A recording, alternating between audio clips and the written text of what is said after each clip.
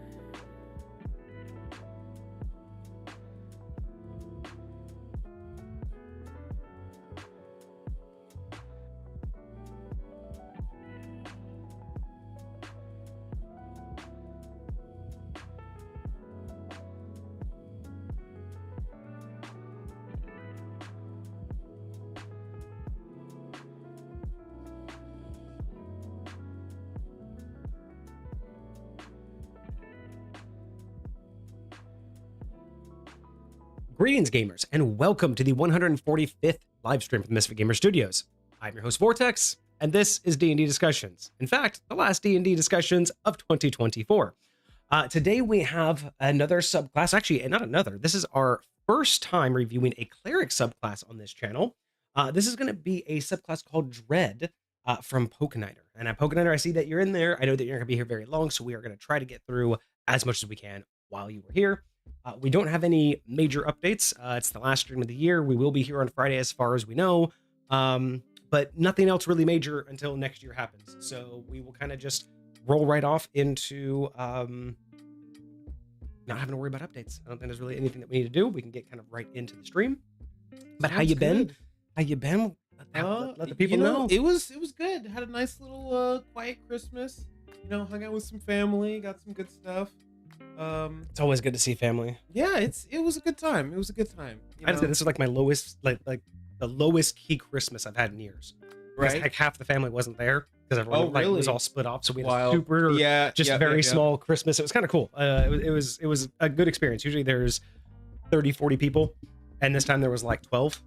It was so chill. It was like there was enough people to mingle and not just be like the core family, but it was just nice enough to be like there's space to move around. People can actually have like real conversations. Yes. Gift giving time was not as chaotic. Extremely chaotic. Yeah. So it was nice. It was nice. That's very cool. Happy with it. I'm here for it. Oh, that wasn't even the mic. That was my PC. Sorry, y'all heard that. I just got over a cold last week. I'm all better, but I have something stuck in the back of my throat at this point. So hopefully I will be able to get through most of this without coughing through the mic. Apologies ahead of time if I do. You got this. But, I got my water to sip on. I'm trying not to get too animated because I think that's what will definitely set my throat off. I am excited for another one of Pokeniner's builds. I feel like we've been getting so many submissions and some from some new people that it's been a little bit since we've done one of these. So I was going to say it feels like it has been a minute since we've actually reviewed something from Pokeniner. So I'm really excited to see this. And I'm really curious to see what this is all about. Subclass called Dread.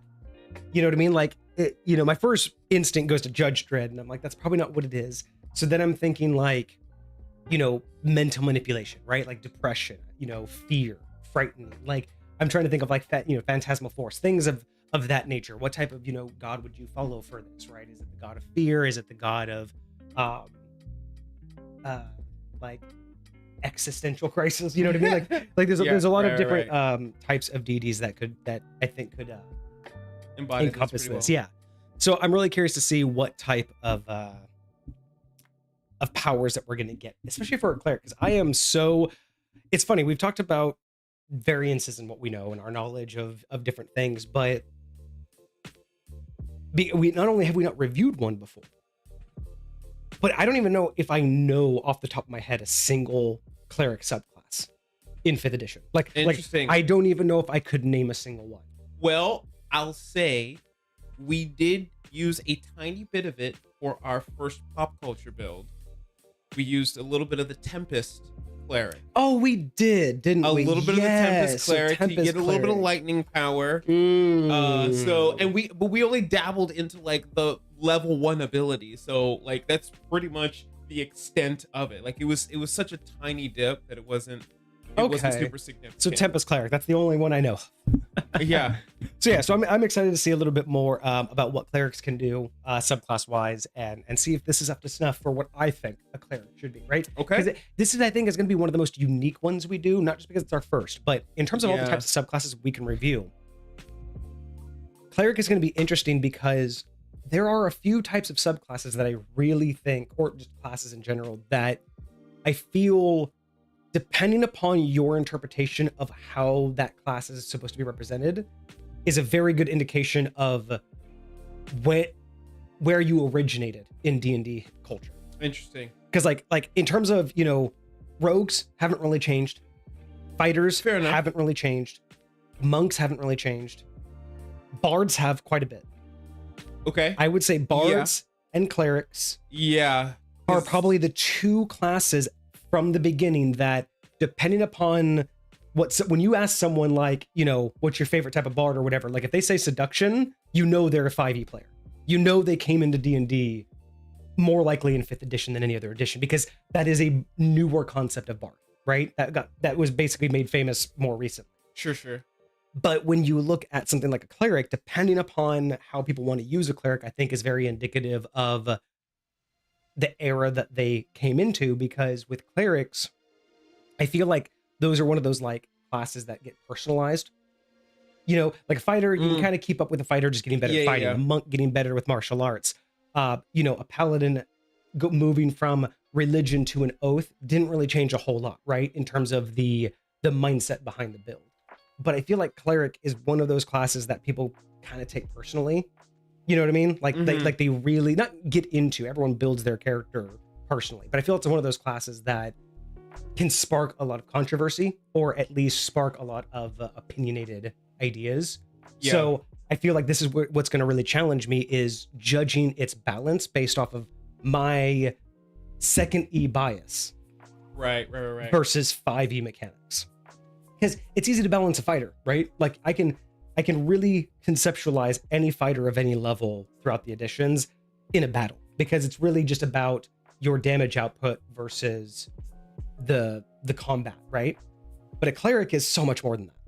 It's not just a magic user, it's not just a healer, and it's not just a roleplay character. So there's a lot, I think, of bias I might have towards this. So I'm really curious to see how that works out. Let me get to chat and then we will begin. Soul almost has enough for another no swear challenge. Well, now that Kage is here, it'll be a lot harder. Yeah, well, I have moved that to 1500 though. So okay.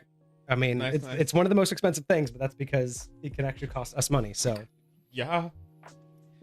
Let's see. So Pokeniner, all cleric subclasses are named for their domains. So it's the Dread domain. Yeah. Interesting. So when you look under subclass up at the top, it says Divine Domain, and that's kind of like the mentality behind 5th edition clerics. Is they all have like a domain that they're I don't want to say in charge of, but they kind of like focus on, like the Tempest domain, like focusing on a lot of like thunder and, you know, and storm god type stuff. You know? Right. There's the Grave domain. You know, somebody who's got a lot of focus on perhaps death itself. You know, not necessarily like Raven Queen stuff, but you know, potentially. So it's less about the who and more about the what. The category, yeah. So like you could have a Dread domain, that you could have like 5 different Dread domain clerics that they all serve different gods, right? You know, so they all have similar they all have the same powers, but they all have different motives, basically. Yes. They can all do the same thing, but they'll do it for different reasons. Yes.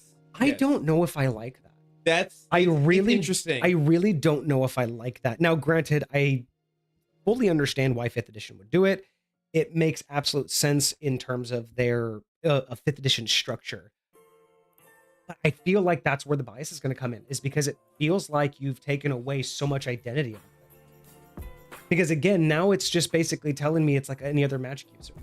Like, really, you could have just completely, like, why call it, like, at this point, I'm almost like, again, nothing against Pokeniner, but it's almost like at this point, why even call it a cleric? What's the point of calling it a cleric when you're just another you know, because if you have, you know, it's like divine magic or divinity magic versus I truly feel like they're divination magic, right? They're trying to make it more. It's the 5th edition mindset, like anybody can do. Oh no, like, I totally. It doesn't want to. I totally get that, because if 5th edition wouldn't work for the mindset of getting individualized spells. I mean, because granted, that was one of the biggest issues with clerics in 2nd edition, right? Is clerics were basically just a specialized magic user with a lot of lore behind them. But that's where you got a lot of the uniqueness. That's where you got a lot of like the individualized things that you could get from your god versus the class itself. And that's where I think that they're trying to replace that, right? And of course, everything has to be kind of cookie cutter. Like you can't force everybody to play the same line of character just to have the same powers. So I get the feasibility and I get the mechanical use of it. I just don't know if I like it as again, the bias. Yeah. I don't know if I like that approach of, you know, because again, like, think about that. Think about like the same, I mean, I guess you could understand that from, you know, like the idea of 2 warring factions, you know, 2 warring religions, and you want like clerics of the same power level, but literally having 2 of them face off with identical abilities, but from 2 opposite and opposing gods is very weird. It's a very weird concept to me that I will have to struggle to wrap my head around. Because again, it's basically like saying like, yeah, it's no longer about like who you believe. It's just more about the type of magic you want, which just sounds like another type of wizard or another type of sorcerer. It very much is. Like, I feel like they've tried to make all the spellcasting classes, including druids, including like they tried to make them all kind of feel that way, even though I feel like it's a little bit easier for druids because it's more like you're almost your domain of nature. You know, some people are the domain of fire nature. Ironically, even though it's almost identical, it feels, warlocks feel more like clerics now than clerics do. To be legit, lightweight warlocks. Yes. I mean, even though it works the same way because all warlocks get all of the same stuff, but yeah, legit warlocks feel more like clerics. But that's fine. That's fine. My personal bias, I get it. It's that's on me. It be what it be. Let's see. So they get a massive spell list. The lowest feature classes become so clerics are perhaps one of the lowest feature classes come late game due to things like divine intervention.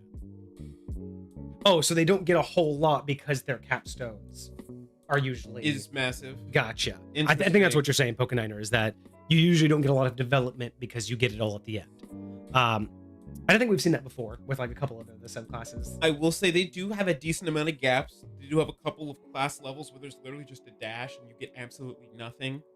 So, you know.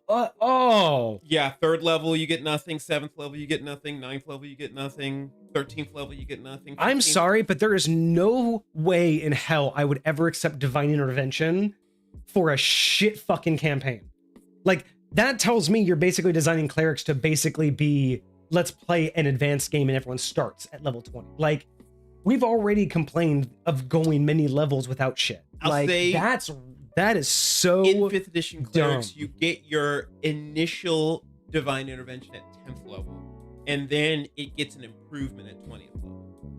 Not enough. I'm sorry. Not when everybody else around me is getting ASIs and feats, and I'm literally just stuck with. You still get those at fairly regular intervals, but I'm just saying, like in terms of development and the idea that you're also taking away the bulk of the role play, which is the who and the why. Like, again, it's putting you know what it is. It's that similar trend of putting more and more on the players and less on the DM. I have also noticed that. Like, you're really putting so much on the players. Like this, be a cleric, but you're kind of putting it on the player to decide who they follow, why they like. You're putting so much there instead of that being more of an enrichment of the game itself, an enrichment of the story. So maybe my bias of all of the work I've put into gods. And then if I were to bring that to 5th edition, this kind of basically means that my gods really mean nothing. You know, their influence means nothing because, well, in reality, if you're a cleric, well, you know what I mean? Like, you can be anything. You can do anything. It bugs me a little bit. I mean, I would say to a certain extent that as a DM, you could say that a certain cleric would never have a certain god would never have a cleric of such and such, and that's totally fair. That's where you would have to do it. But that's, again, I get why 5th edition does it. I get where the game is going, but it is just one of those continuing things of more and more is being given to the player and put on the player, and really the DM is there just to. I mean, there's still the story, but it's almost like the players are choosing so much that isn't coming from the story. That's what it is. It's that the players are being given more, but they're being given more that's not connected to the story. So, and this is what we've talked about a lot of times too, where it's like you know, if you don't really work with the party and you don't really work as a cohesive group, you end up just having this mishmash of things that don't make sense. But it's okay because it's D&D and it's in the book. Just tell the story man. Just give me the fight story man. Just tell me what the clue is, story man. It you know what I mean? Like, it's really feeling like it's stripping away all of the actual essence of what I put in the story, and it's just okay, so what's point A, what's point B, and is there anything in my way? You know what I mean? It's feeling like it's less important. I do feel that, yeah. So again, it's bias. It's complete bias of an old school player, but I'm not. I do get where you're coming from. I'm kind of not. Maybe this is why I never touched Cleric. It's just because I'm not feeling it. Again, I'm not even looked at the class yet. I don't feel this idea behind it. And then, again, that I feel like that's way more of a 5th edition thing than a Pokeniner thing. No, it's not. This is nothing about Pokeniner. We're not even talking about Yeah. the subclass yet. This is just our personal thoughts on what. I mean, who? It's even Wizards of the Coast at this point. Like, Yeah. like I mean, well, who's really calling the shots at this point of this shit? I'll put it this way: this is still 2014 5th edition. This is still like base old school 5th edition. Yeah, we're gonna have to decide. You need to write this down. We are gonna have to decide if we should add that then to the leaderboard, because eventually we're gonna have to that switch column at least. we're gonna have to switch over eventually. Eventually, we're gonna get submissions that are for 2024 rule sets, and once we do that, we're gonna have to review those with a different mindset. So we might have to identify everything that's been submitted so far and identify it as 5e14, and then everything else will have to be 5e24.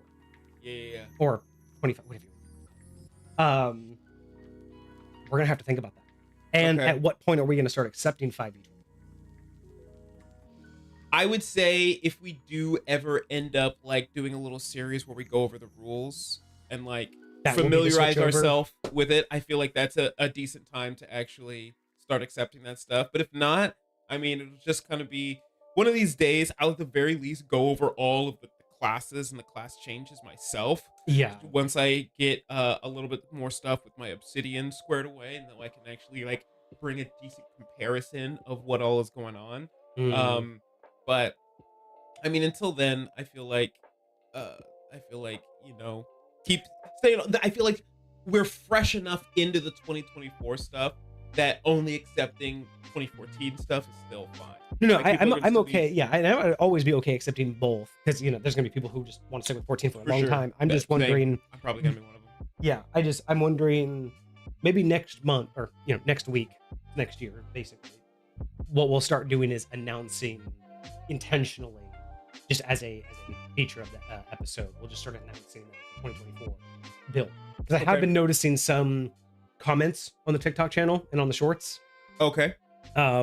where people will argue semantics now. About the difference. About like, that's not what the book says, and it's like, Which book are you talking y'all about? have to remember that 2024 is brand new, and there were other shit. So there are people who get antsy right now, and they're like, that's not the rules, and it's like, which rule book are you reading? Mhm. The one that's not official. Like, so yeah, it's getting kind of frustrating. So I might add that into the process of identifying which one we're doing. So Grave Domain is about the scarcity of death and to keep death from growing out of hand. Interesting. Oh, very interesting. I haven't actually looked at the lore in the Death Domain. I think the only one I ever saw do the. Oh no, that was a Grave Domain. That wasn't even Death Domain. So I was gonna say it was a Taliesin from the Mighty Nine in Critical Role. So this is interesting. So Pokeniner is saying that clerics in 5e14 are essentially meant to be examples of gods in mortal form. Interesting. I have not heard that perspective. That's an interesting perspective, because normally when I think of that, I'm thinking of like an avatar of the god itself. But that's something completely different than a mortal doing its bidding, right? Like, if you're actually acting as a extension of the god, it just sounds like a warlock. Yeah, like, again, it's kind of like, I'm starting to that's lose that interesting because line. every portrayal in what I would call our current D&D pop culture, i.e. Dimension 20, Critical Role, like characters like that, anytime I see a cleric portrayed, it's very similar to a warlock relationship. Like, they have a god or they have a deity or an entity that gives them powers, that like interacts with them, that talks to them as a part of their backstory, and it's very much like what you were talking about, like the way that these domains are written would infer that it's agreeing with Pokeniner, but I've never seen it displayed like that in the actual, we'll say, D&D culture itself. So, and it's also that's very interesting because it's like, if it's supposed to be a god in mortal form, but again, a god can have a bunch of different domains, so that god takes mortal form for, like, again, it's a very weird way to wrap my head around a mortal deity relationship. Because again, from my perspective, the typical relationship is you are a cleric, which means you are essentially granted a baseline amount of power from a god. But usually, in my experience, the choice of god will also come with a bunch of bonuses. So it's not just like clerics only get what the class is. And again, this is the big difference, right? This is like one of the biggest massive differences between the way I look at D&D and the way that I think the standard is, right? Because the standard, and it is probably because it's way more robust than it used to be, right? Second edition is not as robust as fifth edition. Fifth edition literally has the guidelines and the checklists and literally every small detail a player could need to build out, again, a first level to 20th level, character. Right. And while that was also true in second edition, there was not nearly as much like subclass features and additional features that the players would be able to just automatically say, I'm going to have at a certain point. Mm. So there was a lot of incentive for, DMs to say, hey, if you're going to follow this god's also going to give you this, by the way, because he gives his clerics this ability. And the more you do, the more they would give you. So it was almost like, again, a customized subclass based on your relationship and based on the storyline. So I get that, again, it's been all streamlined because you can't really expect a lot of DMs to do that. And it doesn't make the game as accessible if I do that. And then someone goes to your game and you don't do that. Right. That's not what 5th edition wants. 5th edition wants your experience to be nearly identical to my experience. I feel like it's very common. I feel like it only got common maybe in 4th edition and then slightly extended to 5th edition, where people felt like it was an easy thing to do to take a character from one campaign and import it and bring it into a different campaign. That's completely to blame what was it, chat? Something Adventure. Adventures League? Or Adventures League. That's 100%. Adventure League is 100% fault for that. They are the ones that popularized the idea. Well, I'll even say, like, do that within that community, but like, why are you saying that is now the D&D standard? Right. Right. And that's why Adventures League, you're specifically playing an Adventures League game. Exactly. With Adventures League lore and all that other stuff. But if you have a highly homebrewed game, or if you just have a game from some dude that's DMing one time, the idea that's just well, and for me, like, again, as a DM, it's hard for me because I feel so disconnected with your character. If you came to my game with a fully prefabbed character that had nothing to do with my lore or my realm, and you were like, this is what I want to play, I mean, first off, I'll be hard pressed to let you play it without reading it and making sure it fits. But at the same time, it's like, why am I going to invest into your player when you didn't invest anything into my world, where they came from, right? Again, it's this very weird back and forth of I make what I want, you give me challenge to see if what I want is good. But that just creates this endless cycle of, well, the last thing I created, my DM killed. So this time with you, DM, I'm going to make something even more powerful. Hopefully you won't kill it. And it's literally, instead of it being this growth of a character, it's a constant battle of how many DMs can I overcome. And it's like, but that's not...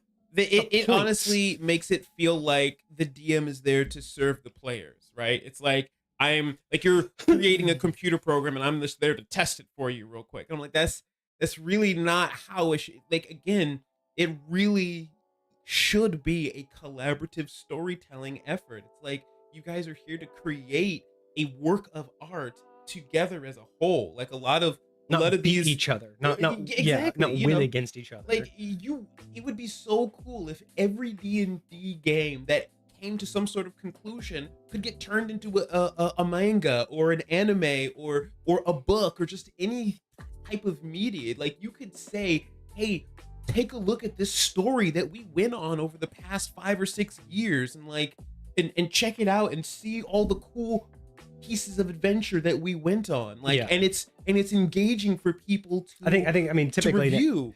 The West Marches mindset of long actual campaigns and adventures instead of tightly bundled, one shots or just, one-offs. Sure. Exactly. Like, I mean, you could theoretically do it with like a one shot, but that'd be more like a short story than an actual book or something like that, But it's definitely an interesting mindset. say.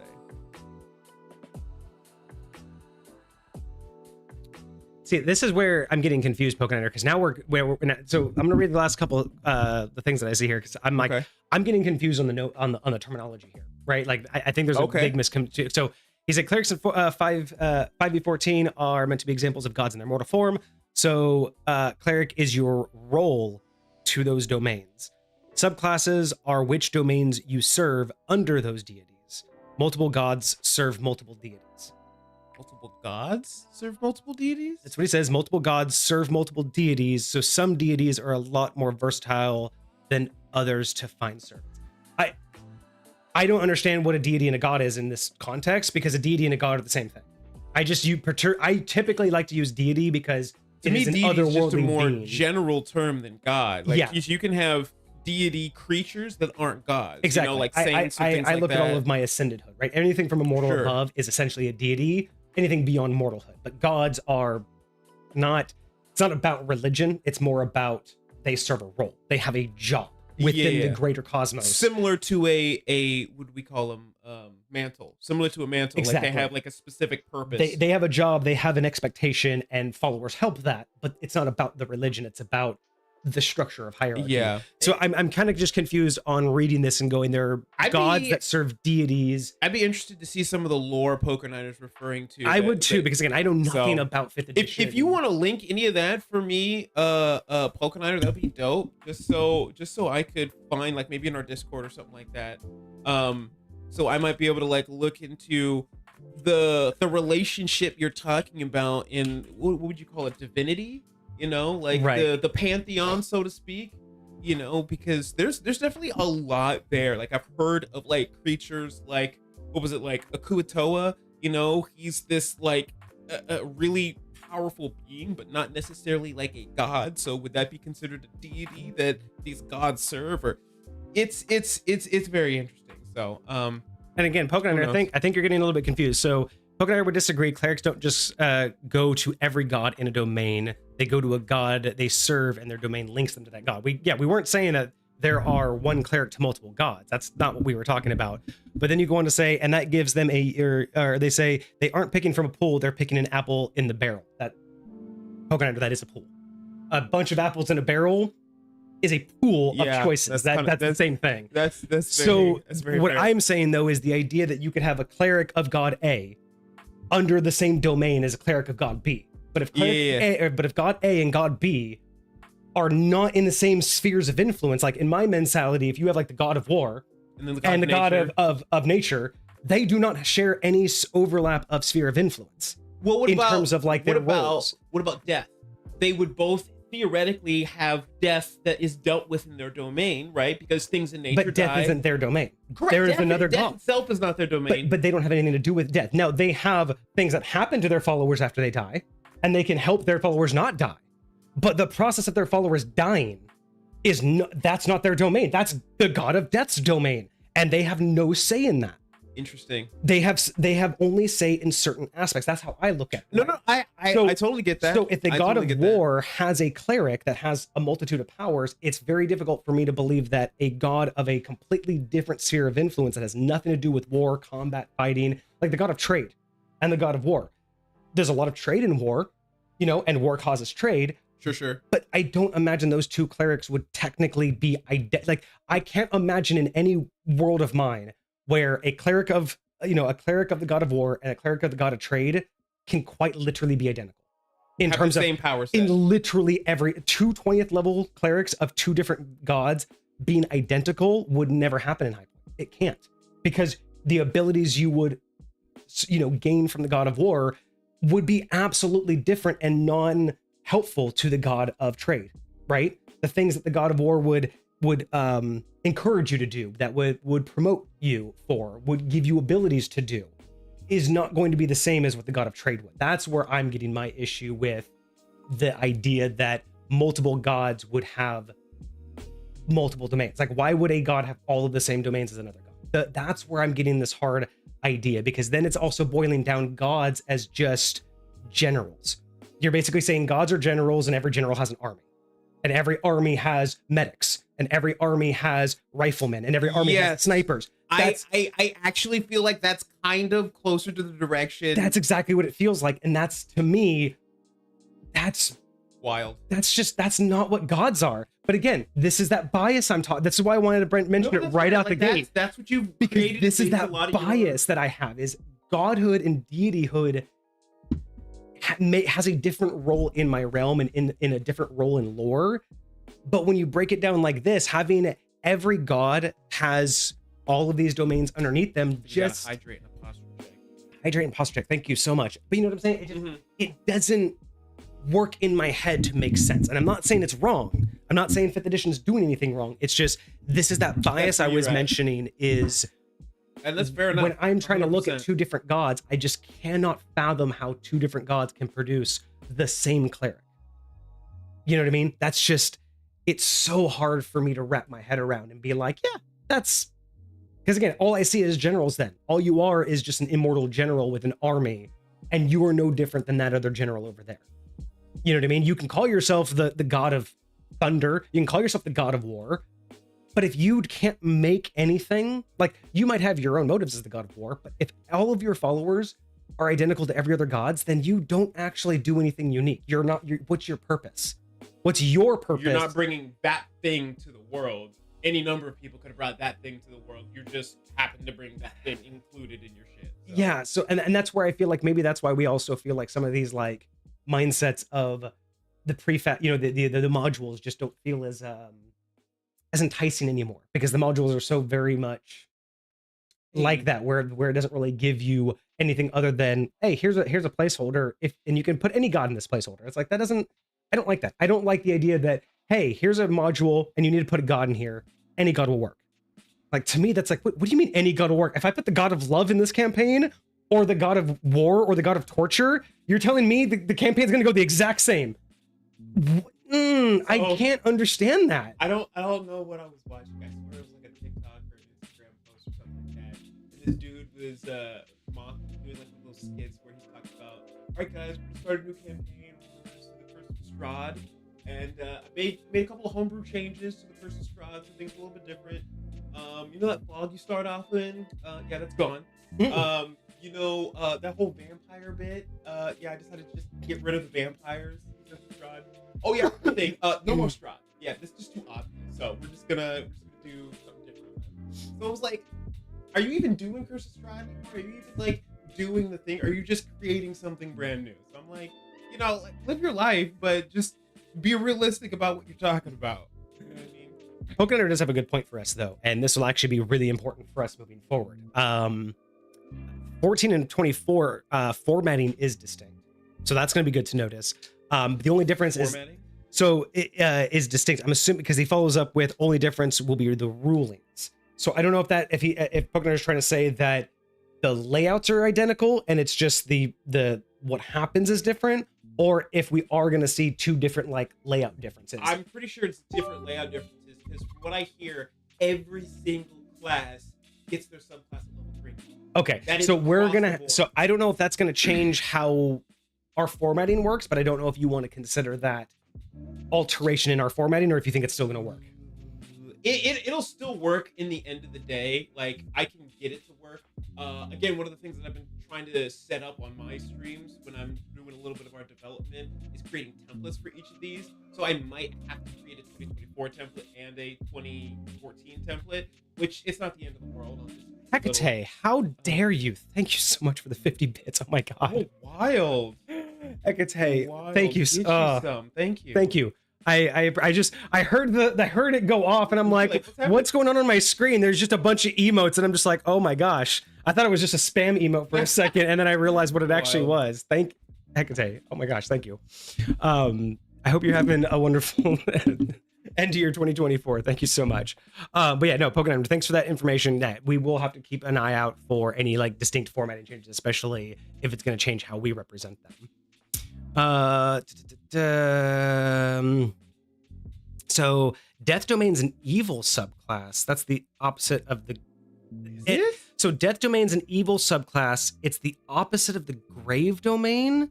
Wait, they're essentially the necromancers of D&D. They look to use death as a way to help their evil deities. Warlocks. Okay, so interesting. So death and grave are different. They are. There are two different subclasses. One's death, one's grave in 5th edition. Fascinating. I know that, but See, I did not realize that they were opposing like that. This is really showing me how absolutely little I know about clerics. Like, this is like literally just so foreign to me right now. Like, that's crazy. And then warlock and cleric distinction. Warlocks do not serve gods. They serve otherworldly beings of great power. See, again, I think that just depends on what do you call a god. Like, what we were talking about, when I say deity, that's basically anything immortal and higher. A god is more of an established role. An otherworldly being is just exactly. is another in my opinion would be another deity. Yes. That isn't part of the hierarchy. It's something of power, but not of the system.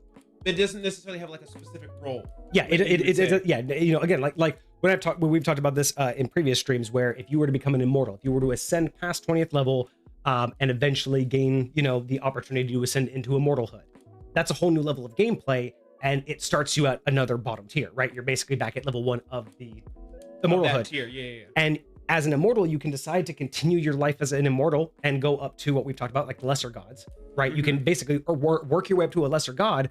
And if you wish to stop there, you can just fuck off and go do whatever you want. Like, you can gain that power. It's not until you get into the higher echelon where you actually have responsibilities and roles and things like that.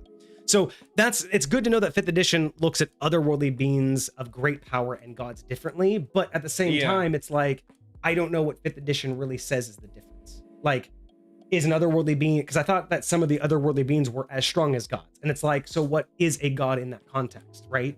Is it how they were formed? Is it where they were formed, right? Is it because like, and again, the idea of like, are all warlocks, do they have to be an otherworldly being? Like, I thought warlocks had like some of the packs are with like the Fae. I mean, do you consider that an otherworldly being? Well, technically, I mean, I guess you can call them otherworldly. It's a different plane, but you know, I mean, a lot of the stuff you'll hear them talking about is creatures from like the abyss, something from the Great Old One. The Great Old One. That's usually the one that I like default to, is kind of like the, you know, like the distinction. But yeah, and that's the thing. It's like, if that, but I'll be honest though, Pokeniner, if that's the only difference, if the only actual true distinction of a cleric and a warlock is one made a deal with a non-god powerful entity and one made a deal with a god, like agreed to serve or follow. Yeah, it's like, but know. If that's the only distinction, it's not a distinction.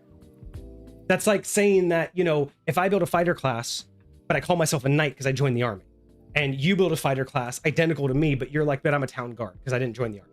Right. But we're functionally the same. That doesn't matter. Calling you a guard and calling me a knight, if we functionally work identically, I don't agree that that distinction matters, right? Like, I feel like we're starting to just blend that level of this is just another type. Like you could probably call most, it sounds like, don't quote me on this because I don't know any of the other subclasses, but it almost sounds like you could turn almost any of the clerics into a warlock and you wouldn't notice. If the only distinction is just changing it to an otherworldly being, it's like, I mean, with the exception of how their powers and their spells work, yeah. Theoretically, as far as their relationship to their deity, and this is the bias of the story. This isn't the bias of mechanics, right? Because mechanically they work differently. We get that. Like, we're not confused on the fact that warlocks mechanically work different, like sorcerers, like wizards, like clerics. We get that they all do their magic differently. A lot of the cleric mechanic type stuff is geared towards being specific against things like undead. You know, the majority of them have some sort of involvement with, you know, radiant damage, necrotic damage, being able to like control or repel undead, like in some way, shape, or form, whether it be in your base class or in your subclass as well. Yeah. So, you know, like, I would say that, what do you call it? Warlocks don't have a theme like that. But again, it's like... But at least for me, I can get behind, if you are a warlock and you make a deal with my deity, I can understand, or you know, again, well, like, yeah, if you make a warlock of a certain deity and a warlock of another deity and they become out identical, that also sounds weird to me, right? Like, again, two otherworldly beings happen to produce an identical warlock. doesn't make much sense. Yeah. I don't, again, warlocks could probably use a little bit of a categorization in that sense, like Sure. like a little bit of a differentiation, but yeah, I feel like 5th edition again is kind of taking away from the story and the lore, and just kind of, like you said, it's kind of giving it all to the players and making the DM more subservient to what the player wants in a story, instead of crafting more of an enriching one themselves. I feel that. I do. And again, that is our opinion, y'all. Keep that. I mean, just remember, that is absolutely our As opinion, a standard here and our opinion on D&D alone. discussions.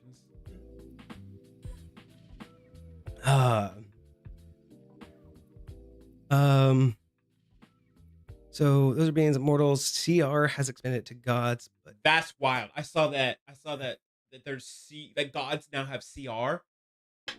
You can now put a CR on different gods, and like some of them might. I mean, we even already have, knew like, CR stat was blocks. broken, but now you're just literally saying CR doesn't matter. If a god can have a C, like what does that even mean? I that's wild to me. Like, what do you mean? It's I mean, so yes, weird. you could kill a god, but like, in order for a mortal to kill a god, you gotta be smart. You gotta do it by breaking the. You're not gonna do it by like draining their HP, bro. Like, Yeah, that's what's weird. That sounds weird. What is D&D know. becoming? This is so I don't weird. know. It's wild. But in base, warlocks are not the god servants; they are the back dealers. But I mean, they're basically a god servant under a deal. Like it's an exchange, right? Oh, avatars have CRs, not the gods themselves. Oh, okay, that's way better. Okay, thank God. I was like, Okay. if they're gonna give God CRs, I'm done. No, okay, Their that's so physical much forms better. Can be destroyed. Okay, yeah, no, that makes sense for sure. Like if Zeus comes down and has his like Zeus avatar on Earth, yeah, you can like banish that, but he's still gonna be Zeus up there in the sky. That's fair enough. Because that is how I originally read it. I was like, that's wild to me. If that's the case. Okay, that was just okay. So no worries. God of Dwarves is a forged domain god, but also one of Tempest due to the chaos of creation. And that's what I'm curious. So it's like, if you're saying that not every god will have every domain, then who decides what gods are under what domain? Because is there a book that will give the list of every god in the domains that they're under, or is that up to the DM? And again, that's going to be it's weird that they're trying to make so much consistent between every game, but it's almost as if it's like taking away from the uniqueness of each game. Like that's, I think, where Kage and I are coming from, is there's a very fine balance between making it feel unique but also making it consistent. And I think that that's what we're struggling with the most. Sure. Is making sure you get that consistency out. So the gods share domains, they are not their powers. Domains do not equal their powers, they're equal to they equate to their impact on them. And that just sounds very convoluted to me. It sounds like they've so it's like, what is a domain then? Like, who's in charge of the domain if the gods aren't? What's the purpose of a domain? It's like, you have a deity, you have multiple deities, and some of them tap into certain domains, but no one's in control of the domain. So again, the domain sounds like it was created for easy access to players to make all their own decisions. Like, it doesn't sound like it's really a structured idea, more as it was a bridge to get to a means to an end, basically. It doesn't sound like it was to enrich the gameplay. It sounds more like a means to an end to me. Which again, right or wrong, that's not for us to decide. It's just more of our interpretation of it. Way it is. Yeah, exactly. So fear, death, sorrow all give some impact on how. Wait, fear, death, and sorrow all give some impact on how the world dreads. My answer is that gods in D&D and every DM's campaign are not gonna hold the same roles or the same skills as every other god in existence.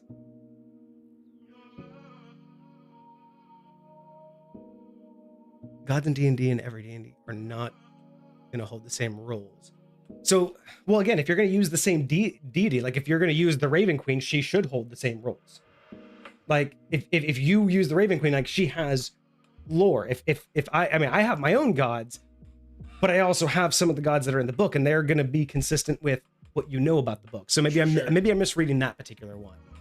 Because yeah, I mean, I would hope that your gods work different than my gods, but I don't know. Like the way that they seem to be trying to explain it is where it's kind of breaking apart for me.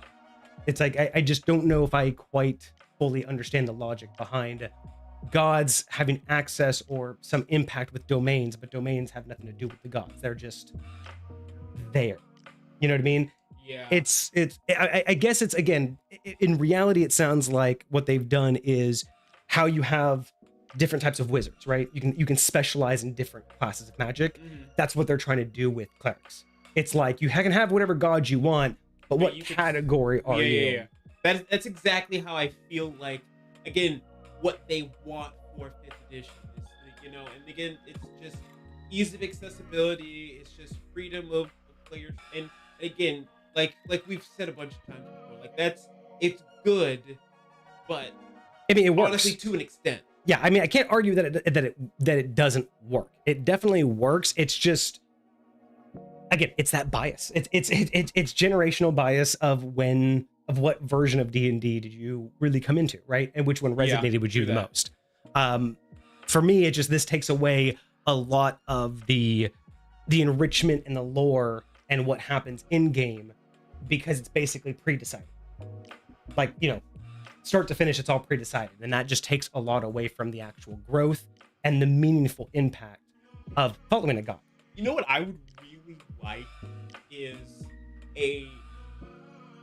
it's kind of weird, like a subclass where the DM can kind of like, maybe this is too much, but like decide what to give the player based upon the deity that they have and like how they've been going about their servitude thus far.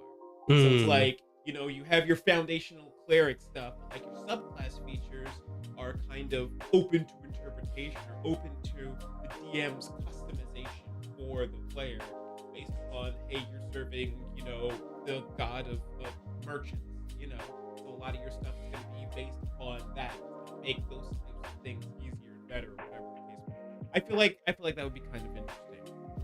Yeah. I get what you're saying, Pokeniner, in terms of the difference between a cleric and a warlock and their relationship. I have my own, I have a slightly different interpretation in terms of those relationships. I don't know if I would do a supplier and partner. That's not quite how I would do it, because I don't think warlocks are definitely partners in that situation. It is definitely more of a loan shark situation. I look at a warlock as much more of a loan shark than a partner. Oh, you mean the patron? Yeah, the patron's much more of a loan shark than a partner. Got it. I definitely don't agree with that. Oh, my apologies. I kind of feel that clerics are much more of a partnership, because it's almost like a business relationship. It's an employer almost when it's a cleric, right? You agree because you believe in the business practices. You believe where the company is going to go. You drink Kool-Aid, right? You're all about the policies, and you're all about the motto, right? About the company. And so you're going to do what the company wants, and you're going to do that in hopes of promotion. So you do it for your benefit in the company and for the growth of the mindset of the company. Whereas a warlock is, you want something, and so this thing is like, I want something too. So you do these things for me, or it's a much more one-sided of a, oh, you want to accomplish this? Well, at the end, I get your soul. Or I'll give you whatever you need up until a certain point, and then I'm going to get mine. And I don't really feel like that's much of a partnership. It's not so much a, hey, warlock buddy, old pal, a patron, I did this really cool thing. Can I get a cool thing in return? It's going to be, I'm going to give you what you need to do the thing that we agreed upon. And then once it's done, it doesn't necessarily have to be a soul exchange. But it's much more of a contract than a partnership. And I feel like the cleric is definitely much more of a company man. You believe in what the company stands for, agree. And that's what you want to follow. Your relationship is way more employee-employer based when it comes to clerichood, because you have chosen to submit yourself to a specific authority, right? For whatever reason, you've chosen to say, I am here for and with you.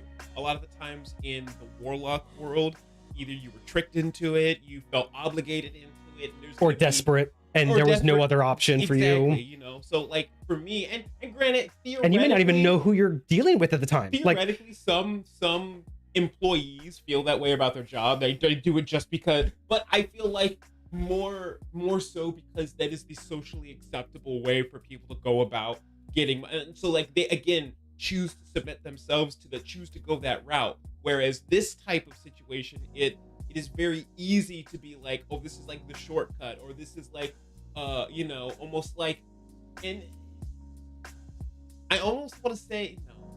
I was almost gonna say almost like, say you're like doing drug dealing or something, like the shortcut version way of doing it. You're gonna go, but even that's very much an employer-employee situation. You're going to like, hey, let me go work for you and do these things. Right. But if you're like a freelancer, whatever the case may be. But I definitely get that like yeah, difference. that would be my closer terminology to how I look at those relationships.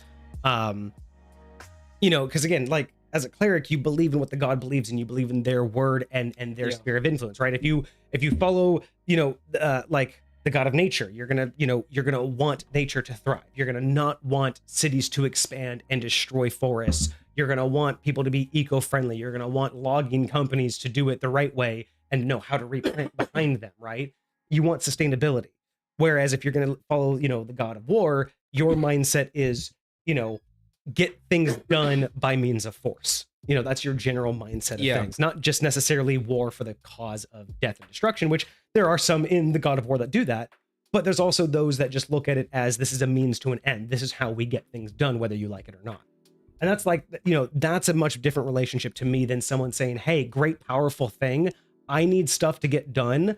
I will give you whatever you want of my mortal form in order to do this. Whether that's favors that I need to do for you in order to continue to, like, again, it's much more of a demand if you want to keep my power, whereas the other is much more of a, you're embodying this, so therefore you have access, right? So I feel like that's much more of a different mindset. Again, the bias, right? Because that's that bias of where I come from in terms of D&D, like the older school mindset of like those relationships.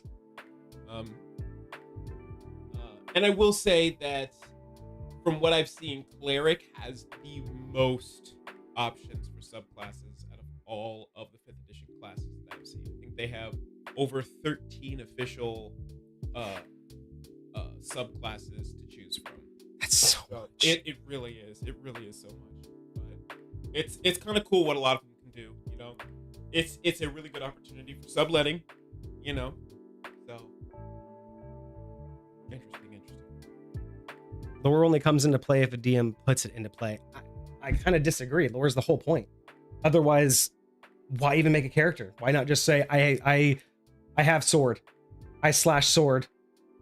You know what I mean? Like lore is everything. It doesn't, like, lore is part, like you can't make a character without lore. Like, you have to have the whole point of the character, right? You have a backstory, you have a class, you have a race. Like, all of that is lore. Like, you can't choose to be an elf and without lore have like elf sight and elf abilities. Like, you can't have dark vision without lore. Like, I disagree that lore is only from the DM. Is like, you don't necessarily have to care about lore.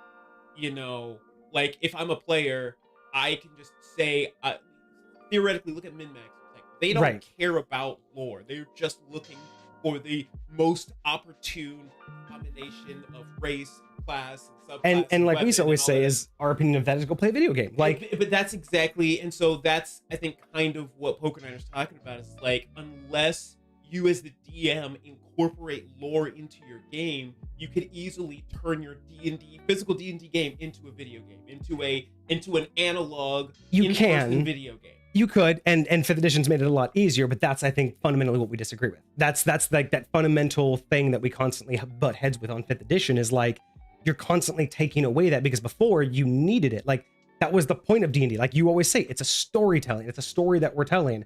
But if the DM's not using lore and the game is allowing it not to be used, then it's not, to me, that's not D&D. That's not even a again, tabletop RPG, role-playing game.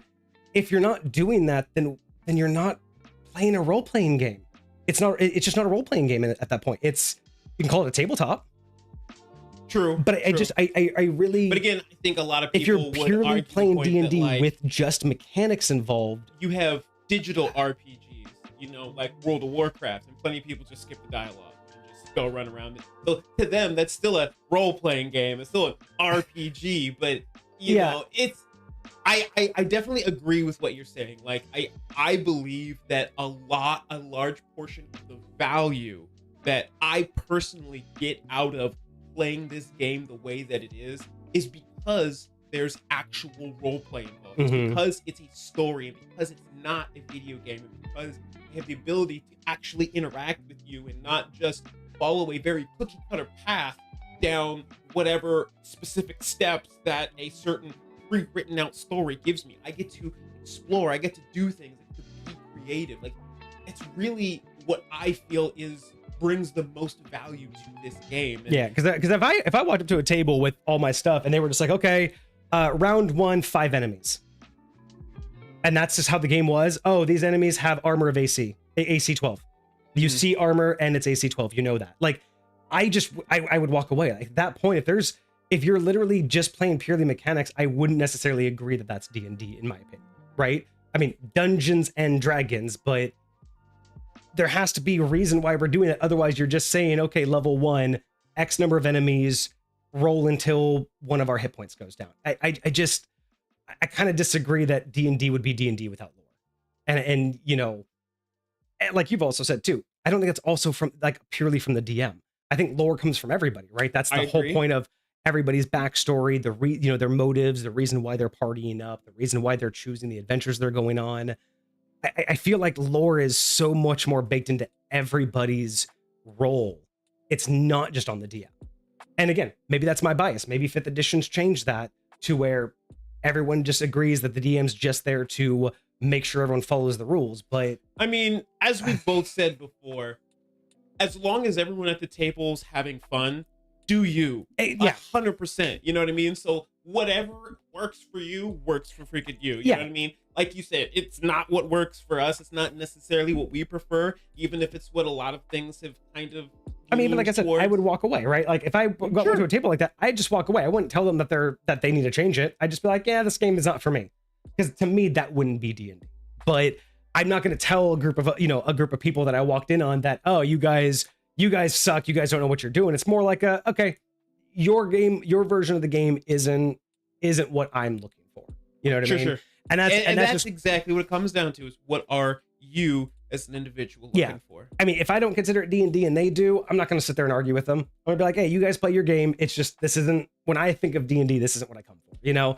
And that's specifically called my game Ghetto D&D, because I know a lot of people are not going to consider what I do D&D, because it is so far off from the books and how things actually are supposed to work. Yeah. DDs and D&D are not set in stone. I absolutely disagree. Look into the lore of a lot of deities, like look into gods, and we did a history of gods episode. I 100% disagree with you, man. Sorry, Pokeniner, but I 100% disagree. Deities and gods are absolutely consistent. And well, I will also say that, like you said in the books, this is just an example. Change it at your free will. Yeah. So, like, if you want to take the idea of Mystara and turn it into your own version of Mystara, you're welcome to do that. You absolutely can, but at the same time, but that's not Mystara that you're using. You're just using the name. There you go. You can use the name of anything, but if you're going to truly say this is Mystara, this is the Mystara of all the other things. Everything I know about Mystara should apply. And if it doesn't, then you can't say, well, I'm using Mystara from the book, because you know what I mean? It's like saying, hey, you could be a fighter, but you can't use a weapon. Then I'm not a fighter from the book. It's like, yeah, you're everything you're a fighter exactly from the book, just no weapons. It's like, so I'm a monk. You know what I mean? It's like, I would 100% disagree. Like I feel like deities and gods are absolutely set in stone in terms of a lot of the aspects of them. For sure.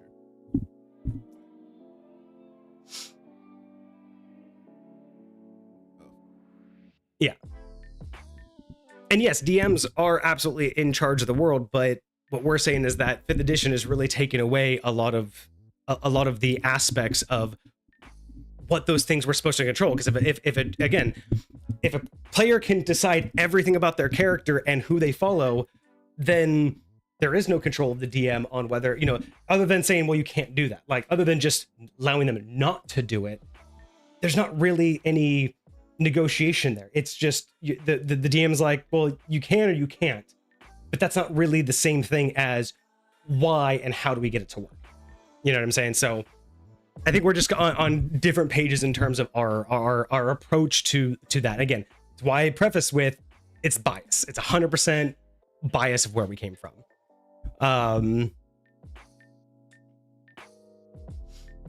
You're absolutely right.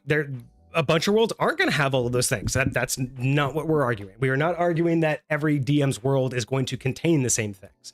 But if a DM's world is going to, again, contain a very well-known god, and you're going to say it's that god, expectations will be there, you know? And if you change that extremely, then there's going to be a disconnect with the intentions and the ideas, right? Like, it really becomes down to, like, there have been plenty of times where we've been a little bit of, like, theater of mind, and the DM describes something as a room, and whatever picture it paints in my mind is not at all what's actually there. Which happens. It's like, happens a lot. What am I actually looking at then? You know, so if you come to me and you're painting a picture and you're saying, this is Mystara, and I'm like, okay, and I do X, Y, and Z that I know Mystara would love or would really appreciate, and then she, like, curses me for it, I'm like, okay, so what am I really looking at? Like, is this really the same thing? So I get the idea. Yeah. All right. Well, I think that's enough for that tangent. I think we need to get to our actual review. Let's do it. I don't even know if Pokeniner is going to be able to stay for the entire review at this point. I hope so. But it's good that we establish this, especially in terms of the bias, at least in terms of where we all are in terms of deities. At least this will explain a little bit more about where our ideas might come from in terms of our balancing mindsets. For sure. So let's begin with. Oh, I don't even have it. Let us begin, and we'll see where this actually takes us. Hello? There it is. Okay. All right. So let us begin with our Dread subclass, the Dread domain. I gotta add that to the title. Okay, so it is a Cleric subclass of the Dread domain. Correct. By Pokeniner. All right, and we understand now that domains have nothing to do with a deity. It is just a feature of potential deities. Kind of, yeah. Right. All right. So starting with the description. Oh, we actually get like a story here. As Leon stepped from the cavern, the otherworldly essence of terror enveloped his armor and hammer. The enemy felt it in their bones. As the cleric approached his opponent, his deity whispered what to say. What are you scared of? Something's calling. A ghost story by Arton Wildeth. I don't know if that's real or if that's just Pokeniner's lore, but that's kind of cool. Okay. So interesting idea. So I don't know if this is going to give us any insight, but again, we talked about dread, fear, frightening and everything. So the idea that this is giving off being covered in this essence that the enemy was able to sense. Palpably. Yeah. That's giving me I'm hoping for it's giving me something like, are we going to see area of effect? Are we going to see an aura ability with this? Very cool. An intimidation or a fear-based effect, because that's kind of what that's giving me, right? Is you're oozing this uneasy feeling. So that would be a really interesting ability to see from a cleric, especially, because I do feel like clerics could definitely use a lot more influence in terms of not just getting to use magic because they have a deity or a god, but the mindset behind being able to do things like this, be that instrument. So have your god basically manifest almost in an aura of fear. I really hope to see that more in subclasses, because I feel like that's where clerics can shine as more of a beacon or an instrument of their god than just I'm allowed to have magic because I follow him. I would always like to see that little bit of elevation in terms of the abilities. Fear, the dreaded feeling and reverence of something one has no control over. As time grows, fear has taken a more negative tone, but clerics of this domain know that fear is both healthy and necessary. Interesting. Okay. Very interesting. So they're going to be using fear. Okay, so it's definitely going to be fear-based. I'm curious how we're going to balance out the pros and cons of fear. Not just using it as obviously against the attackers. not Sure, just sure. as an attack, but now I'm curious, like, is it gonna allow us, like, I'm starting to wonder, like, are we gonna like be able to instill fear, and then for however many people you have in control of fear, do you get buffs from that? Like, I'm trying to figure out, or like, you know what I'm saying? Like how That do would you be how do you really judge? interesting. Because I'm thinking, like, how do you know, I get the idea that fear is healthy, it's a natural part, but that makes me think that we're gonna somehow benefit from fear Mhm. outside of just making the enemy fearful. So it's definitely giving me some ideas on what we're going to be dealing with. I don't know if I'm right or not, but I'm hopeful that we're going to get more than just inflicting fear. I'm hoping that we're going to be able to get more out of it. Gods of this domain include Bane, the Dark Six, Mananan Maclear, Scar, and Cigarette, or Skigaret. These deities grant symbols of dread to their avatars or prophets, making them as beckoners of woe and warning. Many clerics of this domain are said to bring an unsettling aura about them. Well, there's that aura we were mentioning, whether through a physical trait or mental discomfort. Those who claim to not fear are fools, and those who do not fear will be reminded to. Oh wow. That's pretty Sounds legit. sketchy. Like, that's pretty interesting. But this is giving me undead vibes now, so now I'm kind of confused. It does kind of, like, I kind of get the eyes where it's like I'm gonna almost like the penance stare, Mhm. lightweight from what's his name? I almost said Hellboy.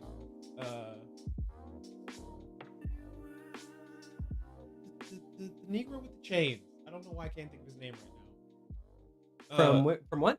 From Marvel, the skull head with the chains on his arms, the penance stare. Like, what is his name? Ghost Rider. God bless Oh, America. Ghost Rider. Yeah, Rider. I had That's no what idea was who you're thinking. talking about for a second. I'm like, Yeah. what? But yeah. Yeah, so very interesting on this one. I do like the eyes though, like you said, kind of like, and again, given the dual color, I'm hoping that we're gonna see dual aspects of it, right?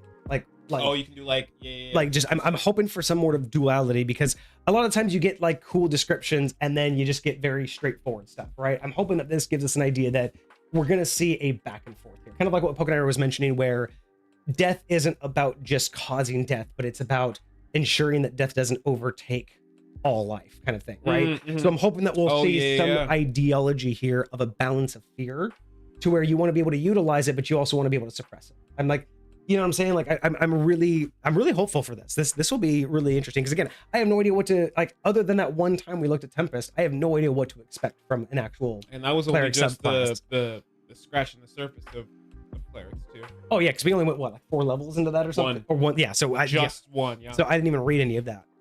All right, so bonus proficiencies. You gain proficiency in martial weapons. That's pretty unique, actually. Most clerics traditionally wouldn't go that route. It's not unheard of, but it's Sure. definitely more on the rare side. So I kind of like that automatically. So we're gonna be a combat cleric. Okay. I definitely think that that's you know, again, there's the main trope is clerics are always the healers. So Right, I don't right. agree with that. I think there are plenty of battle and you know, martial type of clerics that can be built. So I do like seeing that. You also gain proficiency in the charisma intimidation skill. Love me some intimidation. Intimidation. I feel like that fits. And we even mentioned that before. Like, you know, these are falling in line very well with the verbiage. Again, we love how things kind of fall Yes, very fall in much so. line and really like group up together.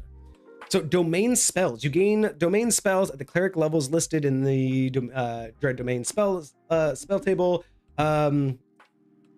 See the divine spell class feature in the handbook for how domain spells work. Divine domain class feature in the player's handbook. Can you look that up, or should I? Yeah, I believe it's basically it's just saying that these spells are cleric spells for you. They're always prepared, don't count against spells known.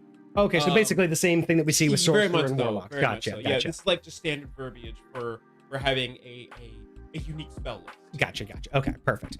All right, so from 1st to 9th. Okay, so we're getting spells all the way through 9th, which is really good. So Um, I recognized earlier when I was creating my templates for this that is specifically, those are not 9th level spells. At 9th level. That's 9th level. So those are, it only right, goes up right. to 5th That's level I spells or something misspoke, like but that. yeah, just seeing that you get spells through 9th level is nice. I mean, of course, it wouldn't be bad to see them go Yeah. up to like 18th level and get some stuff, but Sure. I am appreciative that we get at least, through, because again, if we're not going to get anything standard for a cleric at least until 10th level and it starts to go out, I'm liking that we're at least regularly getting spells. I think, if I'm not mistaken, those are all the levels that are blank. So third so level you are is getting blank, something. 7th level is blank, 9th level is blank, but you also have 13th and 15th that are blank. So at least these are filling in some of those gaps. Yeah. That's really nice to see. Essentially, we're keeping people afraid and keeping them humbled. I kind of got that from the idea of those who aren't afraid or dumb, or those who don't think fear is an issue or are dumb, and then those who don't have fear will be reminded. I kind of like that mindset of keeping people humbled. So at first level, we get access to Bane, Cause Fear, False Life. Third, we get Blur and Mind Spike. Interesting, Mind Spike.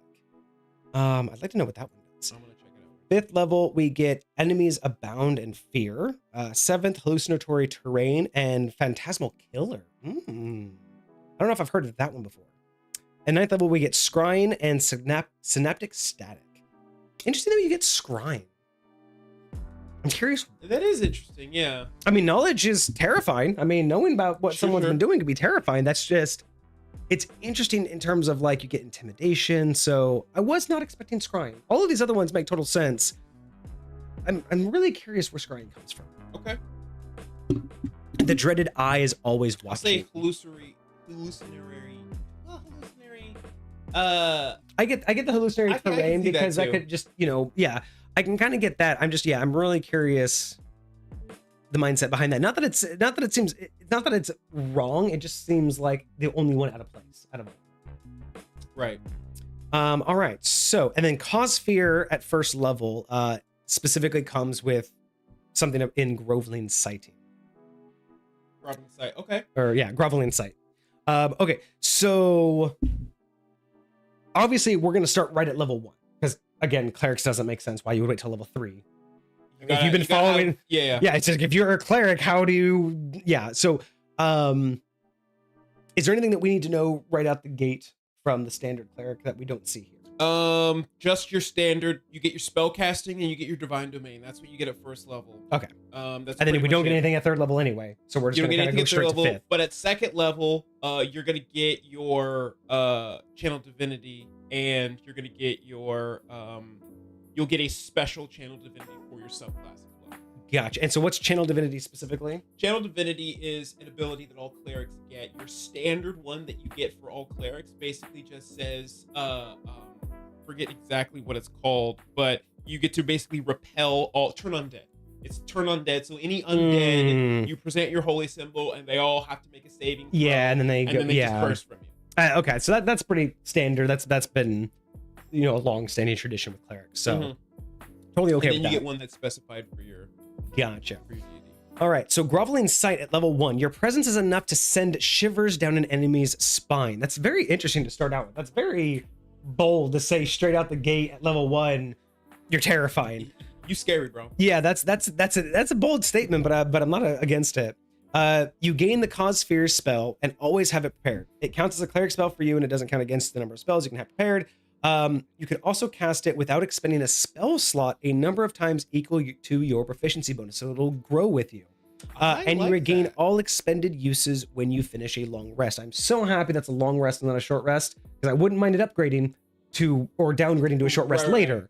But I'm really, really happy that this is a long rest. Right now, you can do this twice per day. Yeah, and that's what like especially at level 1. That's I'm glad to see that, because I was really worried, like you guys were prepping me to think that clerics are going to be weak as fuck up until like late game. So at least this gives them a slight advantage early game. Yeah.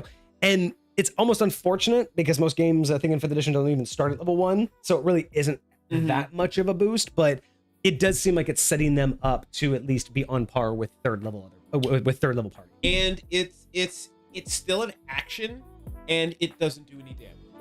Yeah, because it's still a spell. It's just basically saying that you have a free, I don't want to call it a cantrip, but you basically have a free innate spell, which I'm totally down with. What It lasts for a minute, and it does require concentration.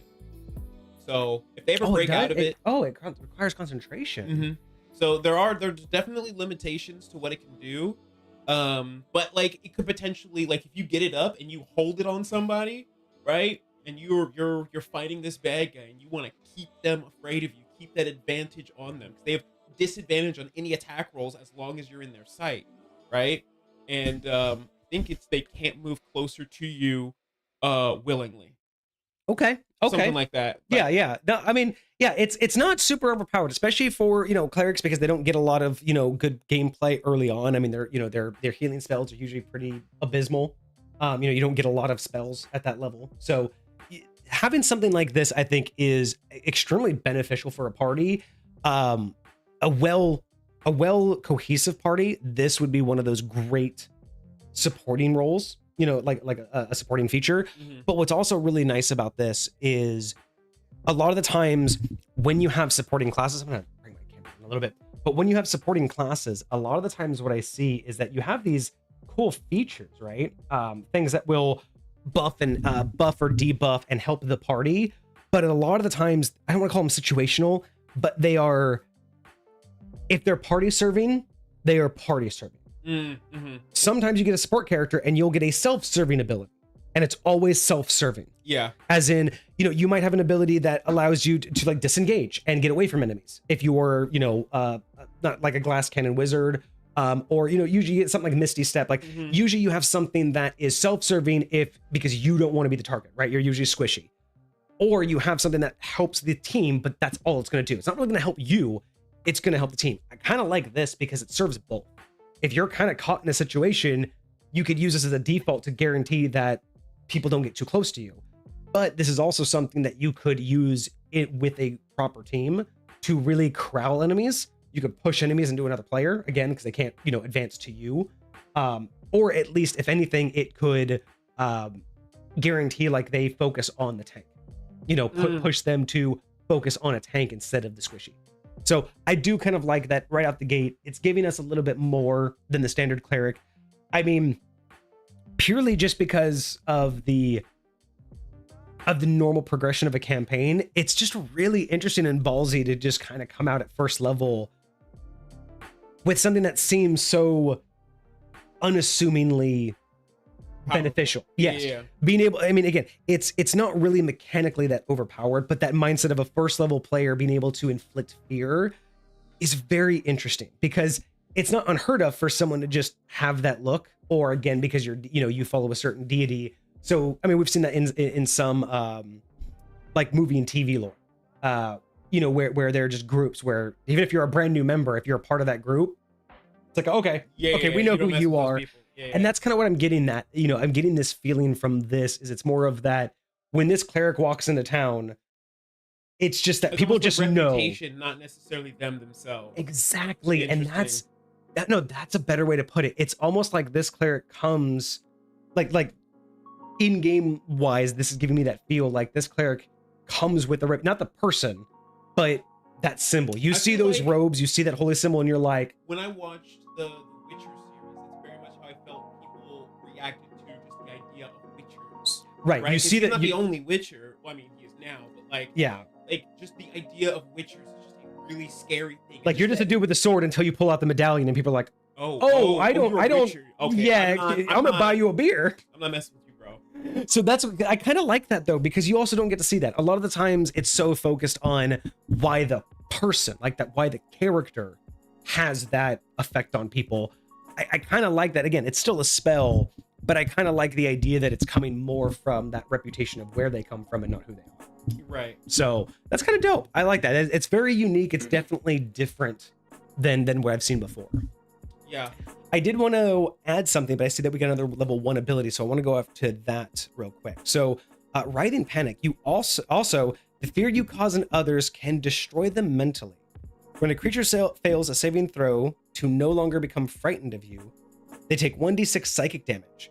The damage also improves when you reach certain levels in the class. Nice. It deals 2d6 at 6th level, 3d6 at 12th level, 4d6 at 18th level. Oh, that's not. So it's actually also an attack. So it's again, because this spell in and of itself doesn't do damage, and there's so many things that you can do that cause someone to be afraid and potentially for an extended period of time. And this is any time they're trying to break free from that spell, and that break free from that fear, they take a little.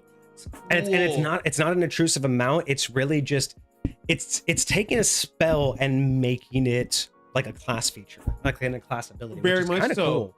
I love that you get to use this like that. I think, and it gives you so much more encouragement to have them always fear. Yes, like it really keeps you, and it keeps you focused on who you're going to target, especially early on, because you're only going to get so many of these. So it's really going to keep you focused on not just who needs the damage, but like, because again, fear doesn't stop you from casting a spell, but taking damage. Well, or like fear wouldn't necessarily stop you from having concentration, but the damage will. Yes, like very shit much so. Like that will again. And you can fear someone, and then they cast a concentration spell on your enemy, but then if they come out of fear and they fail and they take damage, then they're like and again, there's some nuance there. You got what do you call it? Martial weapons with this, right? So Yes. you're gonna be kind of potentially a melee fighter all up in there, and so like if they have disadvantage on any ability checks and attack rolls while the source of their fear is within sight. Oh, yeah. So if I'm up in your face, I'm within sight of you, everything you're doing to me and to my buddies is at disadvantage. Right. And so that could be crazy huge. That's super cool. And the thing too that I've noticed is because you said that this is concentration, right? The fear spell is. I wonder if fear. I have a feeling that eventually we're also going to be able to target multiple targets. And if we don't, I'm going to be disappointed. I'm going to say that right now. If we eventually don't upgrade this to being able to, because again, right now, you can only hold one concentration spell. Sure. So you wouldn't be able to necessarily have two people affected at the same time. I would totally want to see that. Where I have 6 proficiency points and I can just sit there like, you're a fear. You're like being able to just have multiple people be taking that damage, making those rolls, having those disadvantages. That would be fascinating. When you cast the spell at second level or higher, you can target one additional creature. So whenever you upcast it, you can target additional. Now, the question becomes, so read the Groveling Sight again. You gain the Cause Fear spell and always have it prepared. It counts as a cleric spell. Doesn't count against the number of spells you can have prepared. It also won't expend a spell slot when you cast it. So, or at least it will not expend a spell slot a number of times your proficiency. I would reword that, because theoretically, the way it reads, I could cast it at 3rd level and not expend a spell slot. See, and I would think that the upcast would burn the spell slot because it only is free as is. That's how I read that. I read it as it's only free as is. So any alteration, it's no longer your base ability. The way I would create it and or rule it is, if you want to upcast it for free, you have to spend that many proficiency points to do so. Oh, so for every level you upcast. So if you want to cast it at 2nd level, you got to spend both of your proficiency points. Right? If you want to cast it at 3rd level, you got to spend all 3, right? So then you when you're old, like when you're up high enough level, that's up to 6. I mean, that's 6 targets for burning. I would mess with that. I would mess with that. So like, I would say something. It would be like, you can cast it at a spell's level equal to, or something like. I would have to find like a better way to word it, but basically, you can cast it at 1st level without expending a spell slot. For every spell slot above 1st level you desire to cast, expend an additional use of this. Yes, I think that's the way to go. Something to that effect. I think the way to go is, yes, it's all based on your the free spell slots you get from your proficiency bonus, right? Like I think that's the best way to do it. If Pokeniner hasn't already given us a way to target multiple creatures or upcasted, that's brilliant, because then you still don't expend any of your other regular spells just to upcast this ability. Right. It's still self-contained within you, and that means right out the gate you can have 2 enemies afraid of you. That's hella clutch. I wouldn't disagree with that. Hecate is saying the fear spell is like a cone version of this. So, but that you don't get that until 5th level, because I think it's a 3rd level spell. But yeah, but cone still is only dependent upon how many. I'm just talking about one round. I would just say that, but a cone still isn't really a choosing of targets. It's just targets in a certain area. Correct. We're talking about being able to be like, hey, you over there, you over there, very much you so. over there, and then you behind me. Like, I think that's, and again, 60 feet's a good distance. And that would also, I mean, again, like with that idea, fear being a cone, cause fear singular, that would just make this one step more unique. Yeah. Really making this solidified. So I like that. I really like the idea of just changing the wording and just saying that you can upcast it as long as you have the, additional proficiency points. Efficiency points. However you want to title that. I think that's really cool because I was going to go the direction of at what point are we going to become resistant or immune to fear? Because that's got to happen, right? I really hoping so. Happen. I'm really hoping so. Before I went to writing Panic, I was going to say, like, my addition would be where's my resistance to fear? Like, if I'm able to immediately cause it against effects that would, and that's exactly what my mentality was going to be, is like, I definitely want to see that if it's not right away. Mm-hmm. I definitely want to be, so yeah, because we're doing damage and because we're getting this spell like this, I don't think we need the resistance or an advantage, but I do want to see it eventually. It just sounds like a natural progression to it.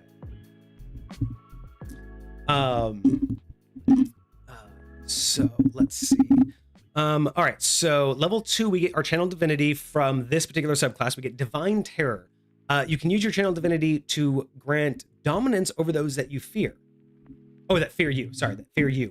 When you hit a creature that is frightened of you with a weapon attack, you can expend a use of channel divinity to add additional psychic damage equal to your cleric level to the attack.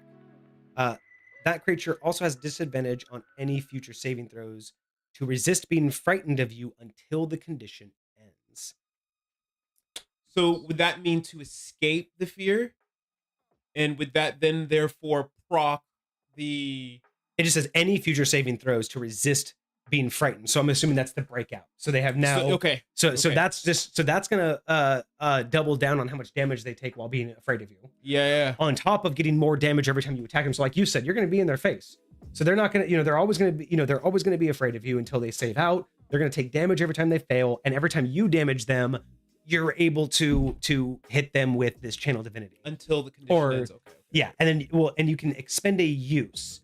How many uses of channel divinity do we get? Currently at level 2, you get 1. You get more as you go on. Is that in the cleric table? Yeah, that's in the cleric table. Okay, gotcha. So you'll get up to 3 total. By the time you hit 20th level. Not a lot. So adding psychic damage equal to your cleric level. I like that it's static damage. But it feels low. Like, I mean, if I'm already doing 1d6, at this point, only adding 2 damage to my attack doesn't... I mean, it's more about the resistance, because then you're going to proc the 1d6. So I guess that's the idea, is it's giving them, as long as you pull this off, it's mainly about the disadvantage on the next. And it's specifically to a creature that's frightened of you. So they're for sure going to get disadvantage in the future. Yeah. I'd almost just kind of want it to be twice your level, because that's still, it's not great at this stage, but it's still, and at the max you're going to get what, 40? Yeah. I mean, literally, that's not a terrible amount at level 20. Yeah, I agree with twice your level. I think there's nothing wrong with that. 4 at this level, 4 additional damage is not bad. And I understand it being something of your level if it were like healing, but when it comes to doing damage, I feel like having a little bit more DPS, especially for what we're setting up for this character, I'm totally here for that. Yeah, totally. Pokeniner, typically, because the more you master something, the less it affects you. I mean, being a master of fear and understanding fear, but then to be succumb to fear, logically doesn't make sense to me. Like, if you knew and how to instill fear and understood fear, I get that fear is like healthy and needed, but the idea that you would succumb to the fear is where I'm and if not being able to overcome it, why not have something that happens when, if you are afraid of something, it can actually backfire? Like when you save out, the creature that feared you takes 1d6 psychic damage. Like, because you broke out of it, right? That would be kind of cool. I really do like that. Because it doesn't necessarily have to be a resistance, but I'll say this. I super like the idea of, because I think about I almost said the Rock. I think about the Hulk a little bit. When you look at the Hulk and how he activates his power, like when he gets angry, right? Yes. It's like his anger, that emotional state. And again, for him, that's a good thing. It's not a bad thing. It's something that he uses It's a to his honing. advantage, right? And so I look at this very similarly. It's like, okay, I'm not succumbing to fear, but I am conquering fear. I'm using the fear. And even if I am afraid, the fear doesn't affect me the way it affects everybody else. It's not Right. giving me disadvantage. It's not screwing me over. I know how to use and hone this necessary part of my biology to better myself. And that so, would, and that would be my normal justification. But thinking about it and talking about it more, even if the idea is that the deity, you know, the god would be like, or you know, the domain would still say that, you know, fear is necessary in your life, we won't take it away from you.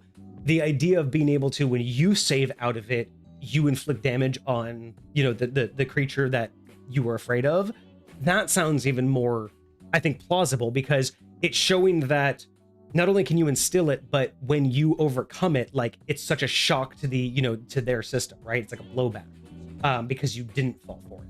So even if it wasn't a full resistance, I would like some sort of, again, that like I was saying in the very beginning, some back and forth between why is it beneficial? If I'm being inflicted by fear and getting the same exact result I'm giving out, why is that beneficial? right. It's not just because it's part of nature. We're not talking about it being a part of nature. We're talking about the idea behind benefiting from it. So I would like to see, that's why I was trying to, you know, suggest like some sort of like resistance or immunity. But if we don't want to go that direction, I definitely think that some sort of empowerment. If I become afraid of something, something should happen either after I save out, or, you know, the longer I'm afraid of it, you know, maybe oh my God, I mean, probably way too powerful, because then you would probably just stay afraid, because you wouldn't want to like recoup. You like, can your spell intentionally slot. fail whatever saving throw you want to fail.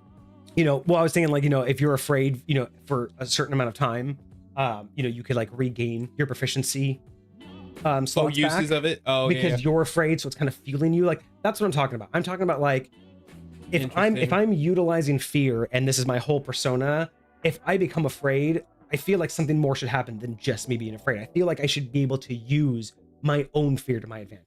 Yeah. Right. And I think that's where the better direction to go, instead of just saying, oh, I'm immune to fear. Because yeah, fear is a good thing, but then how am I using fear? Like how is this benefiting me when I become fearful? I mean, hell, even just let me say, like, you know, because fear, you have disadvantage on attacks, right? So what if while you're afraid, if you attack the thing you're afraid of, you do double damage? What if that's what if that, so you, even though you have disadvantage on it, if you power through and face your fear, you get to deal double the damage, roll double, or just double the amount that you've rolled? Because that sounds even more empowering, right? I'm afraid, but if I can prove I can overcome my fear and I'll still attack you. I would like at the very least at some point saying that the line that says you can't move closer to your source of fear would be, you'd be immune to at least that piece of the effect. So you can overcome the fear. So you can like walk towards them and like, yeah, you're gonna have disadvantage. Yeah, you're gonna be afraid, but you have some sort of ability to like engage this source of fear. Yeah, even that would be great. Yeah. So I think there's a lot of ways that we could turn it, because I see where you're coming from, Pokeniner, and saying that the idea is that this is beneficial and that it's healthy, it's and needed, and they're here for it. But I still don't understand why I'm not being empowered by my own fear. Yeah. Why is it that, you know, again, some people who are thrill junkies, right? Fear is a fight or flight, right? So if I'm getting my fight or flight, shouldn't I be more leaning towards fight than flight? Like I understand fear more than anybody else. I feel like there should be something that I get from being afraid. Yeah. And again, maybe resistance wasn't the best initial idea, but I feel that there's definitely something that can be done there, and that would be really interesting to try to incorporate. Like, why would being afraid help? Yeah. Walk us through 3 to 5, because we just go straight to level 6, and then I'll be right back. I'm gonna go use the restroom. You got it. And then walk them through just those next few levels. All right. So starting at level 3, you get nada. But again, like we were talking about before, we are getting the what do you call it? We are getting the custom spells that you would get at level 3. So for here, we get Blur and Mind Spike. Now, I absolutely love Blur. Let me double check because I don't remember if that one's concentration or not. Any of the spells that give you like that make it harder for people to hit you, like Blink is one of my favorites. Mirror Image is another great one. Blur works super well. It says your body becomes blurred, shifting and wavering for the duration. Creatures have disadvantage on attack rolls against you, and an attacker is immune to this effect if it doesn't rely on sight. Okay, so yeah. So I super like this. It makes you a lot harder to hit, easier for you to keep concentration. The only problem I have with this is Blur is also a concentration spell. So you're not going to be able to have this at the same time as your fear spell up, which really sucks. So Blur is your body becomes blurred, shifting and wavering to all who can see you. For the duration, any creature has disadvantage on attack rolls against you. An attacker is immune to this effect if they don't rely on sight. So if they have blind sight, or if they have true sight, or they can see through illusions or something like that. So again, like I said, there are a couple of these spells. Like, let me actually check real quick. You know what there needs to be? There needs to be a feat for spellcasters. Boom. That, like an actual feat that you can take that would give you concentration, like an amount of concentration up to like 1/4 your level. So like basically at like 8th level, you can have 2 concentration spells. Interesting. At 16th, 4. At 20th, 5. Yeah. That sounds really interesting to me because there really isn't anything. I don't think there's even a subclass that lets you. No, there's barely any items that can. So I believe because there are some wild combinations you can do if you could just choose whatever spell you want to get rid of. I feel like it would be easier for specific spells. Like in this particular situation, I would switch Blur with Mirror Image. They're both 2nd level spells. They're both illusionary spells, but Mirror Image does not take concentration, and it gives a very, very similar effect. So instead of them just having straight disadvantage on you, you specifically create like multiple images of yourself, and they have to roll to see which one they hit, right? And so if which one they're attacking, right? Yeah. And so they have the same AC as you, and if they hit it, then it disappears. And but you don't take damage. You don't take any damage, but one of them disappears, and once all of your mirror images disappear, then that's when that's way more beneficial than Blur, though, because once you get hit, it's gone. Whereas with mirror image, if one gets hit, you keep it. Well, when you get hit with Blur, it doesn't go away. Only if you lose concentration. Well, that's what I mean. That was if you. But get it is hit, a lot easier for it to go away. So I like that actually. Did you also look up Mind Spike, by the way? I'm really curious what that was because it reminds me of psionics. Of course. So Mind Spike is basically an attack spell with someone's mind. They make an intelligence saving throw and they take a certain amount of damage. And I believe it's their next either attack or check gets like a one-time bane, which is basically you take a negative D4 to your roll. Let me see if I can pull it up. My over here. Okay. So the target must make a Wisdom saving throw or take 3d8 psychic damage or half as much on a successful save.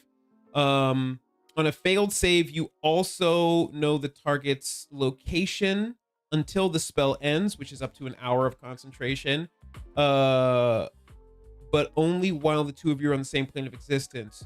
While you have this knowledge, the target can't be hidden from you, even if they're invisible. It gains no benefits from that condition against you. Interesting. Interesting. What was I looking at? I must have been looking at a different. So Pokeniner is saying that. So apparently this is actually liver. That's what I was. So Mind Spike is actually a Warlock spell, which is kind of funny based on our conversation Sorcerer, earlier. Warlock, and Wizard. Sorcerer, Warlock, and Wizard. Okay, yes. So now it's being made into a cleric spell. So that's kind of funny and ironic. Talking to our conversation earlier about they're all kind of just becoming the same. Yeah. Ironic that's where that's coming from. Pokeniner also said Blur causes disadvantage, means it will hit less to break concentration. Mirror Image does not impose the disadvantage and can lose the images more quickly. But see, I don't agree because all it takes is one hit with disadvantage.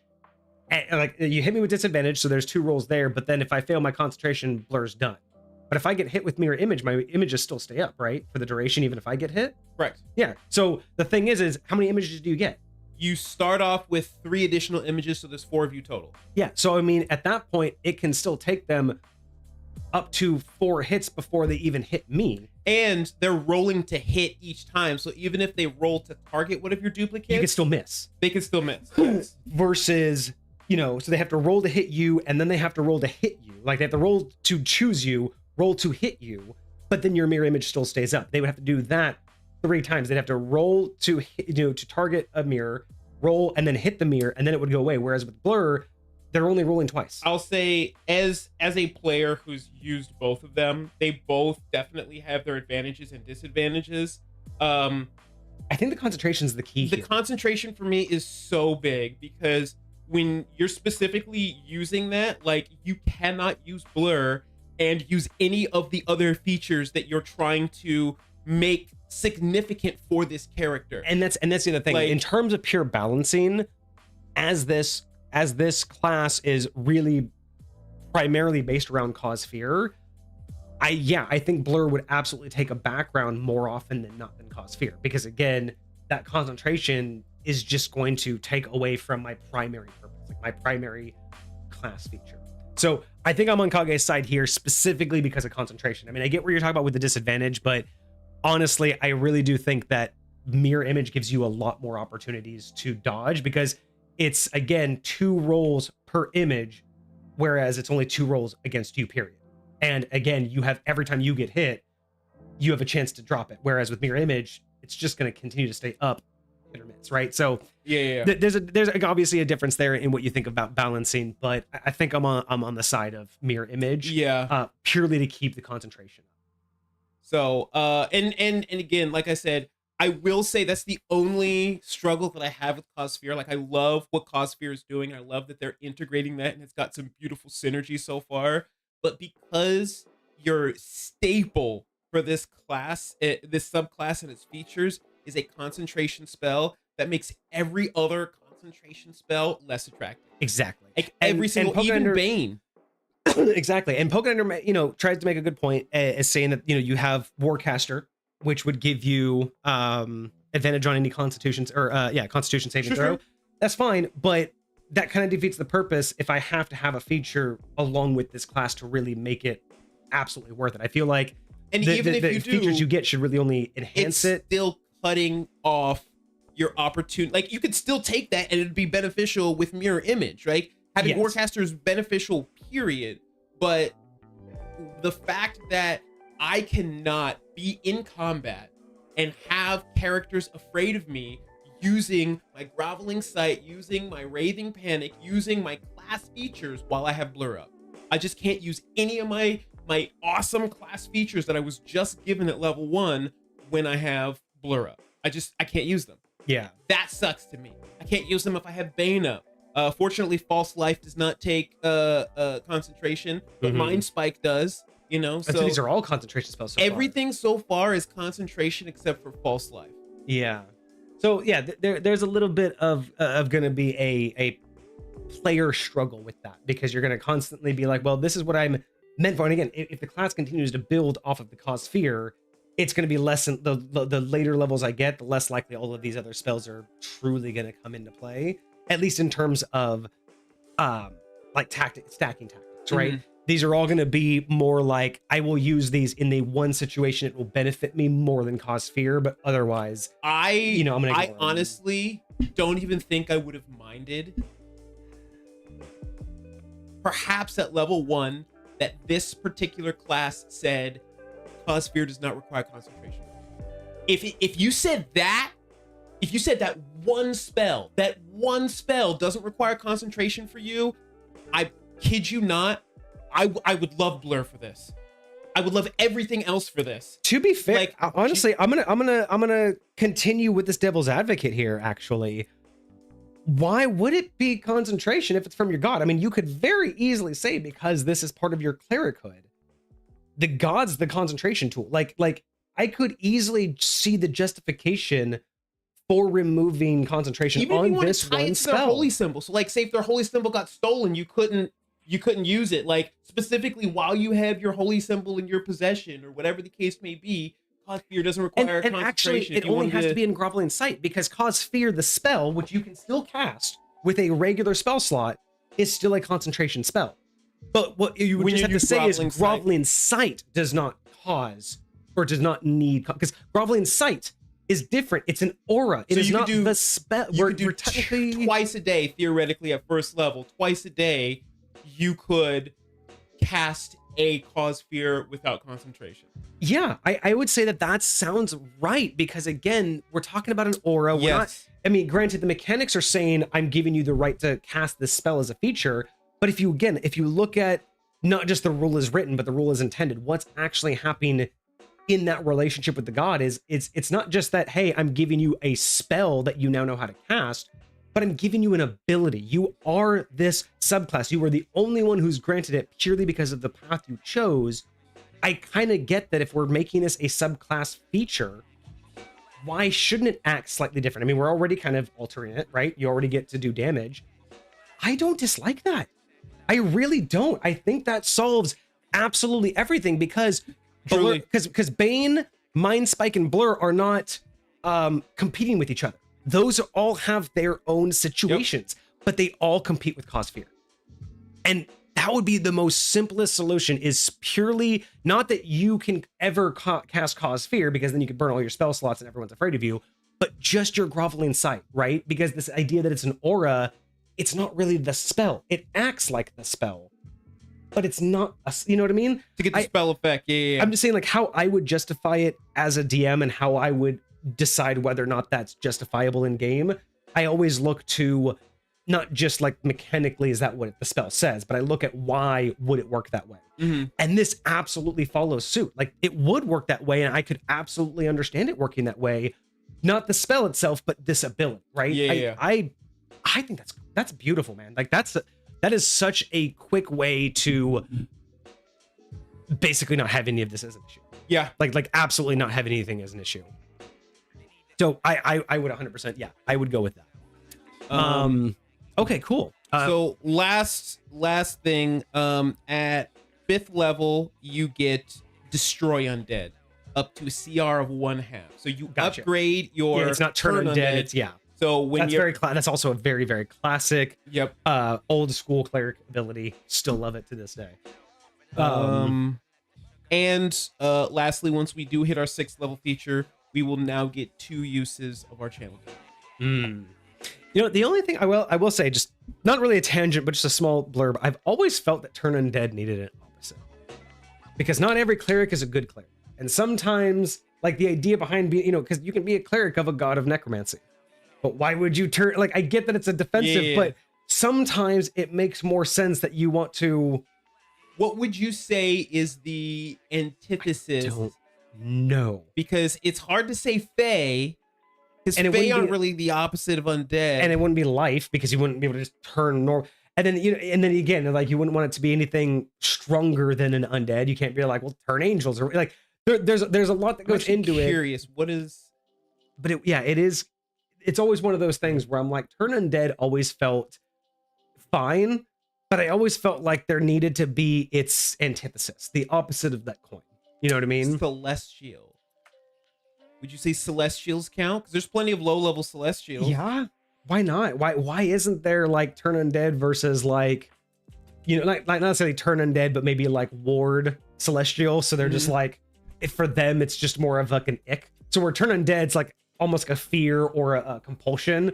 Maybe you just become an ick to a Celestial, and they just like, I'm not getting anywhere near you. Like, you just ooze the antithesis of their being. Right. Without I like that. Yeah, maybe a Celestial would be kind of cool. Anyway, sorry for that side note. It's always stuck with me. Every time I talk about undead, it's like, why is it always just undead? Like, why is every cleric just immediately like, oh, you ain't alive, go away from me? Yeah. Why though? Like, some of them want that shit around them. So where's the opposite?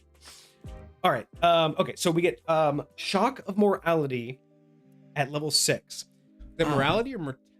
Oh no, yeah, it's more Shock of Mortality. That was completely my misread.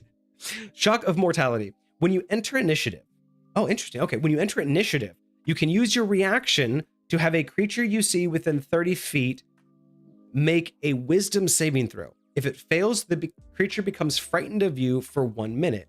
So it's basically a free frighten spell. Okay. If they end their turn in a location, you are not.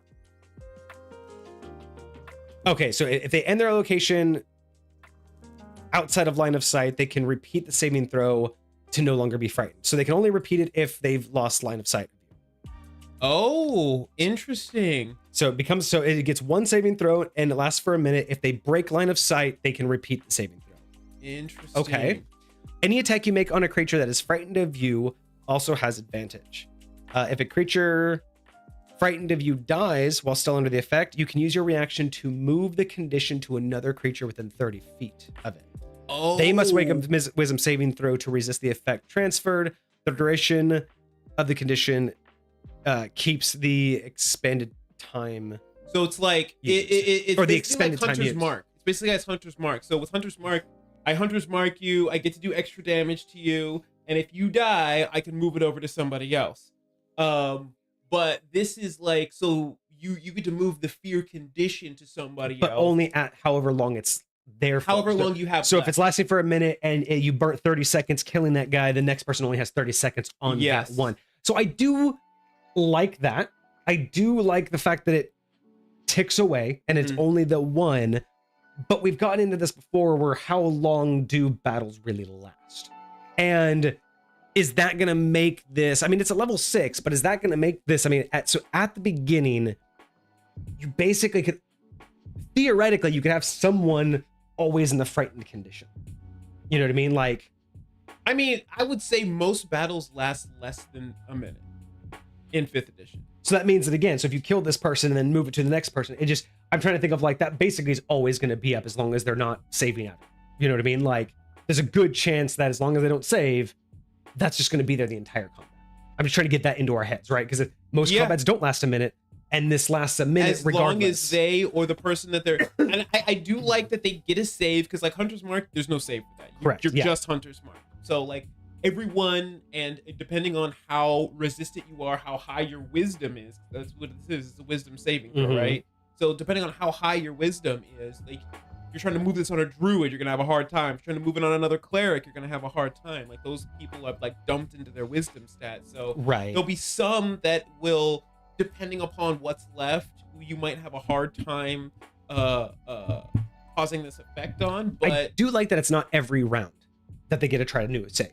I like that it's breaking line of sight allows the new save. For that specific one, yes. Yeah, I do like that. I'll say the only thing that this makes a little bit hard is tracking all this stuff. Because now you have 2 different styles of fear that you need to track. Fear and frightened, yeah. You need to track when somebody's feared by cause fear, because they get a saving throw every round, and you need to track when someone's got their shock of mortality, because they only get the break line of sight one. That's gonna definitely be more on the DM, you know, and keeping track of all the timers. You know, I mean, as a DM for me, I it's hard because I would definitely want to put a lot of that on my player. That's your features. I want to make sure that you're paying attention to who's got what and this and that. But yeah, I'd say that's gonna be the hardest part of it. But I don't think it's at 6th level. It's not terribly complicated. There's plenty of other spells and features that you're going to be getting in 5e that resemble this, that are a part of like your natural gameplay. So and again, this is like the primary thing that you do for this class is cause fear to things. So yeah again, I don't want to make it more complicated because we already just mentioned how it can be, but I can't help it. I will say it does feel like it's missing a bonus when the party has a surprise round. Like, it's one thing at the start of initiative that you just get to do this. But what if we get a surprise round of attack? Like, we surprise the enemy. Can I target 2 people? You know what I mean? Like, I'm just trying, I don't want to make it more complicated because that's just more tracking, but I'm almost like, I look at this and I'm like, there's nothing wrong with it. It's complicated, you know, for the DM, but like, there's nothing wrong with it. It's just, But I also look at from a player's point of view, I'm like, but wait a second, if we get advantage, like, so I get to do this, but like, what happens if like, I mean, if we're you got the already- surprise round, I'd be down with giving them a disadvantage on the saving throw. even that would be nice. That way, you don't have to worry about tracking more of them. That's a good option. That's the hardest part. It's like the more you have to pay attention to, Yeah, granted, the it would more be all in timers, the more initiative, trackers. but still, like, But yeah, even just like if you're on a surprise round, even just saying you get advantage if the round is a surprise round for the party, it would just that small sentence would be kind of cool. yeah, Because not that this is lacking. It's just that as a player, I'm always looking for every advantage, and I'm like, well, this is cool every combat, but what happens if we get that? What if we put that extra effort into surprise them? mm-hmm. Do I get to inflict this even easier? So I wouldn't mind that. Again, not necessary, but I wouldn't mind seeing something that boosts it when you have a surprise round. Yeah. Or on the alternative, it doesn't work if you are surprised. So if the enemy has a surprise round on you, you don't get to do this. I like that. I think that makes the most sense, because at that point, it sounds like you're kind of like, okay, battle's on. Who's my target? You know what I mean? Like you're getting ready. But if battle just starts, I kind of get the idea that you wouldn't be able to pull that off. Yeah. So I wouldn't even mind putting both of those, as in if on a surprise round, if it's for the party, they have disadvantage on the saving throw. If you're surprised, you can't pull this off. Because I know that we usually talk about we don't like taking away the player's class abilities, but at the same time, these are very not rare, but these are those like one-off situations where it seems like something different should maybe happen here. Right. So is it required to alter this for surprise round? I wouldn't say it's required to balance this. I think as a DM and as a player, I wouldn't mind seeing a bonus and a negative for a surprise round. Yeah. Make it feel a little bit more enticing and tactical. I always like adding anything that you can help the party become more tactical in their decisions. I wouldn't mind adding that, because it really wouldn't hurt anything either. It wouldn't make it too much more complicated. You're basically either just not getting to proc it, or you're getting an advantage on it. So let me ask this. Because otherwise, it's literally every combat, no matter what. Like, no matter what happens to you, you're just going to get to pull it off. And it's like, Well, they're still going to save. So whether it sticks or not. Yeah. Because if they save out of it in the beginning, it's dead. You don't even get this. Yeah, for it won't happen again unless you just happen to. But if you kill the person that you that you got this version of fear on, and you use your reaction to move it, is it still this same version of fear? What do you mean? The type that you need to break eye contact or line of sight in order to save from. The shock of mortality, yes. So if we start combat, I hit you with shock of mortality and you fail your save. I kill you while you have shock of mortality on you. Correct. And then I move it to somebody else. They now have shock of mortality on them, not just fear. Because as far as I understand it, that's how I would have read it. But you can also use your reaction to move. Like if I hit shock of mortality on you, but this person over here, I've used cause fear on them. I kill the person that has cause fear on them. I can also move that cause fear with my reaction to somebody else. Is that? No. Because that's how I read that. No. Shock of mortality is the only time I've read. Shock of mortality is the only time you can do it. If you've used your other ability, that's just your other ability, because that's your baseline ability. So if you read the second half, it looks like it says where does it start talking about that? Any attack you make on a creature that is frightened of you also has advantage. Okay, so I guess the second part does kind of just say if a creature, it is just frightened of you. So period, any type of frightened. That's how I read that. And so again, I kind of like what you're saying. You can only move it if they have shock of mortality on them. I kind of like that limit better, because I was almost going to say you have to use your proficiency bonus to trigger shock of mortality, but I kind of feel like that would be a little bit limiting. But I feel like this would be better, like what you're talking about, only being able to use your reaction to move, specifically shock of mortality from creature to creature. That way only one person would have that. More of the reason why I'm suggesting this as well is looking at how this would work throughout a campaign and multiple combats, right? It's kind of like what you were saying before, is you now have multiple ways of inflicting fear, right at the start, the frightened condition, right at the start of battle, and you can use the groveling sight. But it's interesting that this specifically has the idea that you have to break line of sight to save out, but the other one does not. So if we say that this also says all frightened conditions can be moved, when does the person have to break line of sight and when do they not? That would be more confusing. So if I have, and that's exactly if what I have was you under earlier. shock of mortality and I have that person under my cause fear, so I'm concentrating cause fear here, you're under shock of mortality, I kill you, or you break line of sight, try to save out, it doesn't work, I come after you and I kill you. Mhm. I'm still concentrating on cause fear over here, I kill you, move this frightened over to that person. He has been able to save every single round. This person does not get to save every single round still because it's not the cause fear. So this person still has to break line of sight with me. If I kill them and it moves over here, that person still has to break line of sight with me. This person is still constantly saving out. So the problem with that becomes if I say, oh, well, I killed my cause fear, I'm gonna move that over to this guy.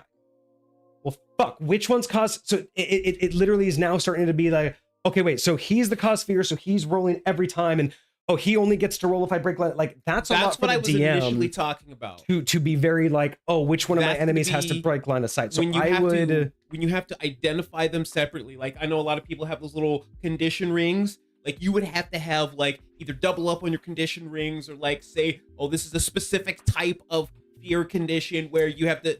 Yeah, so that's where I feel that's where my justification more or less comes from. Shock of mortality requires line of sight and is the one that you can move. Your cause fear should just be cause fear as is. I think those two should be separated. I see where you're saying is yes, the second paragraph does absolutely read all of your friend, no matter how they're frightened of you, you can move it.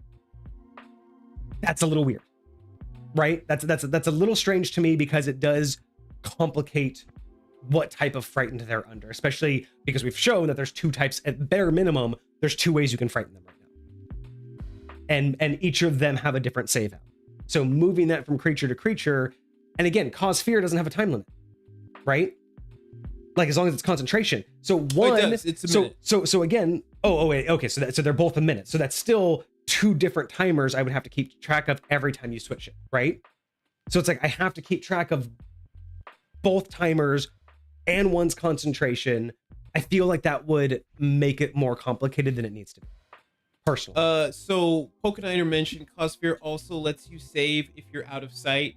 It theoretically does, but it also lets you save every single round. So yes, specifically says the target succeeds at a wisdom saving throw. The frightened target can repeat the saving throw at the end of each of its turns. So they don't even have to break line of sight. So yeah, they don't have to. Yeah. So that's my only thing is like I think that in order to be the most simplistic, I think shock of mortality and cause fear, although they both are frightened, I do think you should treat them separately. I think all of this should happen with shock of mortality. Should specifically be shock of mortality. But if you have cause fear going, if you kill that person, you got to reinitiate cause fear. You got to do another one. Yeah. Because again, that's the whole point of cause fear is it burns that proficiency point. So we have one pool burning the proficiency and this one free. And again, this one, I don't mind having its own like set of standards because you procced this at a totally different way, right? It's at the start of initiative. Yeah. And it's kind of its own thing. And I kind of like its momentum to be. And I like the ability that you can keep it going for longer, especially it gives you an advantage, and so shock of mortality is not going to trigger your first level ability nearly as often. Correct. Right? It's not going to give you that extra damage, but it is going to keep somebody frightened of you for longer. And there's a lot that you're getting the ability to do when stuff is frightened. And you have like, I mean, it's probably not going to be a BBEG fight this early, but when you have a mini boss fight, when there's going to be a primary target, this is going to be better than having to burn your proficiency point spell slots first, right? This is going to be that frontline opportunity to get ahead right early in the battle. So that would be my call. Is I would say that shock of mortality should just be verbalized as this ability gets these extras. That's how I think it would be best used. Interesting. So Pokeniner got that verbiage from the fear spell.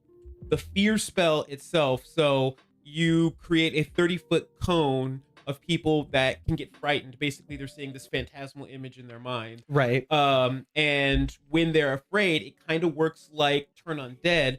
They must take the dash action to move away from you, kind of like undead will have to do. Right. And then it says specifically, if the creature ends its turn in a location where it doesn't have line of sight, that's when they can repeat their saving throw. So the fear spell that you would get at 5th level theoretically, and with this specific, right, so you get enemies abound and you get fear. I actually don't know what enemies abound but that's how the fear spell would work. So it would work the exact same way as your shock of mortality spell. So, you know, it's very interesting to me that that fear is used so, like, the frightened condition is used so many different ways in spell casting and just traditionally having to track them so differently. Yeah. You know, and he did mention that that's partially why you have the concentration aspect on cause fear, so that you can't have so many different ones of these up at the same time, so you don't have to track a bunch of different ones. But again, I kind of like, though, that if we do split them, they are kind of 2 different versions, right? So you can get more than one target. Yeah. Because right now you can only fear one target with cause fear. If you split shock mortality as its own thing, and then you still have your cause fear as like a separate ability, it makes more sense that you'd have, you know, at least 2 targets that way, right? But again, I just feel like if we're adding the, I killed this person so I get to move, you know, my cause fear, it just, I don't know. It's like, it feels like they should be 2 different abilities to me. And it feels like it would be more versatile, because if they were the same ability, I just don't know if it would, like, I feel like it would be too convoluted, and it would be more complicated than it would be tactical.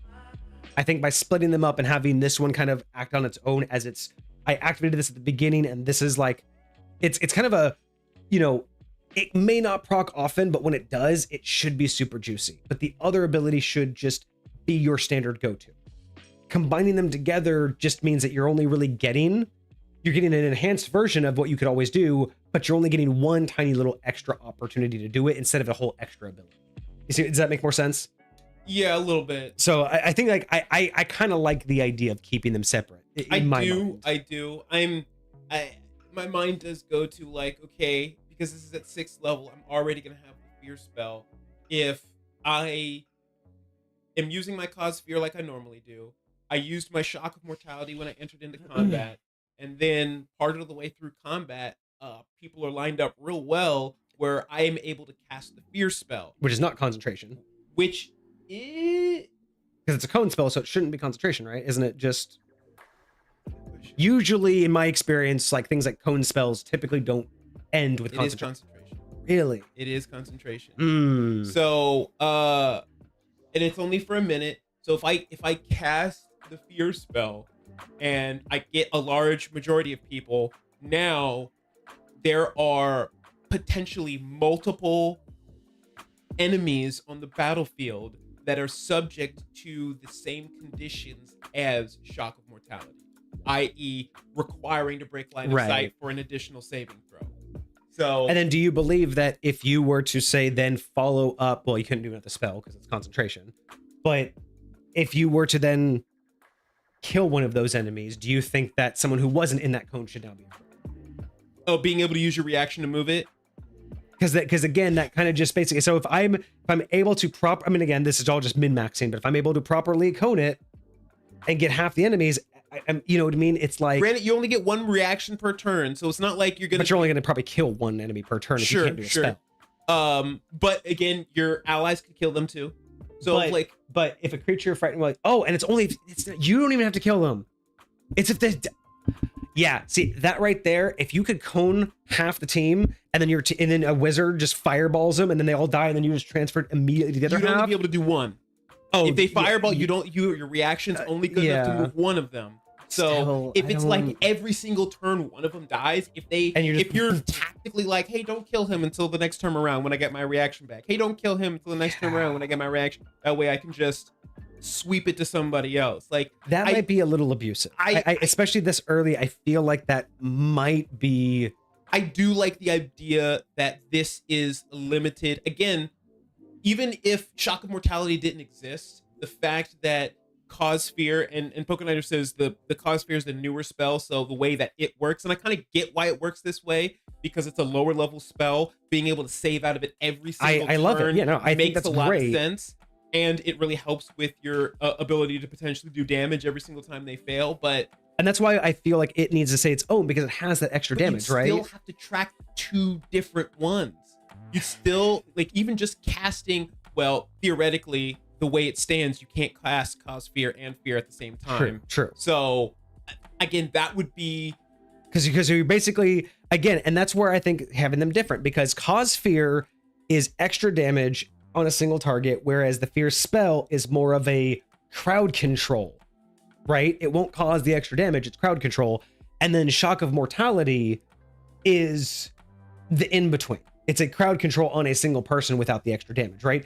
But I feel like each of them have their own uses, and trying to combine them all takes away what each one is meant to be doing. Yeah. I understand that having the frightened conditions on all of them makes this the most difficult, because you have 3 different people. You could have 2 different people frightened.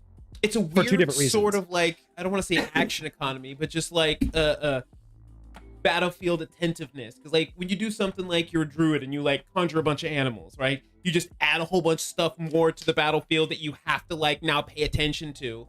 This is a very different version of adding a bunch of stuff to the battlefield that you have to pay attention to. This wouldn't solve anything. It wouldn't. No, it doesn't fit. What are we thinking?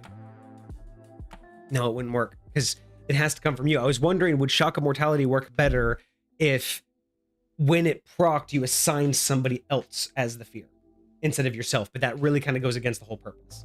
As the source of fear? As in, like, hey, Paladin, they're afraid of you. Or Wizard, you're low right now, they're afraid of you. Keep them away from somebody else. But I don't really think that would go well with the lore and the makeup of the rest of this subclass, right? Yeah. I feel like it really has to, you being the source is the most important part of this. And so trying to change the source, I feel might be a stretch. I don't know if Pokeniner disagrees with that. I'll say, but I feel like that's a stretch if you were to change the target source. At the very least, when you think about the fear spell, like you're using an illusory phantasmal image to invoke this fear, right? So theoretically, if I embodied that illusory figure over top of the paladin or over top of something else, like I could see a justification for you making the source be someone or something else. And it would make you much more of a supporting character, right? Because you still have cause fear for yourself against targets on you, and you still have the fear spell for targets on you. But if you churned Shock of Mortality into at the start of your initiative, you can use your reaction to have a creature you see within 30 feet make a wisdom saving throw. If they fail, the creature becomes frightened of one of your chosen allies. So it's almost like you force this to not be again on you. So it's almost like you turn this Shock of Mortality purely into a supportive spell. So it's forcing you to choose one of your allies, like you're buffing one of your allies. Does that mean if for whatever reason you are entering into a one-on-one combat, you can't use this?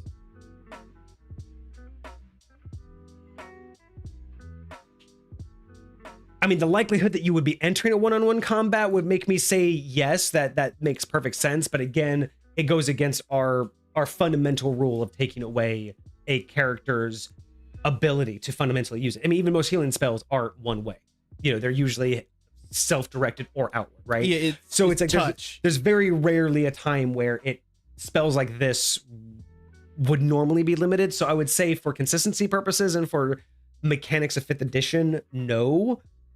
But it would kind of make the most sense, right? That it's like a buff only spell. I could totally see this having the ability to be done that way. So you could when you use your reaction, when you use your reaction to move it, you can also change the source of fear as long as it's. And that's my original idea was just that, and that's why I said it doesn't solve anything. It just adds a complexity to it. But if you did that, then you wouldn't have to truly worry about all of as much of the overlap, because it's more of a secondary supportive spell. It's just another person feared. It's just as if you had 2 characters with a fear spell. Like it's no more complicated than the wizard casting fear on somebody, for themselves, right? Yeah. Because you're just giving it to another source. So again, I could see the justification for it, but I could also see the argument that it doesn't really go with the class feature, like the whole class build, because you want to be the source of the fear. And there's really nothing other than fear, right? Like the frightened condition, that's pretty much like, there's really nothing similar to it. Like you have stunned and, things like that, but you really don't have any other type of, like, there's no other sister to frightened condition. It doesn't have any equivalent. Honestly, the closest I'd say is the poison condition, because you also get disadvantage, but you're not really affecting like where you can and can't move. So if you like combine poisoned with grappled ish, but still it's not exactly the same. Yeah. Unless you're thinking of charmed. A lot of people would say charmed is lightweight, the antithesis to feared, to frightened. But they just have very, very different charmed, I should actually say. You can't attack your charmer with any harmful abilities. Your charmer has advantage on the social it's very different. Yeah, and the thing is too is also I'm looking here.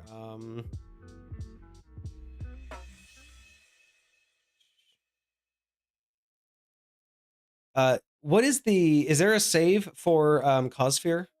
Yeah, I think it's still wisdom. Okay, so they're both wisdom because it's basically just the same ability. Yeah, wisdom. Yeah, this really does just say anybody that's frightened of you for any reason. So basically just if someone's frightened of you and they're dead and they die and you have a reaction, it's just going to go to somebody else. No matter why. Unless they save out of it. Yeah, but it doesn't matter why they're frightened. Whether it's the spell, shock of mortality, it doesn't matter. Like cause fear, if they're frightened, you'll be able to move it. So yeah, it could get convoluted. It is theoretically limited to the length of the spell, so you still are supposed to be tracking how long they've been under the influence of this particular spell, right? Yeah, so yeah. If they've been under it for like 9 rounds, and again, that doesn't sound like a whole lot, but you got to realize, like from a DM point of view, right? Like doesn't sound like that much, right? It's like, okay, yeah, you might have cause fear up, or you might do the fear spell.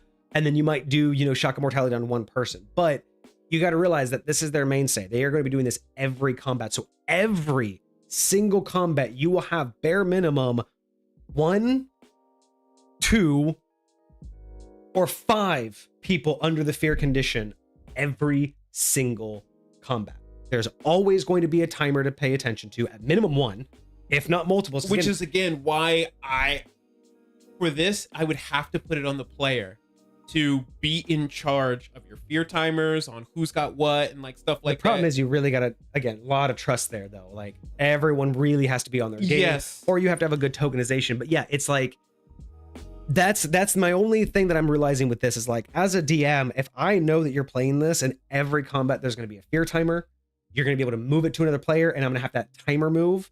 And some of your fear spells will do damage and some of them won't. Like, it just seems like there's going to be, it's not a lot of time. We're not talking about like 15 minutes of gameplay, but there's going to be a lot of tracking just for this one character. Say if I'm the DM and I have a couple of like, I a lot of the times will like group different enemies. It's like, hey, this group of 5 enemies are going to go during this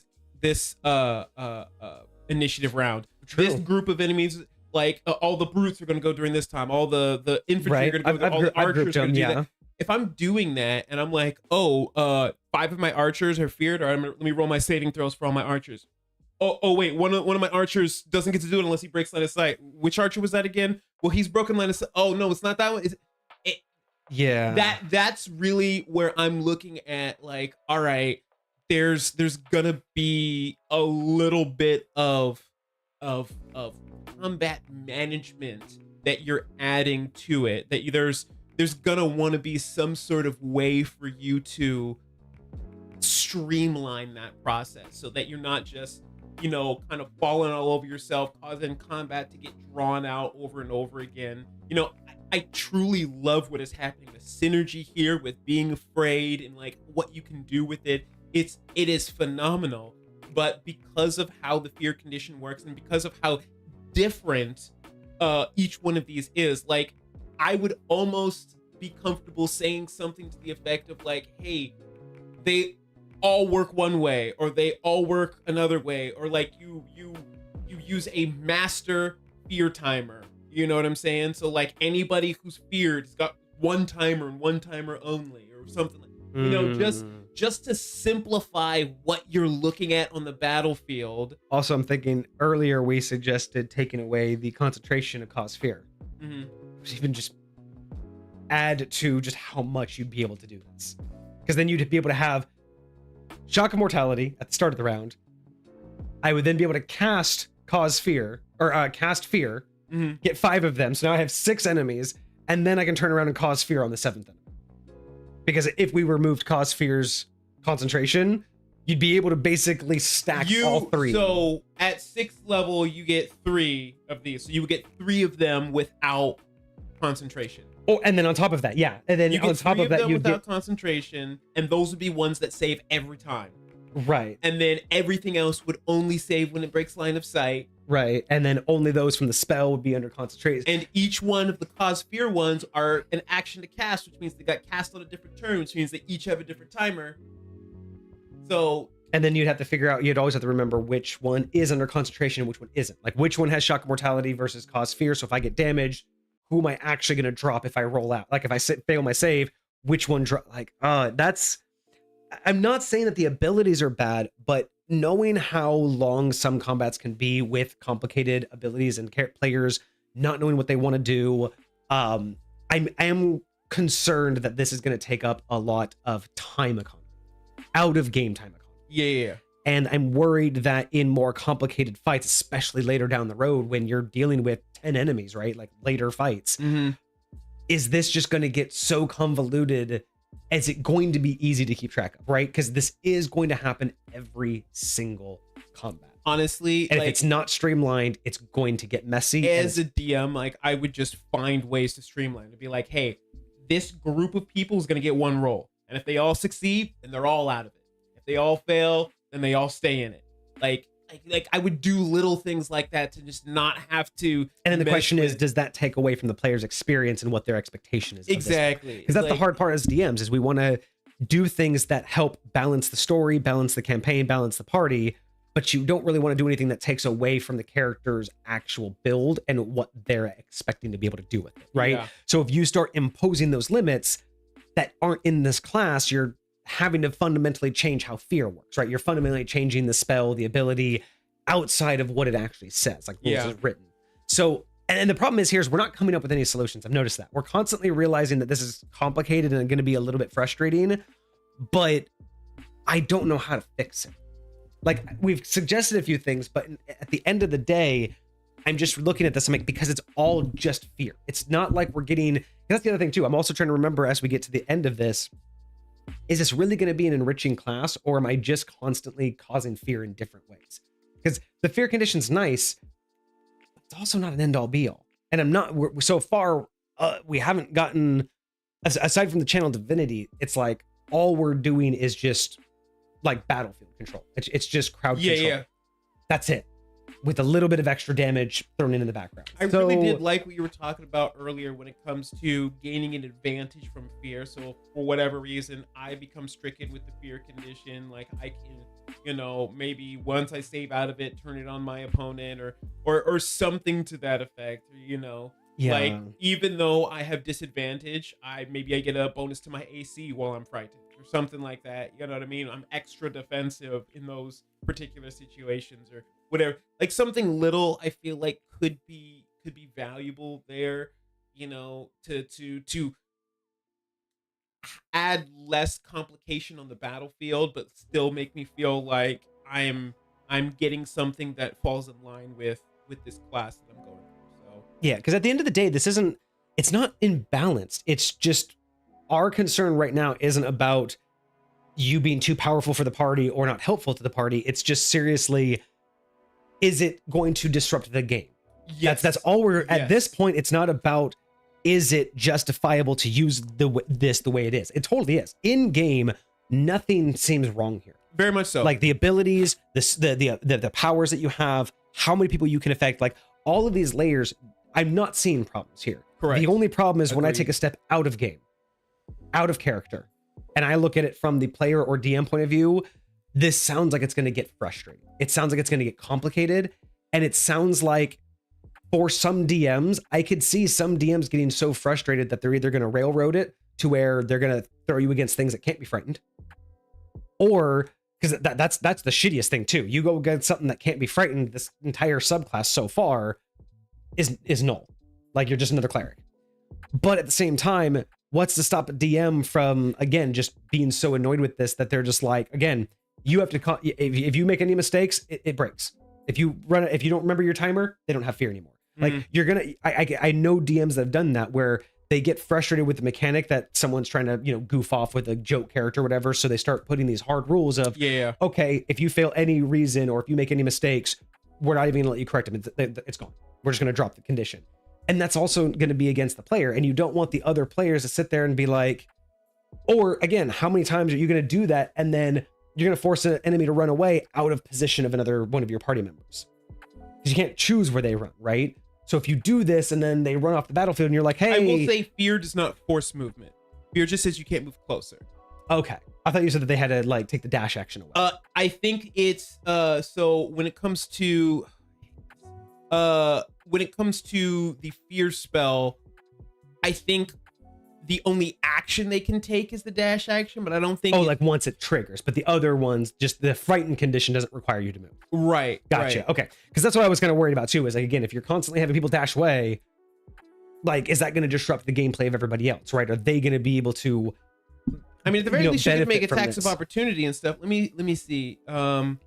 While frightened by this spell, a creature must take the dash action to move away. So it is forced movement. So even if now, it's interesting is because theoretically, if the creature is taking the dash action, it's not forced movement. When you're pushed or drugged, that's forced. So it movement. would proc opportunity attack because they are willingly running. Yes. Whether or not it's forced, they're still willingly running. So there's just a lot of things here that, again, not imbalanced, not that they don't work.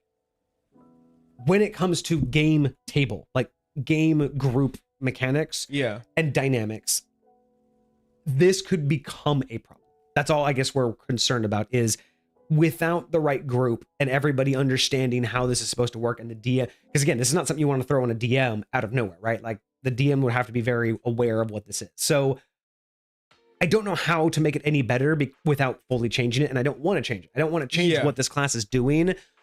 I'm definitely just trying to I'm trying to run a game in my head basically with this character. Same. I'm trying to play the character and figure out how easy would it be for me to choose every single round who should get frightened. Is it going to be beneficial? When should they get frightened?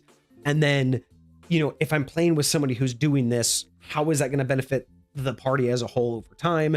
If you're constantly throwing these timers on, and then again, out of game, who's under what condition? Where did they move? Is that going to affect how the DM plays? Because again, I got 5 people here and only 3 of them are frightened. They're just going to stay there. You know what I mean? Like, is it going to fundamentally change things because it's adding a unnecessary wrench? Mm-hmm. So let's move on. We'll see if again, this is only 6th level. It's just, Sure. There's definitely some minor complications here that I could see could disrupt gameplay if not implemented correctly. Again, not inherently bad. There are some builds that are just inherently, you're going to fuck the game up, right? We've seen that shit. But this is just, if it's not implemented correctly, I feel like this could definitely end up taking more time than anyone on the table realized. Sure. And we've all been there. We've all sat there being like, bro, I've know what my ability, I know what I've wanted to do this entire initiative. Can I just get there? And again, also consider, with 5th edition, there is no alternating initiative. It is a static initiative. So if this guy's at the beginning and you're at the end, you know what I mean? Like every initiative, you don't even get to get ahead of this. So you're just waiting for it all the time. Yeah. So, I mean, regardless, like either you're waiting for your next one or you're waiting for, you're waiting for yours to come up. But so yeah, I'm just really, okay. So 8th level is going to be really simple. Okay. That's good. So yeah. So again, the build is coming together it's literally an I do love what it does. Like it's an straight out of up, game. I love what it does. The only conflict is out of game. Yeah. Right now, just the way that it works, it's just a lot of out of game calculation and out of game management. Yeah. That's where you can't really fix that in terms of the build. That has to come down to the DM and the player playing this class. Both of them have to understand what's happening, and they both have to be in agreement of how and when is it going to get tracked, or how and who, not how and when, because we know it says when, but how and who tracks what. Yeah, very much so. Because timers are hard enough. So yeah, timers, conditions, it's that's cool. definitely interesting. I just looked up enemies abound real quick, and it basically just allows you to make them not be able to tell friend from foe. Just in a very basic Confusion based. yes, It's similar to lightweight. confusion. So and is that one enemy? You just target one enemy with that? Or is that a code again? Reach into the mind of one creature you can see within 120 feet, and you force them to make an intelligence saving throw. And then they'll just attack what? The nearest person, or do they have to roll to decide who they attack? It says regarding all creatures they can see as enemies until the spell ends. Each time the target takes damage, you can repeat the saving throw.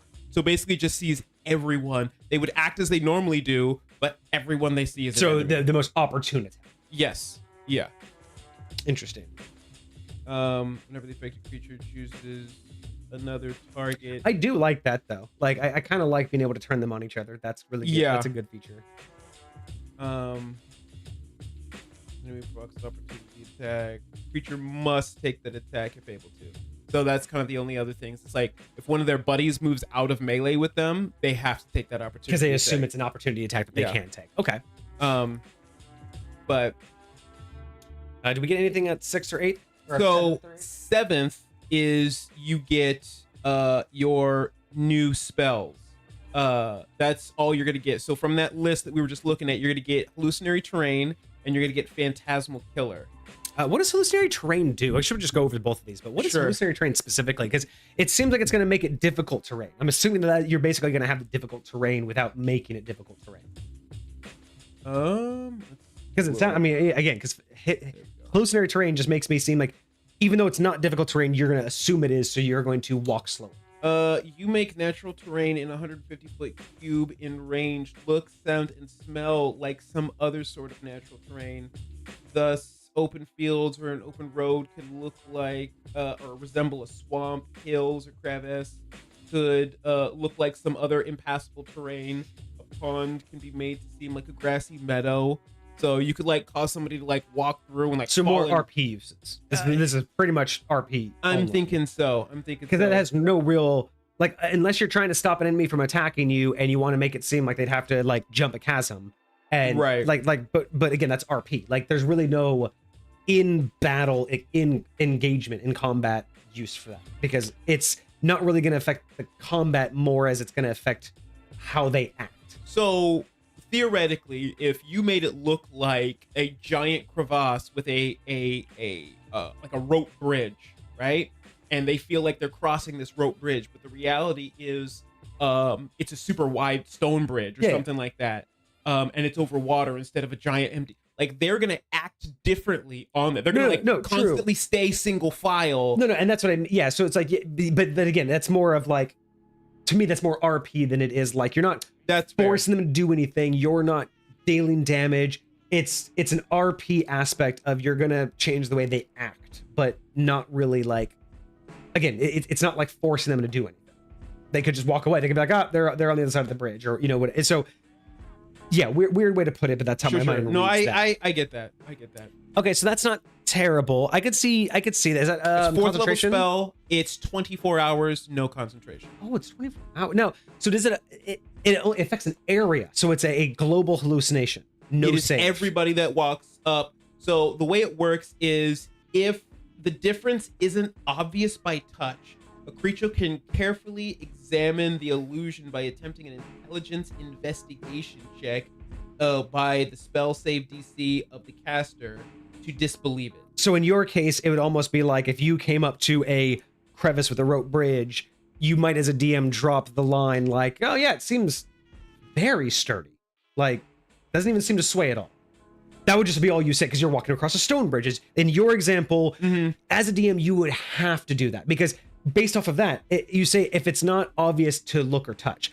If I turned a stone bridge into what looked like a rope bridge and you stepped on that rope bridge and it did not sway and did not creak, well, it would creak, you know, because you would hear it. But if it didn't sway underneath your feet, sound, and smell. But if it didn't sway underneath your feet and you went to go grab the rope, like I got to imagine that, yes, there's obviously limitations, but like, you know, again, turning a crevasse into a field that looks like grass. There ain't no way that's not going to look real unless you go down and literally touch grass. But then you're just going to fall right over. Like so I can kind of see certain situations, or again, making them think that there's water, so they're like, oh, well, we can't pass here.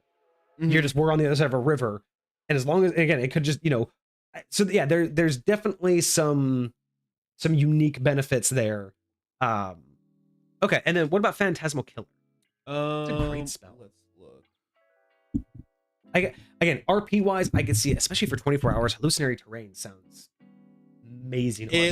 I feel like it'd be very interesting. It does say you can't affect like buildings and stuff like that. Buildings are gonna still look however they would look. Just the landscape, just the terrain. That's actually not bad. So for Phantasmal Killer, you tap into nightmares of a creature you can see within range, and create an illusory manifestation of its deepest fears. Okay, that sounds very classic. Visible only to that creature. So it looks like it's one creature. I think this used to be called something different. It's definitely an updated name, but this is very similar to the original spell. Right. The target must make a wisdom saving throw. On a failed save, it becomes frightened for the duration, which is a minute of concentration. At the end of each of the target's turns before the spell ends, it must succeed on a wisdom saving throw, or not to break out of the fear, right? Or it takes 4d10 psychic damage. That sounds more correct. But on a success, the spell ends. So that's kind of hard for a 4th level spell. If they succeed once, it's just nothing. I mean, that's very common for illusionary magic, though. But for a 4th level illusionary spell to do that level of damage, I'm okay with a save out. That's a lot of damage. I definitely appreciate the save out. Because that's a lot of fucking damage if you don't save. Yeah. Just, you rocking that fucking damage. Now, theoretically, would you say they're trying to save from the frightened condition? Would this trigger? No. This is its own type of save out. Like, because technically they're not under the frightened condition. They're under this particular spell. They are frightened, but I don't believe this spell inflicts the actual frightened condition. Which again is weird for language. It does. It says on a failed save, the target becomes frightened for the duration. So they do become frightened, but not of you. Like not of you necessarily, of whatever the illusion is. But I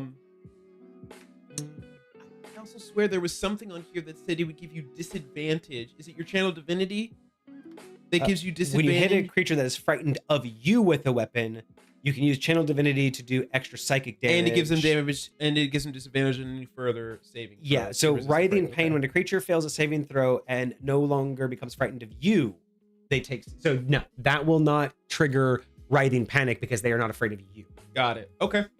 That's fair enough. I appreciate that distinction in the verbiage then. Okay. So those are pretty powerful spells at level. For 4th level spells, those are huge. I actually really like those.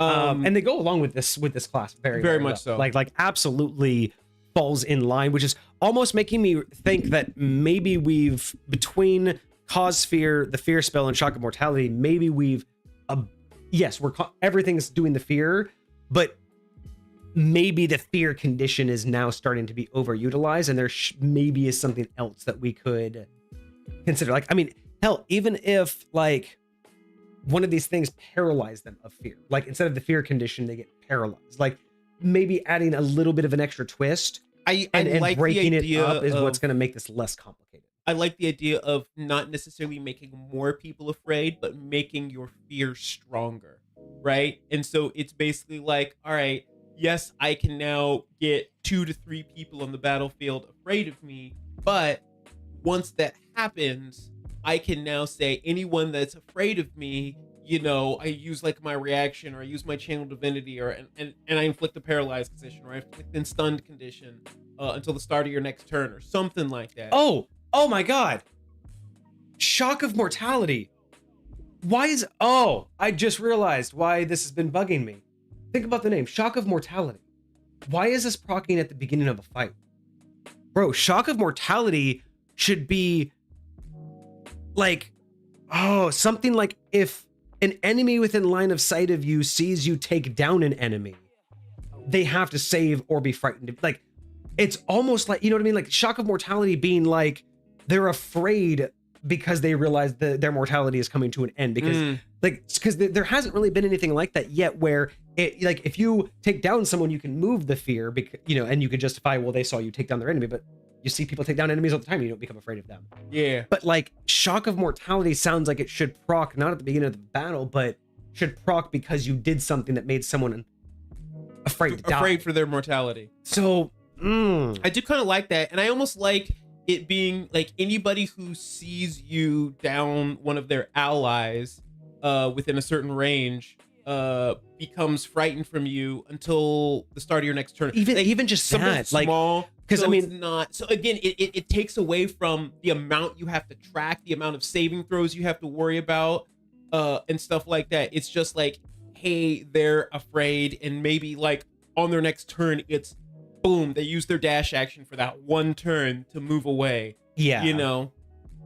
Yeah, I think that's why I was just, something was bugging me about that name, and it's because it doesn't really make sense to start at the top of the battle when everyone's like not even started yet. But like the Shock of Mortality being like the fear of death, like the fear that you are mortal, and you've realized, wait a second, I could die right now. Yeah, there's something to that. There's something to that name. Okay. Okay. So moving on, there was nothing else from 7th level, right? 7th level wasn't. That's it for 7th level. 8th level, you get a second ability score improvement. You get a Destroy Undead upgrade to a CR of 1, and then you get your Divine Domain, which is going to be Divine Strike. You gain the ability to infuse your weapon strikes with divine energy. Once on each of your turns, when you hit a creature with a weapon attack, you can cause the attack to deal an extra 1d8 psychic damage to the target. When you reach 14th level, it increases to 2d8. Kind of like that to upgrade once or twice more. Like maybe at 10th and 4th, or like, you know, 12th and 16th, something like that. Like, yeah. 2d8's not going to be a whole lot from here on. Like, especially at 14th level. Yeah. And really, Divine Strike, isn't this basically Divine Smite? Like, essentially, this feels like its own kind of version of Divine Like a very, Smite. very dulled down version of it. I would also say... Oh, all melee clerics get this. Okay, so this is, I guess, just a standard? Oh, is that? I guess just everybody get... Because Pokeniner was saying that marshals get Divine Strike and casters get Divine Potent, or just Potent. Oh, so this must be... Interesting. So, hold on, let me or look. Potent Spellcasting. So this is just basically a built-in... This is weird. I don't think there's any other subclass that has something like this. Is there any other like class that all subclasses have the same exact thing? I'll say almost every martial class gets extra attack. Well, but that's from your base class, right? No, like a fighter will get it. I'm talking about in the subclass, because this is saying that depending upon like who you are, if you're a caster, you're always going to get Potent, and if you're martial, you're always going to get Divine Strike. That's interesting, because you would think that would just come from the main class, 8th level. So I'm wondering why we're getting this in a subclass and not in the main class of cleric. That's just a little confusing for, again, not for Pokeniner, but for like how they built out this class. Yeah, Potent Spellcasting. Starting at 8th level, your Wisdom modifier gets added to the damage of your cleric cantrips. And then War Domain, you get Divine Strike, where, yeah. Are those on the base cleric class, or are those... No, that's subclass. So that's always War Domain subclass, and that's Arcane Domain subclass. So I kind of hate that, honestly. I kind of hate that they forced that into the subclass. Like, why didn't you just do like what you do with Fighter and just say at 8th level, if you're a cleric, you get one of these? I didn't even realize that, because I was gonna say, why is this not attached to fear? Why is this not when you hit an enemy that's frightened of you? It's just... No, I kind of hate that they forced this into the subclass. This is one of the worst things I think we've seen for homebrewers. because it literally locks you on this like that you nope, you don't get to choose this if you're homebrewing it. Nope. Yeah, That's kind of lame for them to do that. That should have just been 8th level cleric period, like any other class. That's weird. I don't know any other subclass that forces I think they wanted to do that specifically, and again, you could have done it in your base. Is what's going to tell you martial, whether you're martial or whether you're more spellcasting focused. But you can right? just say that in the primary class. Exactly, that's what I'm saying. That's so weird. I don't like that they did that. Unfortunately, this does despair the gap in the subclass. Yeah, I'm not sure. I just don't understand it. You know what I mean? It's a very weird move. It's a very weird decision. I mean, like, I theoretically get it, but again, like I said, I feel like it's easy enough to do in the main class so that you're not taking away from a unique subclass feature that actually feels like it fits with your subclass. Because yes, you're spellcasting focused, yes, you're melee focused, but like, again, synergy. Like, or if Divine Strike worked with potent spellcasting or Divine Strike, but the subclass added to Divine Strike or potent spellcasting. Right, you got to add like a specific connection to your subclass. This one with Divine Strike, you know what it should say? If clerics of martial, here you go, Pokeniner. If clerics of martial always get Divine Strike, you should just add, if you use Divine Strike against a creature that's frightened of you, do double the damage. 2d8 damage right out the gate instead. Why not? Why not just add in the flavor that, yeah, you're gonna get this as a cleric anyway, so why won't it benefit your subclass additionally? There's no reason we say. So that's what I would do if I'm gonna get this no matter what. Then at least let me say, if I'm attacking someone with Divine Strike that is frightened of me, I get to do twice that damage. Why wouldn't you do that? Like, honestly, I kind of like that, because then at 14th level, if they're frightened of me, I'm doing 48 damage. Hell yeah, that sounds better. Like, yeah, that's what I would do. I would suggest that anybody who's making a cleric subclass, when you get to Divine Strike or potent spellcasting, just tack on one extra ability because of your subclass. Like, I don't see why not.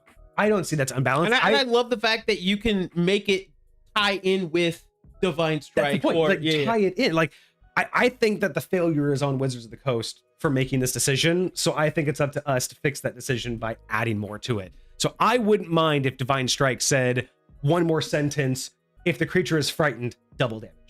Sure. Just that. Just if the creature is frightened, double the dice roll, or double the bonus damage. Yeah, double the bonus damage. That's so simple, and it would make it just feel so much better. Because again, if I'm gonna automatically get this, 8th level does not make me feel good as a subclass, because we've talked about this. Like, it's just not helping me become better at my subclass. Yeah, it's just making me a better cleric overall. But it would be really cool to just be like, oh, you're frightened of me? Double smite. Why? Like, I'd be okay with that.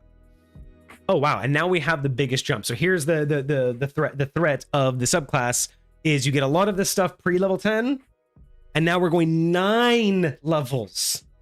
Is this the longest?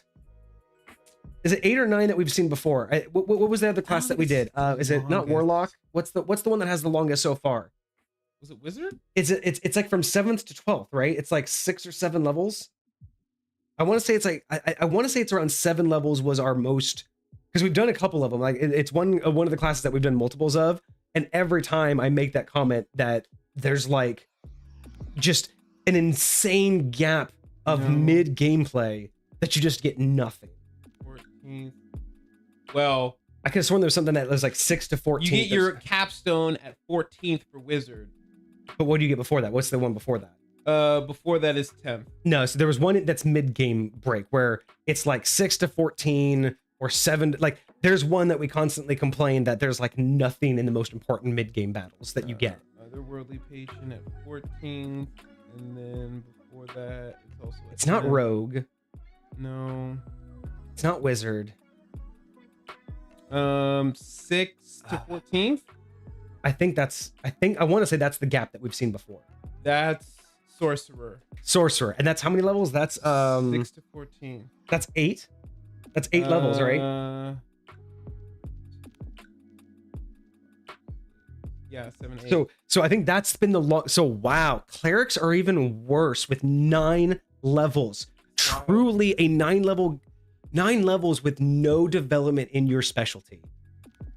Wizards of the Coast, what the fuck? I will say, so 9th you get Jack, except for the spells that we were talking about a second ago. So, which we're gonna get Scrying and Synaptic Static. Scrying's such an interesting one to me. I'm not upset with it. It feels like the only odd one out. I know Pokeniner said something about like the eyes always watching, but you know, it's just something weird. Note that Wizards made the design blunder in the open-endedness with Divine Intervention. Right. So we're gonna get to that one here soon. So what's after 8th level? So after 8th level, you get these 2 spells. You get Scrying and Synaptic Static. And then at 10th level, that's when you get your Divine Intervention. So read Divine Intervention for us. Let's see why Divine Intervention is their idea of the we've solved it all, don't worry. All right. So for Divine Intervention, because I don't know specifically what 5th edition. This is our first time going through a cleric, so that makes sense. So it says, imploring your deity's aid requires you to use your action. Describe the assistance you seek and roll a percentile die. If you roll a number equal to or lower than your cleric level, your deity intervenes. The DM chooses the nature of the intervention, the effect of any cleric spell or cleric domain spell would be appropriate. If your deity intervenes, you can't use this feature again for 7 days. Otherwise, you can use it again after finishing a long rest. Right before you said the 7 days. Say that part again about what actually happens when you evoke it. The DM chooses the nature of the intervention.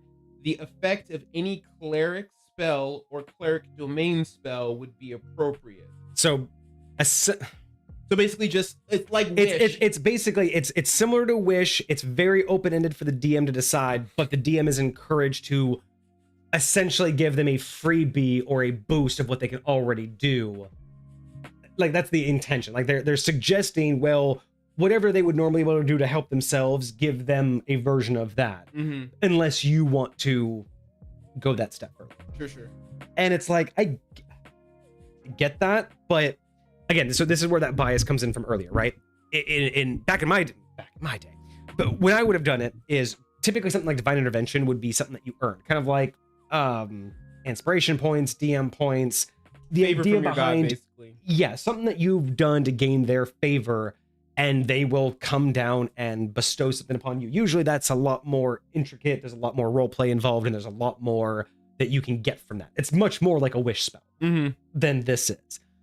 And while I can understand how semi-beneficial this is, once every 7 days, and you're more than likely only gonna get like if we're going based off of what that's suggesting, I'm more than likely only gonna get an effect, A spell effect that I could do myself. Now, I will say, at 10th level, it doesn't say the effect of a spell level you can cast. So theoretically, you can get a 9th level spell at 10th level. I get that, but again, it's just more of a, I don't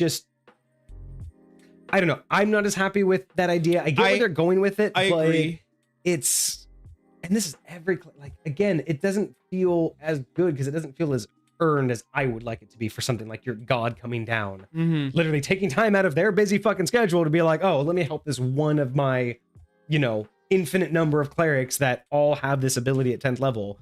I'm just going to parse out my day for any one of you who needs, it's just one of those things. I prefer something like that in lore wise to be earned more, but it's also just like, this is their capstone, is I'm more than likely just going to get maybe a boosted version of what I can already do. Yeah. I get it, but personally, it's not as powerful as I would think it deserves to be with a 9 level gap to do nothing else. Like, I don't think it's that strong, to be honest. Like, unless DMs are allowing players to abuse it, and unless DMs are being very, very generous with this, I feel like this is kind of underpowered for how long I have to wait to again feel like I've advanced in what I can do. I'd feel a lot better if I were able to acquire this and then almost like hold on to it like a token, like you were talking about, basically saying, okay, I've gained this divine intervention, I've gained this piece, and now I can play it. I can call you down when I need it. So that way, at the moment, And that's I'm not usually how I guessing run if it, you're yeah. going to show up. You're going to show up. And that's usually You know what I mean? how I run it is. And again, that's at level 20, you have a 5% chance of proccing. That's you do insane. get an improvement at level 20. So you can call down 20th level. You call down your intervention. When you call for intervention, succeeds automatically. No roll required. God, that feels so bad. Because again, we've talked about this. A capstone that late in the game, like if I'm not already at the BBEG, I'm only going to use that during the BBEG fight. And I probably I can only use it once. It's gotta be. I don't feel it. I'm sorry, but I don't feel that being like this. You don't feel love? It does not make me want to play a cleric anymore. Like, not saying I don't want to play it anymore ever, but I mean that it doesn't make me want to play it any more than I already did. That's not what's attracting you to being a cleric. That feature. That feature does not make me go, oh, that's it. I'm sold. I'm sold. Let me just make it to level 10 and I'll be fine. No, it sounds cool. It sounds amazing, but it doesn't sound enticing enough to justify sitting for. I mean, how long is 9 levels? How many? Again, we've talked about this. How many gaming sessions until I level up? 9. You'd have 3 gaming sessions to level up minimum. Even 2. That's 18 gaming sessions, and I don't develop. All I can do is be like, hey God, can I do something extra that I already know how to do that I haven't learned how to do in 9?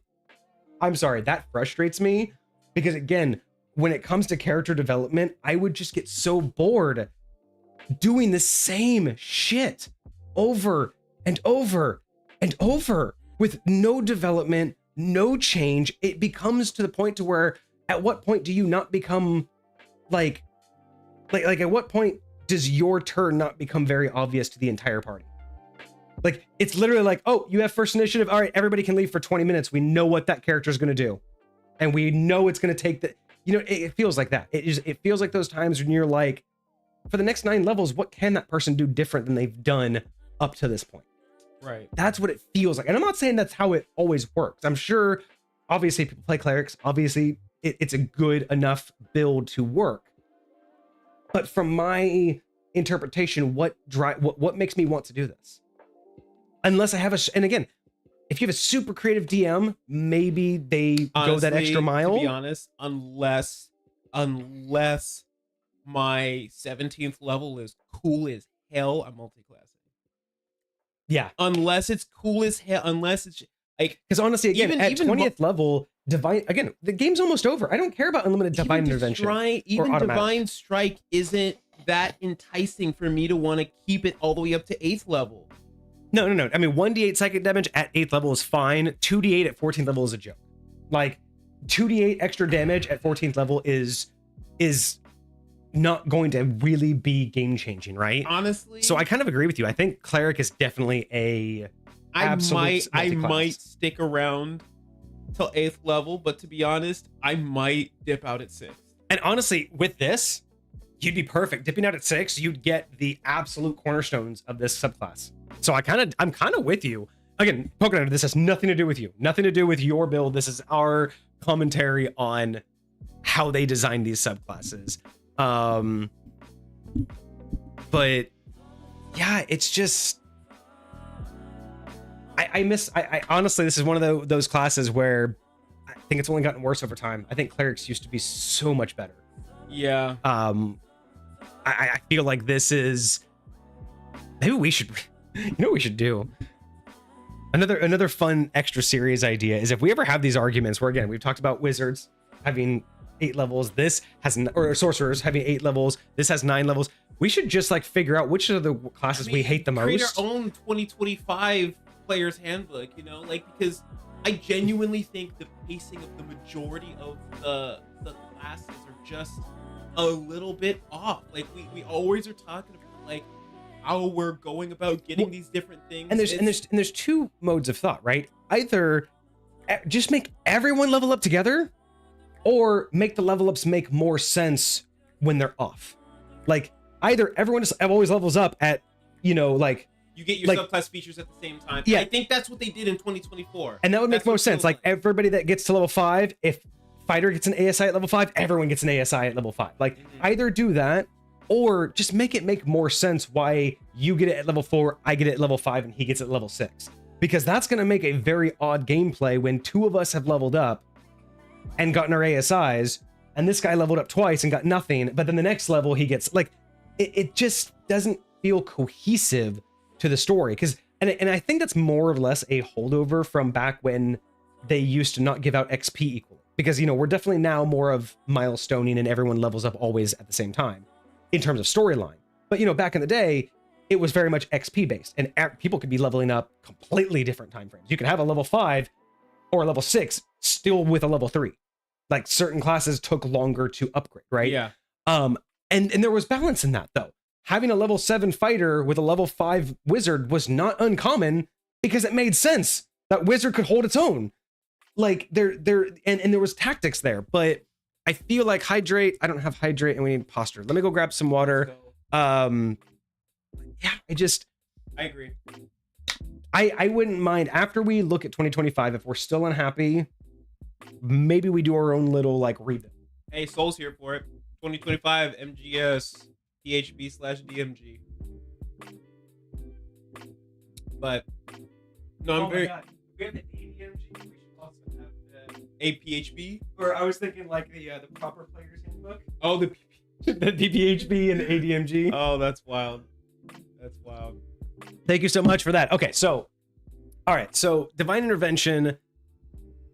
Yeah, I feel it's weak. I just feel it's weak. I just feel like it's not. I don't disagree. Especially because if it's less than a 5% chance, this is you're telling me not only is this a cornerstone to clerics, but it's also mid-game, and this is the reason why I don't get anything else. And I'm sorry.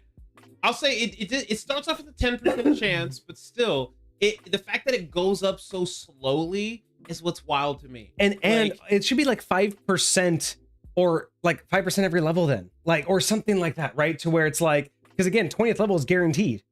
So if 10% at 10th level, 5% per level, it's like 50% chance, right? It's like, at least it makes it seem. If it was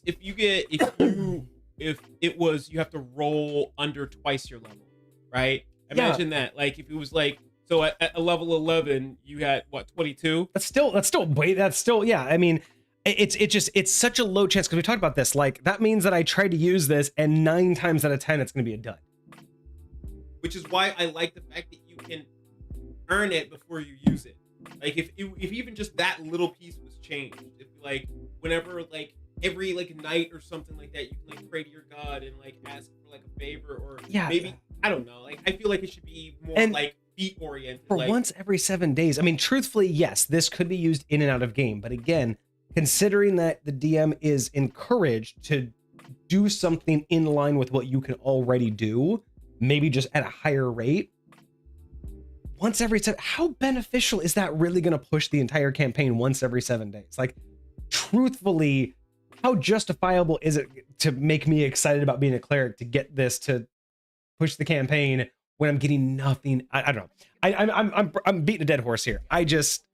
It breaks my brain. It literally makes this feel like it's not worth it. And like you said, I'm with you right now. Cleric doesn't look good past level 6. Divine intervention isn't worth it. I'll say by the time you get to 17th level, you'll have Destroy CR 4. You'll have for Turn Undead. For your Destroy Undead, yep. And then you'll get 2 more ability score improvements after you get your Divine Intervention. And that's it. Yeah. That's it. Until 17th level, and then after that. Even regular clerics don't get shit after 10th level.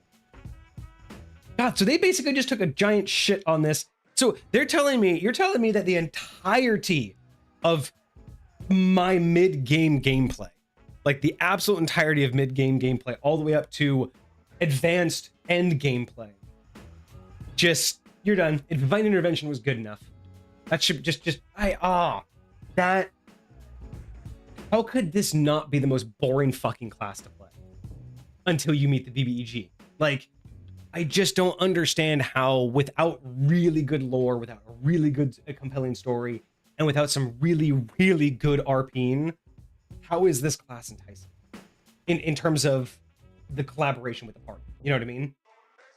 That's rough, man. It's so rough. Okay, so 17th level, we get Dreaded Presence. Your deity grants you the ability to sow the feelings of fear into all of those you wish to frighten. When you use a cleric feature or spell to cause the frightened condition on a creature, the effect ignores any immunities to that condition. I do like that. I'm glad that I wouldn't have mind seeing a resistance overcome first. So, or I guess nothing's really resistance. Yeah, there is no resistance. The only thing you'll see is somebody getting advantage against. Right, yeah, because resistance usually only comes to damage. So there wouldn't be a resistance to it anyway. Okay. So 17th level, basically, you can always attempt the fear condition, and there is no immunity to it. So someone's always going to roll. Mm-hmm. They're always going to roll for it. It also ignores any advantage on saving throws to resist or remove the frightened condition. So again, they're just gonna, it just drops them due. Everyone's gonna roll no matter what. Does that include, so there are some creatures that have spell resistance in general, which gives them advantage on saving throws against spells of potentially under a certain level, or just in general? It does say cleric feature or spell that causes the fright. So that means that your cause fear, if it causes the frightened condition, it doesn't care how you got it. How. It doesn't have to specifically say you're getting this because of the frightened condition. It just has to say if you're doing it in response to something that gives you the frightened condition. From the cleric. Specifically from the cleric, then it ignores it. Which I do like that. It sucks that's coming so late, but yeah, I do. I mean, this is right in line with what you would expect this class to have. As a reaction, when a creature that is frightened of you starts their turn, you can deal 5d6 psychic damage to them. You can use this feature up to 3 times, and you regain expended uses when you finish a long rest. So you just get to do lightweight fireball damage to one person 3 times. Yeah, as long as they're right. As long as they're continuing to be frightened. And this is the kind of frightened that they would have to break line of sight. So you basically get. Well, it's the normal frightened, and you don't get a save out of frightened unless you break line of sight, right? Well, that just depends on how you got it. Oh, gotcha. So this would still work with your cause fear spell. This would still work with your first level cause fear spell. It would also work with your 3rd level fear spell. It'd also work with the abilities that aren't, it's just anybody who's got it on you. And what's interesting is this. And it is your reaction too. So if you've already used your reaction, so it's definitely much more reaction economy. And we do have another ability earlier that was using up your reaction. That's what, yeah. So I'm kind of keeping that in mind, that we didn't really get any bonus actions or anything else like that. We're only using our reactions to that. I mean, reactions is pretty standard, I would say. So, I mean, the damage is right. The damage is definitely correct. It would really help when you're casting. Well, again, help for forcing saving throws for concentration. What? I'm trying so hard to make the cleric, not this class. I like this class. I'm trying to make cleric sound worth it.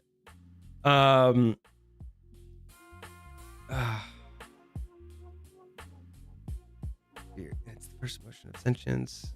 That's this. So it's used against something like constructs. Oh, okay. Right, because constructs would have immunity to fear. So yeah, you're basically creating an emotion for them. Oh, Pokeniner saying that's the idea, is like, because it's the first emotion of sentience, I guess. Not sure I agree with that, but I get the ideology of the first emotion of sentience is fear, which I disagree with, but I can see that being a lore purpose. I can see that. Yeah. But that's why you basically bring something into the ability to fear. You basically give them the ability to fear it. You can also explode their heads out of fear, essentially overwhelming their mind to just die. Is that how you're explaining like the psychic damage? Is you're just making them so you're scaring them to death.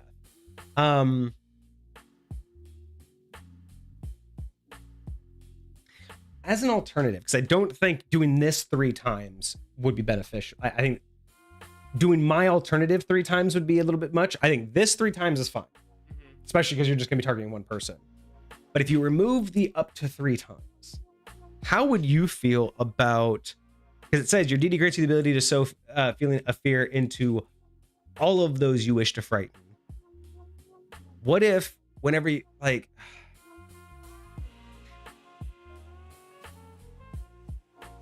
what if it said something more along the lines of like, once per long rest,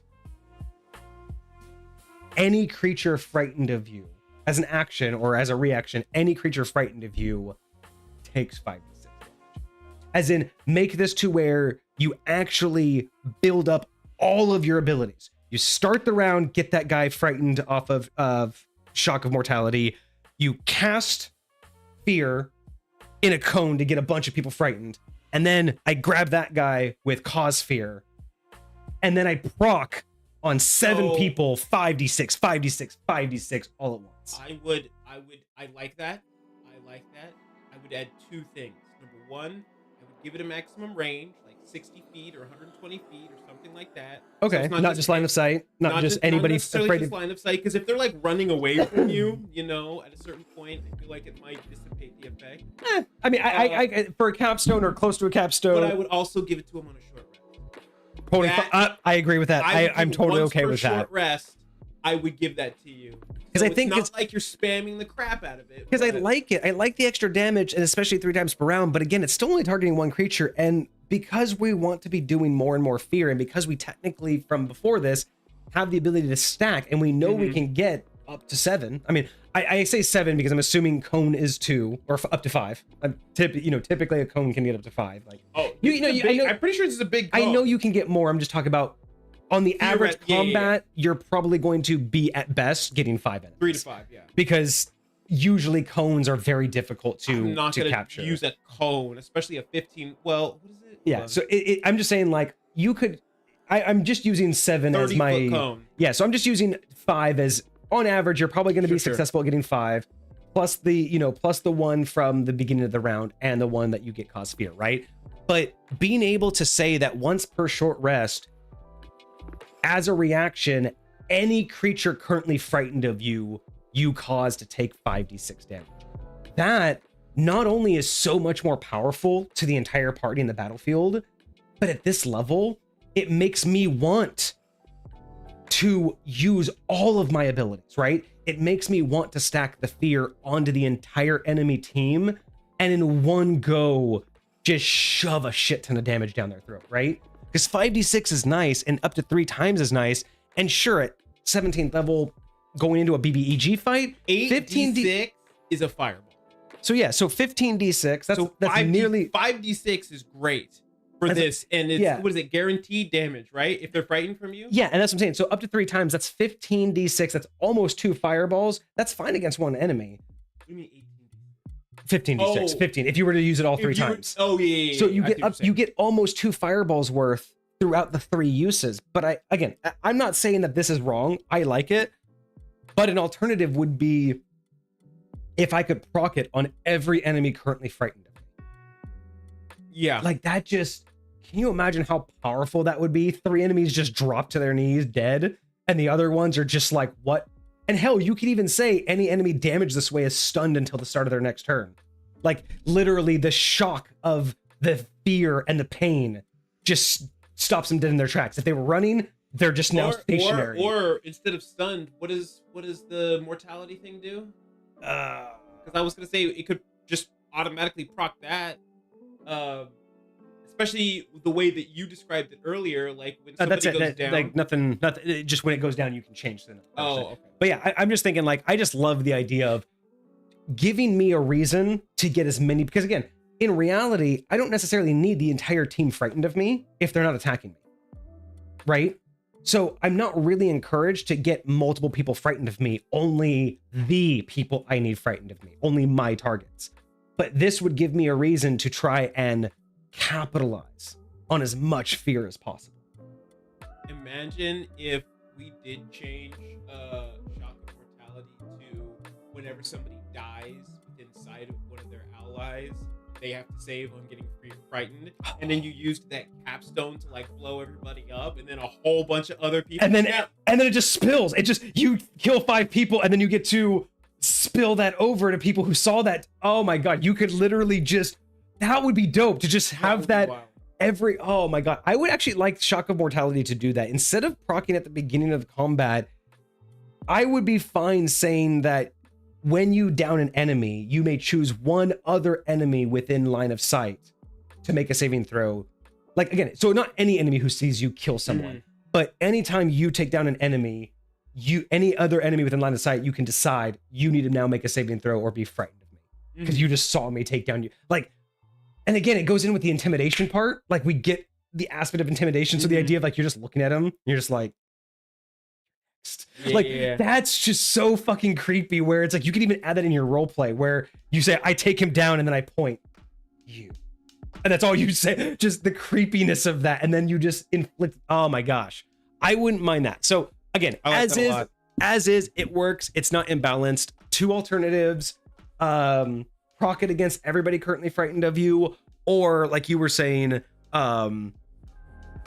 give it the ability to where, or not, yeah, proc it on multiple people, but also change the alternative of Shock of Mortality to where anytime you down an enemy, you can choose another enemy within sight to make a saving throw against being frightened against you. Oh, because again, the idea of you get to choose the next enemy too. It's not just any enemy or a random enemy. It's like, it's that idea of you're taunting them. You just killed their ally, and then you taunt them specifically to get in their head. Oh, that makes the lore so much better and so much more playable with this. Like, that would get me even to consider getting up to this level, because again, like imagine if like you're trying to frighten the BBEG, specifically trying to frighten the BBEG, and you kill somebody and you be like, I'm gonna get you, and they're like, nah, screw you. You do another one, I'm gonna get you, and they're like, nah, screw you. I do another one. You just keep making, but it's gonna crack him eventually. He's gonna be like, you are gonna come for me, ain't you? All right, like one of these days they're gonna go down. Like, I kind of like that. That's that. I don't know, that alternatives, not necessarily saying better, just alternatives. Oh shit, what's going on, Stream Elements? Stream Elements just keep throwing up my chat. Hold on. Pokeniner says, I'll build the idea, give you up to 20 d6. You can split those d6 among all creatures that are fright. Oh, so you're saying that Dreaded Presence would be that you're given 20 d6, and when you proc it, you can split that 20 d6 however you want among the people that are frightened of you? Or is it equal? Is it equally divided between everyone frightened of you, or do you get to choose? Because honestly, if you get to choose, if I can do, you get 1d5, you get a d6, you get a d6, you get a d6, you get 8d6. Fuck you most. Like, again, like the BBG. I don't mind either of those. I don't mind an equal spread, but I don't also mind a chosen spread. I really like the chosen spread, especially because it might not always be easy to make it equal. I 100% depending agree. on how many you have. But the real question is, do you roll the dice before you get to choose? I would say you divvy up and then you roll. So you say you're getting 8d6. But if they're all those 8d6 are ones, then they're all ones. That's what happens. I don't think you get to roll and then decide where I think you have to decide how many dice. I think that's even better for the cleric, because again, this isn't a spell. It's not like some sorcerer who's just throwing out magic and the magic does what it wants. You're fully in control of the sphere. If they're afraid of you, I 100% agree with this type of build and this lore that we have with this class. Why aren't you deciding who takes the most blunt of it? So I would be totally fine if Dreaded Presence said, able to, go over immunities, ignore advantage on saving throws, and as a reaction, any creature that is frightened of you, you have 20 d6 to split among them. Like, and then once per short rest. That would make this class, like, that would actually make me, actually want to reach here. It would suck. I'll tell you that right now. 9 levels would suck, but getting this would make this so much more worth it. It would make that grind so much better. I would feel so much better if this is where I got after waiting so long. That would be very Yeah, so Pokeniner, let me know what you were thinking specifically about the 20d6. If it's equally divided up, that's fine. I honestly think choosing it would be kind of cool. D6 amongst these creatures. Roll, take their Split damage. any number of d6. Yeah, so he says any number of d6 as an action to all creatures currently frightened of So you. split it as you wish. Yes. Oh my god, no. I like that. If you did 20d6, and again, if it's just the BBEG, 20d6, bitch. That's all you, bro. That's all you. You gonna eat that. Man, that would be, oh, that would make that so powerful. At level 17, yeah. Oh my god. Now, like is that the 3 times per long rest? Or no, is that- I would say that it that's is the once one time per long per rest. short Rest. Once per short rest, and specifically because it's a very tactical move. It's gonna proc, right? No immunities, ignores advantage on saving throws, right? Like you already are just you're given the best advantage to make as many people frightened of you as possible, and then you just split damage. But at any point, right? Basically, it's one. If you're talking about a short rest, you're basically saying once per combat. So at once per combat, you get a free 20d6 because you think about it. You know you're gonna frighten someone. There is no combat that this cleric is not gonna frighten someone by this level. That means you're basically being given a free 20d6 of damage every combat just because of this class. There is no other class, spellcaster or otherwise, that gets something like that, and that's what's sorely missed. Imagine. Oh, Now, that's dope. is there a saving throw for that? There's no saving throw. They just take that damage when that happens, right? Correct. As a reaction, creatures frightened of you would normally do that. I'd say keep it. I'd say that there is no save. If they are already frightened of you, they're taking that fucking damage. Period. I don't think they should be able to say they're already frightened of you. They've already done fucked up. I agree. Like, Pokeniner, I kind of hope you make that one change. If you make no other changes, I would love that change. That would make me at least feel that by the end of this, you earned it. Like, you finally earned something, because as of right now, the class is fine, but there wasn't much enticement. This is starting to get me going like, oh, I could fuck some shit up with 20d6. Yeah. Like, there's no other cleric that feels that strong. And the total different ways that you can then frighten people. Again, now, before we were talking about how complicated it was to frighten people. You have all these different ways and all these different conditions, but now it makes way more sense that you're going to be able to proc this. Start of the battle with the BBEG, you try to get him with Shock of Mortality at the very beginning if you don't change it like we suggested. Right out the gate, you could do 20d6 to him round fucking 1. Think about that. If you really wanted to do a show of force, you could jump in, and if you got Shock of Mortality as Pokeniner wrote it and got the BBEG right at round 1, your first turn, 20d6 damage out the fucking gate. Certain BBEGs, that could be nearly a quarter of their health. They could be literally one round. They could be a quarter of the way or half the way to power word kill. A lot of the times, when you think if the DM's being real, and they're not like a metagaming, a BBEG is not going to be super scared of the frightened condition, right? It's just the frightened condition, right? Mm-hmm. They're going to want to use a legendary resistance on something like banishment, right? But if I'm going to be frightened for a little bit, I'll take my time to save out of that. I don't want to be up close to you anyways, So being far away from you, it's not that big of a deal. So just letting that happen for like a hot second, and then all of a sudden, your entire mind gets wreathed with this like negative, psychic, horrible imagery or whatever the case may be. Dude, and then immediately follow that up with Phantasmal Killer. Dude, you could literally, by round 3, you could be within range of power word kill.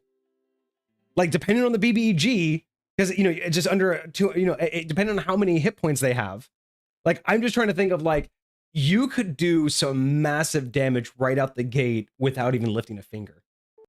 Because, again, Shock of Mortality as written would proc without you doing anything other than your reaction. Right? It's procced on your reaction, or... No, when you enter initiative, use your reaction to target a creature. Mm-hmm. Boom. Round 1, they're frightened, but you've already used your reaction. So then you'd have to wait for your second round, and then you'd be able to immediately do the 20d6. Theoretically, if you're first in initiative, and I use my reaction, and you're frightened, Well, I can use reaction to frighten. Shock of Mortality as written, you use the reaction to frighten right, them. but it's at the beginning, and so I can theoretically use my reaction before I've used my action. Right, but in order to do the dreaded presence, you also need a reaction. Both of them require the reaction. Oh, So you can't technically. So you'd have to Oh, I frighten see him what in a you're saying. different way. So you could. So you wouldn't technically be able to do in one round. You wouldn't be able to go from Shock of Mortality straight to dreaded presence. But you could do the spell. Weirdly You could do the enough, feared spell, or you could do cause fear. One of those would instantly proc, and then you could do dreaded presence. I feel like dreaded presence should take your action. I Not your wouldn't even mind a reaction. bonus action. I wouldn't even mind a bonus action. I mean, I feel like if you're doing the 20d6, like that's big boy damage. Like I feel like I am zoning in, and if I'm dividing it, then I am like spread. Like I could see that. No, I could justify that. Yeah, just a little bit. It feels And like, that would solve the issue of you could literally proc this round one. If you got I mean, Shock you're of not doing Mortality anything off, else, but still. And, would you need to do anything else? I mean, who and- else is doing that much damage out the I'll gate? say yes, you're doing it round one, but you're only able to do it on one person, and that's only if they fail. And that's so- why I'm just saying, like, yeah, like So this it's would just not be OP, which is good. it's not guaranteed OP, but Yes, it could be devastating It could. if pulled off right. And there's so many builds that do that, where if pulled off right, we're gonna walk through this. And if it fails, oh well, you still have all the other shit you can do. You still have all, like, it's not yeah, I kind of like this 20d6 and if it idea. fails, it's not the dreaded presence that failed. It's the shock of mortality that failed. Not shock of mortality. Yeah, the shock of mortality that failed. So, Legendary resistance make you cry though. Wait, so legendary resistance makes you cry though, but you'd have numerous tools to try again. Yeah, you would definitely have more tools to try again. Yeah. What do you mean by legendary resistances would make? So are you suggesting that this wouldn't overcome the legendary resistance? Because you say here it overcomes immunities to the condition and advantages on the saving throws. So legendary resistance is different. Legendary resistance just says you succeed on a saving throw. So it's not immunity. Gotcha. It's not advantage. It's just saying It's a guaranteed when I success. would have failed before, I succeeded this time. So that is kind of a feels bad, man. Happens all the time. But like Kage had mentioned, that's only going to happen if the DM is metagame And or has a BBEG that's it's paying attention. just the fear. The fear is the condition, which is like I was saying, like their BBEG. Like, are you gonna sit here and be afraid of the fear condition this whole battle? You're gonna waste all your legendary resistance. And even if you do, if you can use your legendary resistances on my Shock of Mortality, then use your legendary resistances against my fear spell. I still can just keep casting Cause Fear all fucking day long until you run out of resistance. And then I'll proc it. 6 of them without using a spell slot. And you ain't got that many legendary resistances. I have 6 chances to cause fear just with cause fear. Then I can cast fear and I can proc Shock of Mortality. That's 8. You don't got 8 legendary resistances. It's gonna go off. I'm gonna get you. Like, you might be able to save out of every other time I do it, but I'm gonna get it. Like, let's face it, there's and then very unlikely. once I do get it, using that what was it? The thing that gives you disadvantage on your checks for at least that's your channel divinity. Yeah. Your channel divinity, using that and saying, hey, every saving throw you have, now again, you can use the legendary resistance to say screw your disadvantage and just succeed instead, and boom, it's gone. But nothing here says, because there's a lot of stuff that'll be like, hey, once somebody saves out of this, you're immune to it for the next 24 hours or whatever. Nothing around here says that. So yeah, 100%. Yeah, you can't escape what you're scared of. Yeah, exactly. No, I honestly, I really do like the overcoming immunities, the damage. I like it all, but I do like the 20d6 against anyone frightened of me. I really like that. I think that's a fine touch, Pokeniner. Very nice. If you do decide to go Agreed. that direction, even if you don't, again, even if we don't change anything else okay, and here's the beautiful part. All of our changes, I think, are synergistic, but even if you take none of our prior changes, just this change alone, I think re-synergizes everything. Because again, it goes back to, you had a lot of different ways to frighten, and now here's a reason that you wanted to frighten as many people. You know what I mean? Yeah. It gives you this nice, well-rounded aspect, because before, most of the time, we were only focusing on one enemy.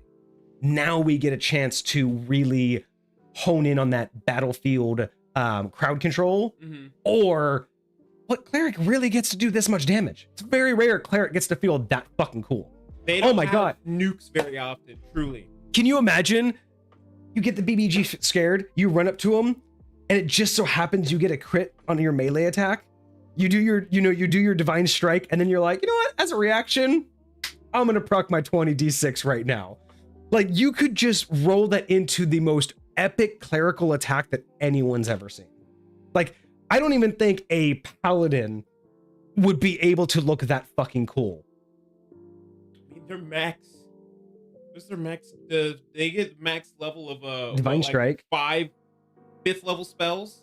Yeah, well, and they get divine strike. Yeah, but their divine strike is only like I think you start off with like 3d something, and then you can add like 1 for every level higher. Right. And so was it starting off 3, getting all the way up to 5? It's a maximum of like 8 or maybe 9.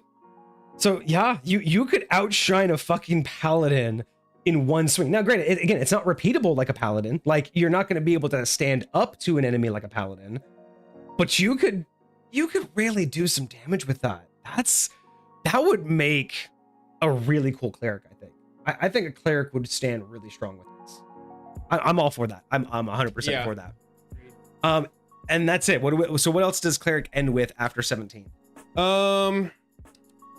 Let's take a gander. After our 17th level, we are going to get our 3rd use of Channel Divinity. So up until this point, we could use Channel Divinity 2 times. And that was way back at 6th level. And now finally at 18th level, I can use it 3 times.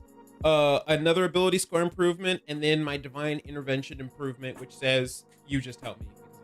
And even more so because of this Channel Divinity, I think even more so, I mean, because right now it's only extra damage equal to your level. I still think twice your level would be so cool. Like, Channel Divinity 3 times at twice your level at 17th or 20th level. Like, 20 damage. 20 damage. No, twice at 40. 40 damage. Yeah. 40 damage 3 fucking That's times. Like, damage. Again, like, because that's a capstone. And again, it's like, well, why would a cleric do that much damage? Like, it's a fucking capstone. It's like, A, very rarely do you get a cleric that can do that much damage, and B, like, at level 20, why aren't you guys just doing things that don't sound right? You know what I mean? Like, it's that whole aspect of the only thing in front of you is the BBEG fight. Why are you bothered holding back with balance? Like, I understand that wouldn't be balanced at level 10 to have a cleric outpacing a paladin in damage. But for capstoning, like, this is a very specific type of capstone. This is a very specific type of way. And they're not doing it all the time. Like, the paladin's going to get that damage consistently. Yes, and they're going to tank damage. They're going to be able to be there where you want to get in while they're frightened, do this damage, and then get out before they're not frightened. Like, you don't want to be there when the frightened condition ends, because then you're just in a world of hurt. You know what I mean? Like, you need that condition. But as long as they're in it, that's your world. They are in your world at your mercy. You know, I really, you said that, and it just gave me this thought of, like, anytime someone hits you, they have to save or get frightened until the start of your next turn or something like that. Like, for a round, just that one round, every time someone's coming up to you trying to, like, especially because this is more of the martial side of things. Like, well, and that's where I feel like the Shock of Mortality alternative, where that's just the feature of Shock of Mortality. Like, you get to choose an enemy that saw you take down their ally and be like, you're now safe. No, Save against being frightened against me. Agreed. I think that right there would be, so great, because we already have the ability to pass it off from one person to the next, but being able to, I mean, I guess that's kind of the pass off, right? Like, whether or not the person in front of you is frightened, it doesn't really matter. Like, the idea that you can just instill it in somebody else, be like, yeah, be frightened of us. That would be, like, those are the kind of things that I look for, right? That's that role play involvement that I look for, right? Because I like the idea, not just behind the mechanic of making more people frightened, but it's the why. Yeah. That's where I get more interested, because that why helps me psychologically get into what the next moves are going to be, right? Because if it's just purely mechanical and all I say is, oh, they're frightened, they're going to run away from you, and then I'll just have them go behind this rock and unsave, and then they'll just run back after you. Like, that's boring, right? But if I keep the psychology of what that fear is and why it's there, I can make the enemies do different things. I can make them act and think differently. And the evolution of the game, your notoriety, your reputation, shit like that's just going to be so much more enriching to the gameplay Yeah. than just being like, so people just don't like to be around you. The enemies are constantly on the other side of the battlefield from you. But that's not as enriching as really instilling the idea of like, what is this doing to the mindset of the enemy? Yeah. Like, oh, that's cool. That's cool. All right, Hecate, take it easy. So glad you were here for most of it. We're about to get to the score, but you'll see that posted in Discord if you're already gone. All right, so overall, I'm not upset. I'm upset with Cleric, but I'm not upset with this Cleric. Right. I'm okay with this subclass. Dread, 100% think it's the right name. I am so happy with that name. I don't mind the backstory and a little bit of the lore behind it. We didn't get a whole lot, but I get the mindset behind it. In terms of the actual, again, I don't think we found any imbalance. I wouldn't say that there's any issue with balancing. I think it's more of differences in approach. Groveling Sight is brilliant. Withering Panic is also really great. Because again, it's like anytime they try to save out of any frightened stage, they're going to be taking damage. That's just even better. Yeah. That they're just always going to be taking that no matter what their frightened condition is. So those, no changes there. Channel Divinity, I think we both just agreed twice your level in damage instead of equal to your level. I agree with that. I think just to make that a little bit more juicy. And then disadvantage on any future saving throws for being frightened to you until the condition ends. That's just gonna be so clutch. Shock of Mortality, I think this is where we finally started to make some big changes here. In terms of as is, it's not terrible. It could be kept. I think that the proc should be, I think that this should add a proc to where, whenever you are the cause of an enemy's death, you can choose another one of their allies or another enemy within line of sight, and they have to save or be frightened of you. Yeah. I think that should be the proper proc, but everything beyond that, any attack you make on a creature that's frightened of you has advantage. Creatures frightened or die cause the reaction to move. That basically is what we're saying, right? Like it's just saying instead of procking at the beginning, you just proc it every time someone dies. Just whether they are afraid of you or not. That's what I'm thinking is the difference, is the target you killed does not have to be afraid of you.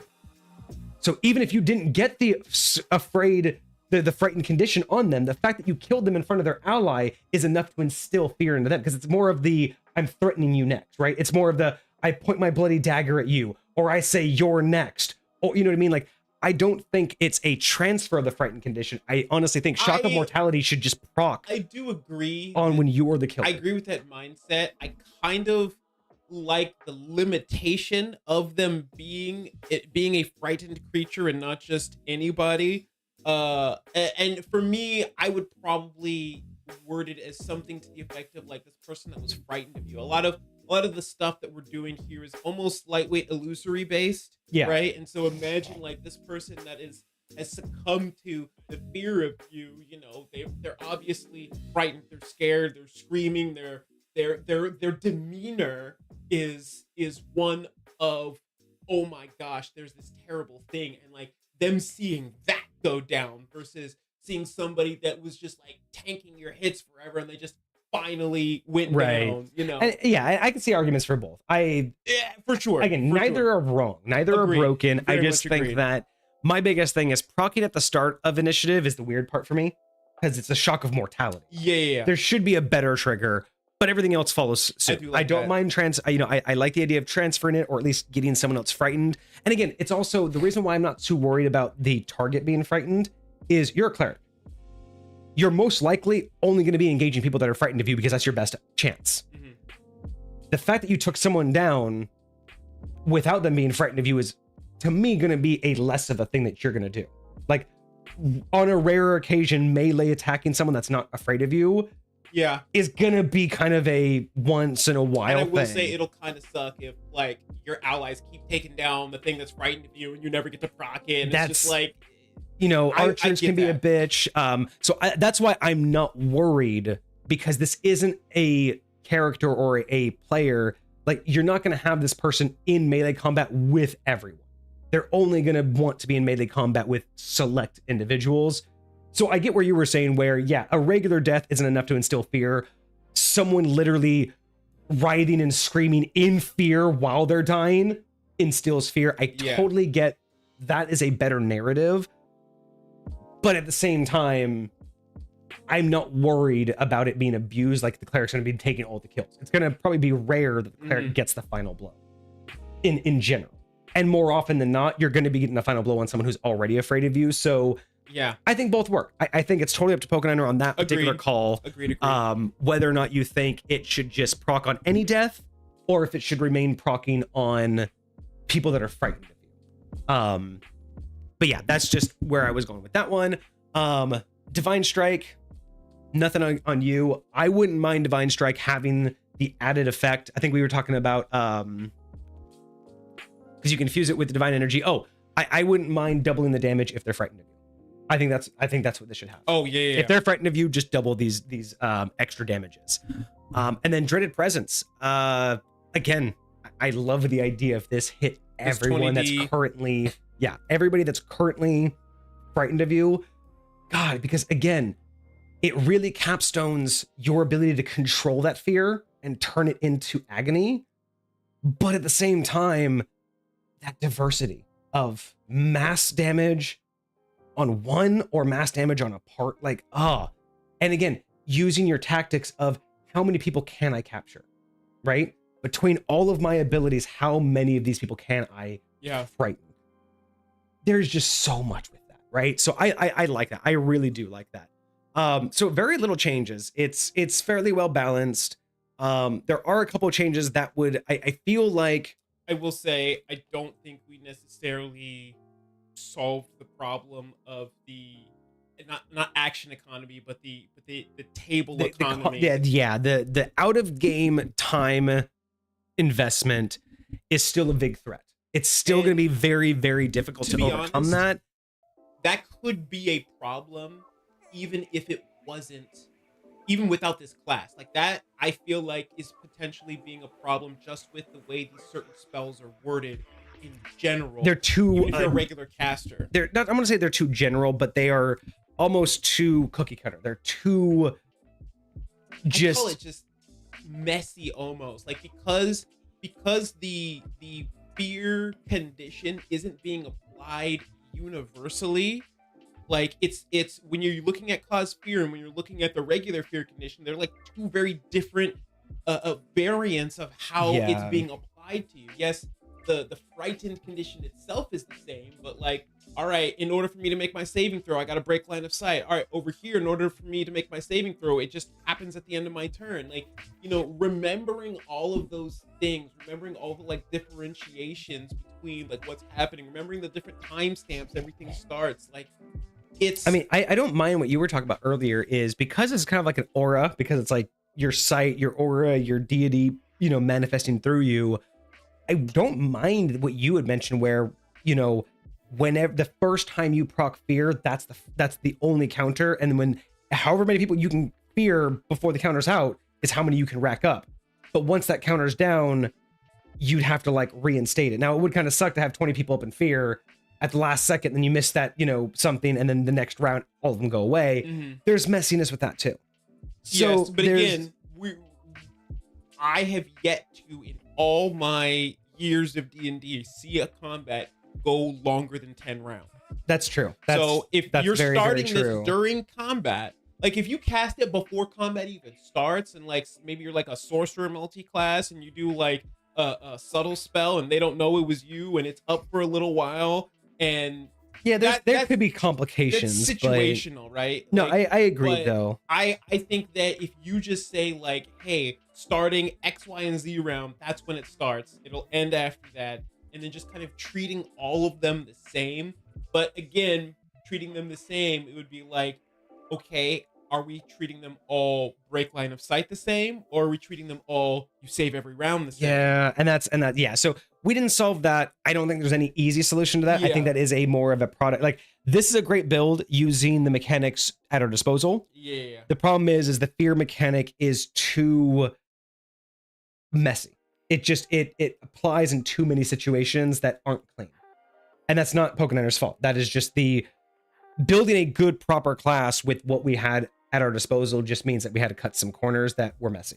So yeah, we didn't solve that, but there are plenty of other class builds. There are plenty of other min-max builds. There's plenty of other things that make the game messy that just DMs and players have to decide if they're going to do. You know, there are so many alternative rules. There's so many magic items that some people just don't want to deal with. Like, I mean, again, encumbrance. How many games have you ever played in that a DM actually counts encumbrance? Once. Exactly. It's one of those things. It's a core mechanic. It's in every rule book. And yet 9 times out of 10, I will say I've honestly had only like a handful of games that I can remember that actually bothered paying attention to encumbrance. Yeah. So in reality, if I can just ignore that, then you can easily recognize that there are, if people on average will ignore encumbrance, then you have to accept that there are obvious constraints with how rules is written has made it easily accessible, but not cleanly understood. Yes. So with that, we wouldn't hold that against Pokeniner for that one. So I will say this, I'm very happy with this. This is making me think definitely a lot about clerics now in 5th edition. I wouldn't say that it's giving me high point inspiration because I just run clerics completely differently. Sure. So this is just one of those situations where I don't know if I could apply anything like this outside of like, I like the abilities. Like I kind of like a cleric having this kind of ability. This feels like a subclass I would enjoy subletting because you can give these types of features to like other things, like maybe not cleric. Got a whole party of fear. Like, can you imagine just an entire party that can inflict fear? Dude, give it to a what do you call it? Give it to a warlock. Give it to shoot a rogue. Give it to a fighter. Give it to a druid. Yeah. You know, no, I could see that. Yeah. So, I mean, I do like the idea of a fear-based. I like it. I will say though, even though this isn't Pokeniner's fault, yeah, I'm trying to justify, even with all of our changes, how likely am I still going to want to slog through this campaign just to get here? And I don't want to hold it against Pokeniner, but that is part of the whole deal, right? Is in terms of compatibility, that part isn't really compatible, but I don't really want to hold it against, like, you know what I mean? Like the creator for sure. Yeah. So it's one of those harder decisions on figuring out, you know, how this, you know, how compatible this really is.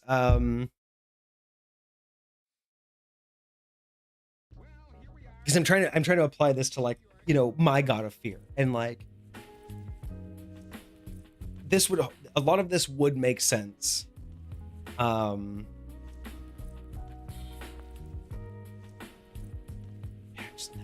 Like, there's so little going on too. It's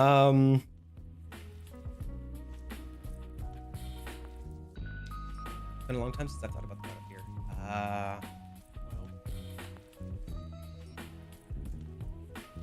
Trying to get into his mindset so I can actually understand, like, what would he approve of?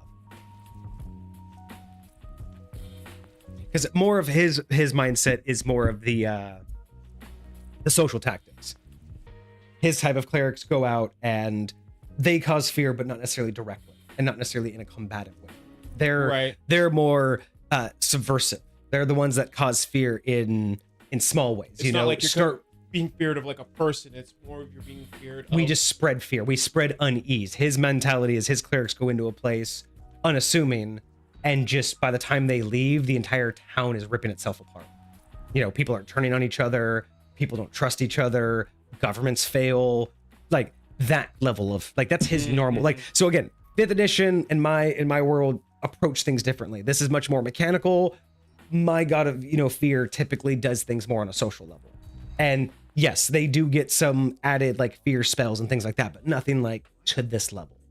So I'm trying to think of how applicable would this be to his like ideology, right? And it's very, very close. It's extremely close. I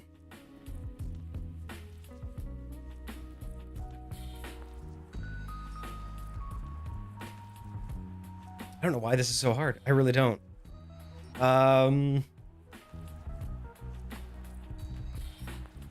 it's not imbalanced. It's definitely unique. It's not just like a reskin of something that we've seen before. Oh, 100%. It goes in a brand new direction that we haven't seen clerics go before.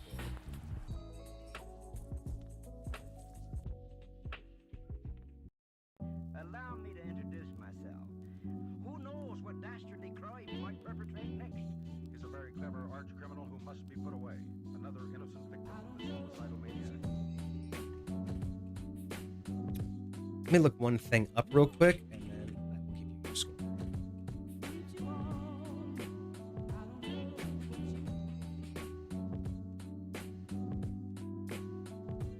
Going to Pound City, leave them begging for mercy, kind of. Wild. I just have to look at this quick check. 1 second.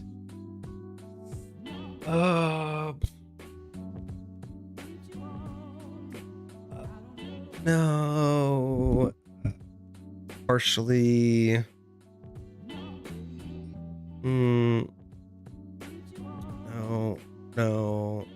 No. No. No. No.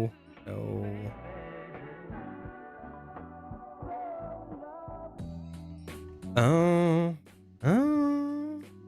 What?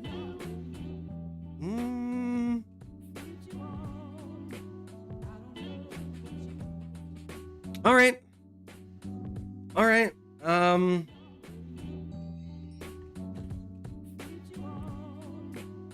All right. I think it's gonna get an 8 out of 10. Ooh, 8 out of 10. Let's go. I couldn't decide if it was a 7 or an 8, but it's most of the issues with it aren't Pokeniner's fault. And Yeah. so it's like the compatibility of it's like, is it compatible? No, like it's a 7 in terms of true compatibility, but I don't play in 5th edition. So everything has some sort of alteration, right? Sure. So outside of the direct limitations of 5th edition, this works and I could use it. I would adjust quite a bit, but not in the sense of like I would just add to it, but I wouldn't really have to change it. That's like outside of the change that we've already suggested, it in and of itself is good. It is usable. It has a really clear and clean cut idea. It's just, it needs a little bit of touch up because 5th edition just doesn't know what it's doing with it. Right. But otherwise, it's a really solid idea. It's a really cool concept of having a cleric that can pump out so much damage, have a little bit of crowd control, but also be so like thoroughly fit into this streamlined idea of frightened, right? Like it never detours away from that. You never feel like you're blindsided by an ability. You don't feel like you're getting something out of nowhere. And it's not like these things, like every single one of these things overlaps with itself in some way or another. It's very rare, like in all of the situations that we talked about and all the ways that we would use this, there's a very rare situation where you're not going to be able to use at least 2 of your abilities at once. Yeah. There are so many subclasses where it's like, yeah, these abilities in certain situations could stack and make some really cool effects, right? We like seeing that. Oh, yeah. Where if you could do certain of your abilities in order and stack them, but more often than not, we see those as extremely situational. This is just one of those things. It's every combat. Now, as frustrating as that would be out of game to maybe the DM to track, in game, when it comes down to usefulness, like everything that this character does works with itself. And we don't always see that in subclasses. A lot of the times these subclasses will just come with traits that are like, yeah, in this one really weird situation, these 2 things work, but in every other situation, it's one or the other. Yeah. This isn't like that. This is constantly aware of what it's trying to do. It's one of my most favorite things. It has huge synergy with all of the things, and it constantly and consistently builds on the foundation that it started with. So it feels like it doesn't ever feel like you're getting something you're going to throw away when you get to higher levels. Exactly. It's consistent and it's continuity. It has consistency and continuity because it's consistent with what it does, but it's continuity as in you never leave anything behind. Everything is always useful. Everything builds. And even if a particular power doesn't increase, its usability with later abilities doesn't diminish. Very much like so. You're Very like, much so. Like at this point, you're always using Groveling Sight, right? Because especially, procking Withering Pain. Like, there's no combat. I'm not going to be using those, right?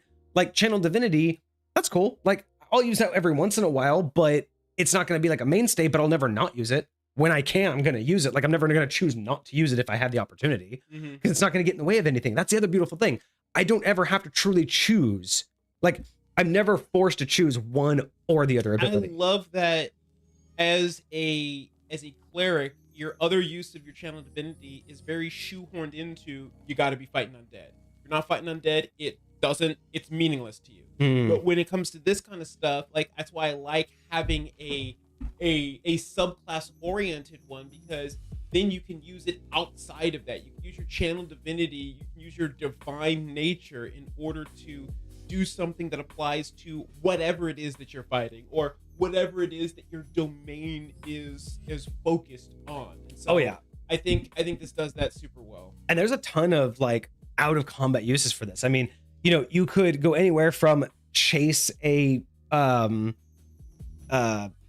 shopkeeper out of a shop so you guys could loot the place, or imagine being able to be like, hey, we want to search this this caravan or something. Like, we got to search for this place, but those guards, we got to like, distract them, put one of the guards under fear, and then just sit there and walk towards them. Like, what's wrong, buddy?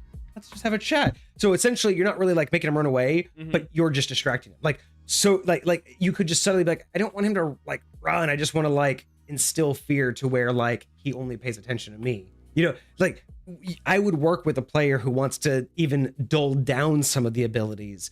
Because again, a lot of times everyone always looks at, I want to use it as it's written. I want to use the best of its ability. I mean, but me as a player, sometimes I want to use a dulled down version of what I can do. If I cast Cause Fear at second level, there's two guards like guarding some doorway or whatever the case may be. So I upcast it so I can get both of them.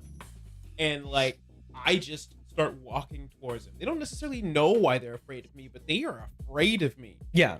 Now, they're guards, right? They're trained to hold their post. Like, they're not necessarily, again, Cause Fear doesn't say you have to run away. True. It says they can't willingly get closer to me. Right. But like, standing their ground and just realizing like, I really don't want to fight this. I really don't want to fight. I really don't want to fight. Like, and that's what I'm saying is like, but a lot of the times there's this mindset of, if you're going to use the ability, you're going to get the full ability. And it's like, but I, as a player and as a DM, love it when players are like, can I downcast this? Like, it says it will do XYZ. Can I just do XY? Can I just hold it back? Like, imagine just being able to be like, oh, you want to like get behind the counter? Let me just stare at this guy and be like, can I just get a fear gaze lock where he just looks at me and just goes pale and just locks with fear just for a few seconds?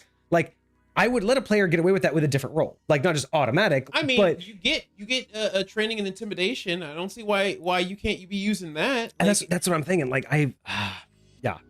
Genuinely feel like,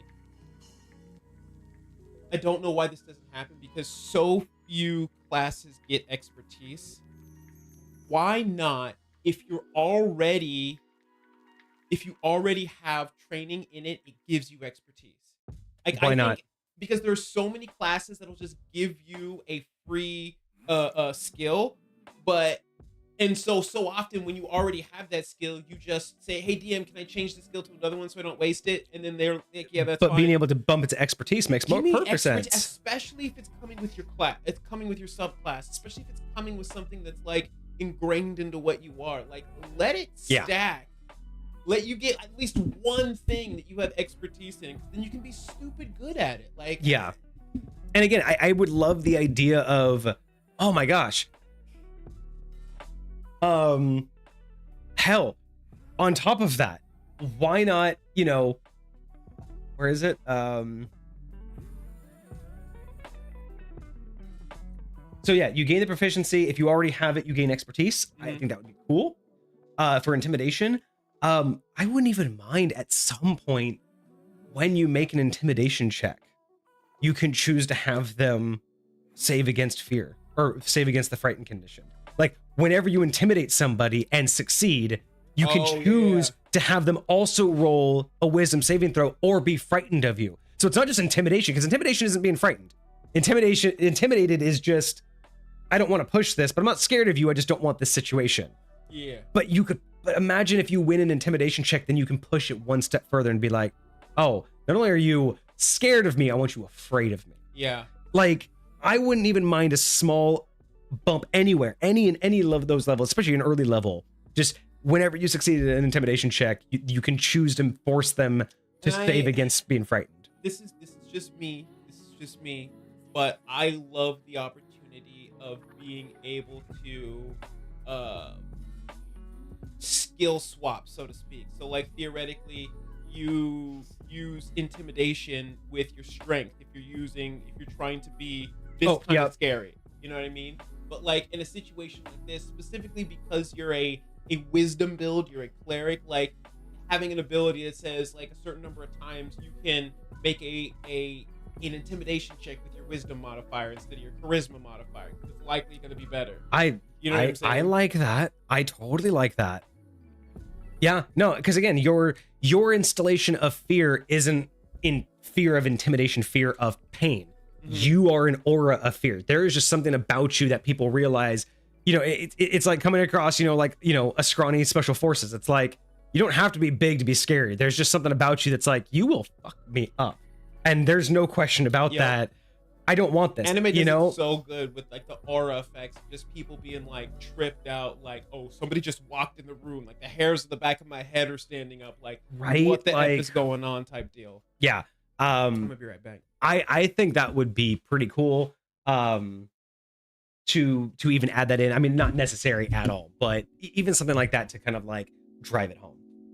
But yeah, this was a really fun read. This definitely gave me a lot to think about. I'm curious now to read more of the cleric subclasses, because this is my first introduction to cleric subclasses in 5th edition. So really just had no idea what to expect. Really upset about such the long wait until you get to capstoning and until you get anything. I think that's honestly the biggest holdback for me. I've never really been a huge fan of clerics. It's just never really been a class that I care too much about. So I don't really play a lot of them. I think I've played 2 in all my years. I think I played 2 clerics. So this gives me hope for 5e clerics. The 8th to 17th level really puts me off, but a build like this comes close to making it worth it. I think someone who's really dedicated to wanting to see this through and who really wants this aspect of lore would be willing with the changes that we've made. I think it's enticing enough that someone who wants to run a fear-based or a frightened-based character, I think it's worth it now with our changes. But it's still just going to be, it's like, I guess that's just anybody who wants to be a cleric, that's going to be a lot. But I think it has a lot of potential to get people on board and give them a brand new type of cleric experience. I don't think there's any other cleric in any of the editions that I know of that is this combat manipulation oriented. Because that's what this is. It's not a healer. It's not a spellcaster. This is crowd control with melee combat. That is not something you hear of from a cleric. And you still have the ability to do cleric-y things, just like all the other ones do. You absolutely do. But it's not your specialty. Yeah. Like it's not your entire focus. It's just what you also can do, like every other cleric. But yeah, no, I think that anybody who's interested in something like this, I think that this is the way to go. I think that this is the kind of subclass that you would want to do. Honestly, I think that this would be a great introductory subclass to anybody who's typically a monk, paladin, or even rogue. If you are one of those 3 typically and you want to dip into spellcasting, this would be the fucking class to do it. Especially paladin. Yeah, because you're getting you're getting a little bit of spellcasting because you're a cleric. You're getting a lot of the same kind of control on the battlefield that you would experience from a monk or a rogue. You know, being able to be places, being able to move, you know, not necessarily move people, but manipulate the battlefield a little bit, be a little bit of that in the face melee combat, but not want to be in every combat always. So it's like, I feel like anybody wanting to dip into something that's not combat oriented, but comes from a combat history of characters, I think this is that bridge to get them to kind of test the waters out of, like, again, if you have a player out there who's always melee and you really want to convince them to be something different, give them this. This would be that great way to get someone off of a pure melee build and into something a little bit different, because it's not going to be as jarring, right? You're still fucking with people. You're still putting out damage. You're still kind of a melee attacker, but you're learning how to be more tactical than you are brute force. There's not a lot of other builds that would be as easy of a transition without multi-classing, right? Like sorcerer, wizard, those aren't really going to be an easy transition for someone who's always been a monk. Yeah. You know, who's always been a rogue. But unless they're going to multi-class into something, this is that nice bridge because it's going to give them a mix, a little bit of everything. And that's the other thing too. This is a really well-balanced character. I mean, you get a little bit of melee, a little bit of battlefield control, a little bit of spell casting, a little bit of healing, like a little bit of role play. You're kind of doing it all without, you're kind of the jack of all trades, but instead of just being a jack of all trades and a master of none, it's like, yeah, you got your hand in you're a focused jack of all trades. Just because you're not all DPS or all support, or like you're focused on a theme. Yes, you're a themed jack of all trades, and that right there is something that a lot of the subclasses just don't offer. Yeah. In terms of flexibility. So I think that's what's also brought this up to an 8. Is it's just outside of the core rule sets like failings, this is just really enticing. It's really interesting, and I don't know, regardless of being a player who wouldn't want to touch this, I don't know what party wouldn't be interested in having something like this, because most clerics feel like, unless you're a full-on heal focused cleric, most clerics feel like they just sit there and they're in the back. Like, not that they're useless, it's just I don't know very many memorable clerics. Just because, yeah, you were my healer. I love that you got me on heals. But that's just kind of like, I wanted to say that that's all they are, but I don't know any cleric that's truly memorable. This is going to make a memorable game. Yeah. I get what you mean. Like, a lot of the times when you think of cleric, you like think like they did some shit after the fact. Pure support. I think clerics are pure support characters. This brings you into the front line.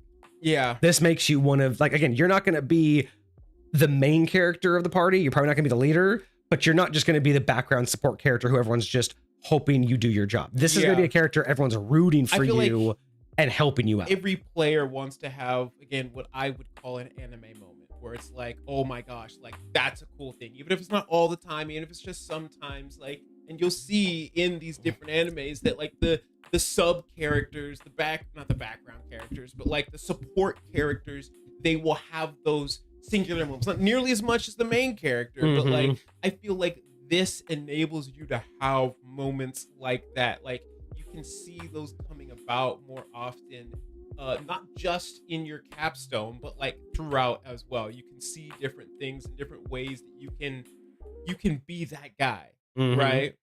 So I'm super here for it.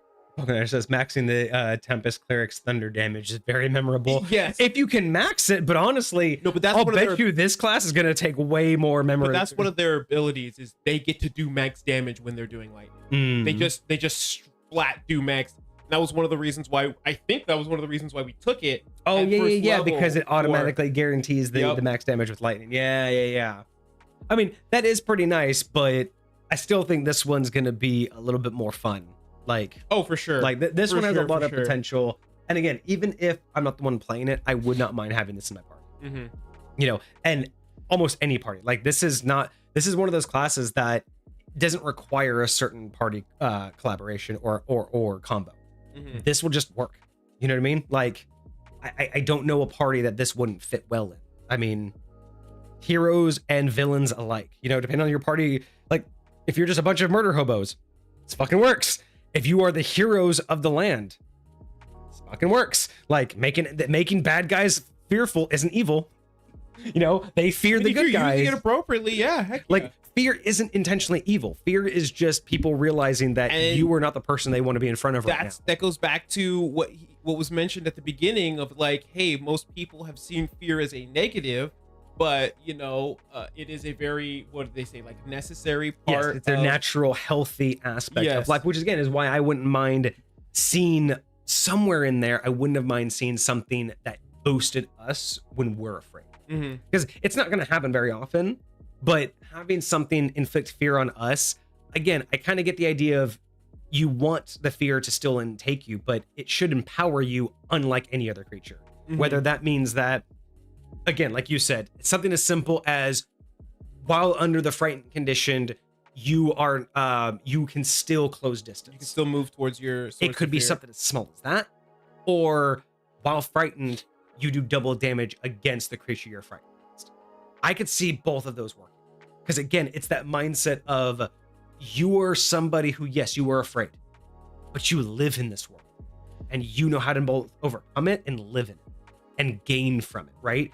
Fight or flight. You're terrified, but that means that you have a bunch of adrenaline. You're going to do more damage because you're going to hit harder, right? Or you're overcoming that fear, and as fearful as you are, and as you're going to have disadvantage on this attack, but you're like, but that's what I have to do. I have to, like, there's so many ways you can justify giving a boost. Even just giving you, like I said before, like a bonus to your AC, because again, you're being attacked. Yes, you have disadvantage on your attacks, but you're extra cautious and protective when you're up against that thing of feir, because you are Fear's extra, not crippling you. You Yes. are afraid of it, but it is not crippling you're you against it. hyper-aware type deal. And again, so in any way that you would be able to add that Pokeniner, any way that you see fit, that would be my last thing that I would like to see, and probably would brought this up maybe to a 9.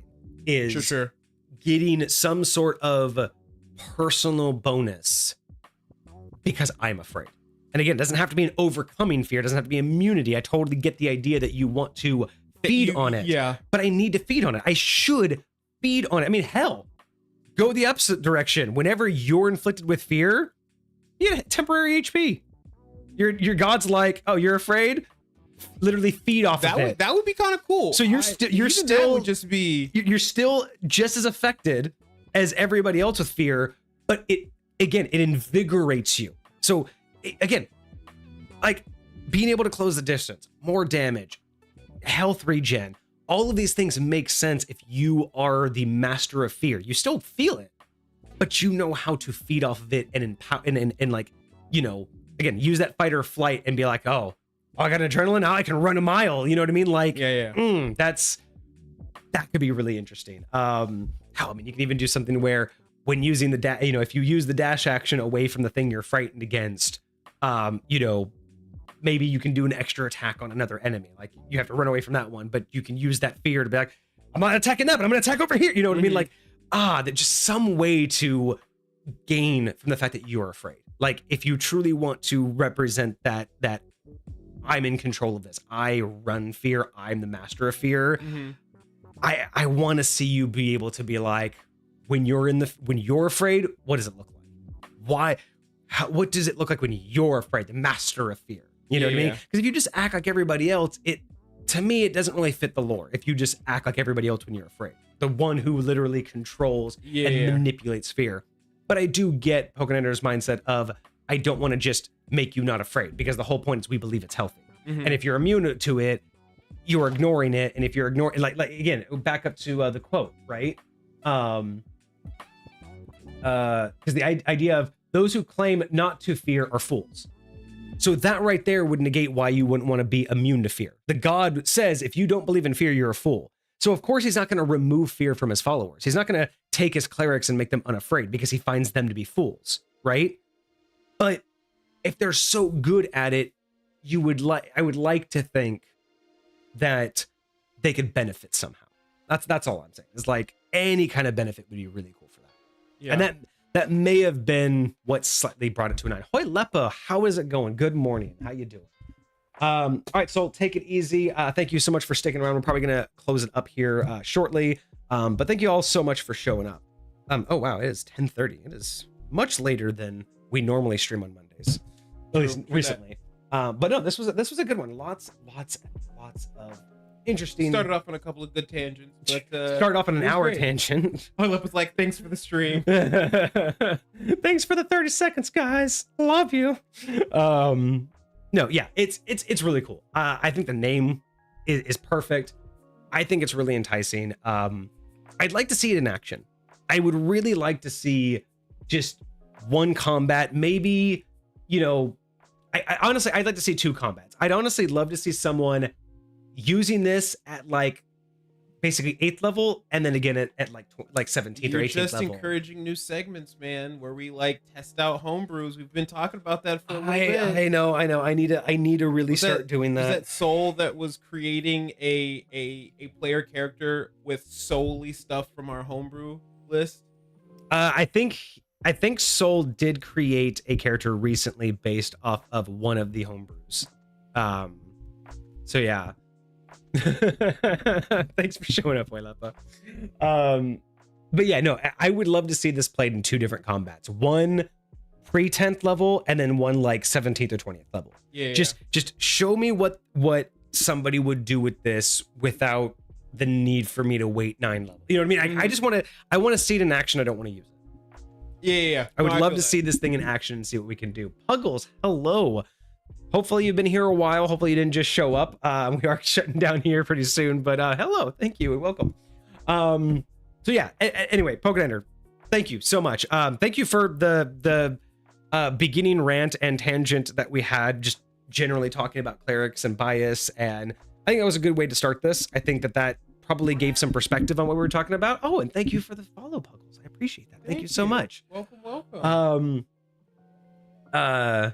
You did just very well. I'm so sorry for that. If you are interested, we do have all of our live streams go to YouTube. So if you want to click on the link in chat, you can check out all of our social medias. And if you go to the YouTube VODs channel, you can check out this episode or any other episode. And if you would like, we also have a Discord. Link is in chat as well. So you'll also be able to join our Discord, join the chat. We did just go over a homebrew. I can give you a little sneak peek here. We just reviewed a homebrew. We just got done with the Dread Domain subclass for Cleric by our follower Pokeniner. We do this every single Monday, so if you have any homebrew that you would like us to read on stream and give you our ideas and our thoughts about it, then you can do that through the Discord, or you can just give us ideas to talk about on Fridays. We stream every Monday and Friday for D&D discussions, where Mondays we do homebrew review from the community, and on Fridays we do either a history of where we'll take a topic of D&D and then we'll break out the entire history all the way from OD&D all the way through 5th edition. Or we'll just do like a giant tangent where we'll talk about like specifics behind, our history or things that we would do. So we do a bunch of different series. And of course, starting on Friday, or actually starting in a couple of days, I will have the new community stream goal set. Right. Starting in January, we won't have one in January. They will start back up in February. Start earning them again. Yeah. So basically the community streams is something that we do for everybody, that we have a community goal set with channel points, what we call XP. And if everybody puts in enough and earns it, it's usually like 10,000 for the whole community. If everybody puts in enough, then what we do is we add an extra stream the next month. So we'll have a vote for January. If you guys earn it, then February, we will have a totally extra stream added sometime throughout the month, usually on a weekend. It will usually be like a 6-hour stream, so a little bit longer than we normally do. And it's a topic that the community votes on in Discord. And we'll usually have multiple votes to kind of narrow down some things, but you guys get to vote on. We have a bunch of different themes. If you check out the Discord, we have like 6 different episodes that we'll do. So we have an episode called Subletting Subclasses, where we take a subclass and then we apply the ideology and the abilities to a different class. So we did the Echo Knight. We took the Echo Knight and then we made the Echo Assassin. Echo Assassin, yeah. So we made a rogue class out of the Echo Knight. We also have pop culture builds, where you guys vote on a pop culture icon. Could be from TV, movies, comics, and we take it and we make the D&D equivalent live on stream, where you guys get to watch us, and then we post that in the Discord as well. So yeah, we have quite a few different types of community streams that we do. Everybody votes on it, and then we just give that to you guys every single month. So if that sounds interesting, please stick around. We would love to see you again. Otherwise, I think that's going to be it. Pokeniner, again, thank you so much for the tangent talk, for the review. I hope you really enjoyed it. Seems like you did. I mean, you took a couple of our ideas. Go hard on Pokeniner's submissions too. They're so elaborate though. Like, I mean, there's enough to talk about. Like, sometimes people give us shit and it's like, no comment, it's good. And other times it's like, it's broken and it shouldn't be this way. And then but I mean, like, Pokeniner is like, again, it's intriguing, it works, but it could also just be tweaked. Like, that's the hardest part. It's one thing when things there, and there's so much you can do with it. And there's so many like ways to mess with it. The thing is, it's a lot of fun. It's so much easier when they're just broken, because you just basically give them the fix. Right. But when it already kind of works, it just needs polishing. it's actually a lot harder because it's like it works. I just kind of, you know what I mean? Like you have to you almost have to struggle to find why it's not quite done. That's the harder part, right? Sure. Like all of these, like so many of these abilities were just like, it works. I just wish it did more. You know what I mean? It wasn't it was wrong or bad. It's just sometimes it needs to do a little bit more. Sometimes it needs to do a little bit less. But Pokeniner is really, really good at putting these things together. So good that we get conversation out of it. Always. But yeah, anyway, thanks all of you for showing up today. I really do appreciate it. That's going to be us. Join us again on Friday where we will have one of our larger, probably do a history of. I've probably been thinking about doing a history of. I might do the history of dragons this weekend. Or this Friday, that's right. That's the one I wanted to do. That. And then we might end the year with, well, I guess we won't end the year. This is the end of the year. So we might start the year with a history of dragons. And then we might do history of Dragonborn the next week. Very nice. That would be 2 good back-to-backs.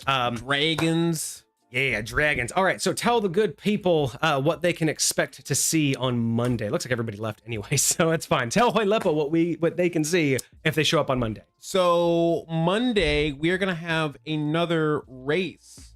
This is coming from Marty the Fearless. God bless America if I know how to pronounce this properly. The Fazra. Is this like another like the insectoids and the reptilians? This one does not have any sub races. Okay, this isn't like a whole community. This is just a single race. Gotcha. Let's see if I can give you at the very least. Oh, this is based on hippos. Oh, a hippo subclass. Okay, because we've already gotten insectoid subclasses with a couple sub races. Not subclass, race with sub races, and then we got a reptilian version with a couple sub races, but this is going to be a humanoid hippo. Yeah. All right. Well, if that sounds interesting, join us on Monday for a humanoid hippo. Otherwise, we will be back on this Friday with the history of dragons. That's going to be us for the rest of the night. Again, Puggles, thank you so much for the follow. Hoilepa, thank you so much for showing up. Pokeniner, thank you for the review. Soul, thank you for showing up. And if I didn't catch you in chat, Hecate, thank you also for showing up. Yep. That's going to be it for the rest of us tonight, guys. I hope you guys had a fantastic weekend, and I hope you have a great week ahead, guys. Cheers.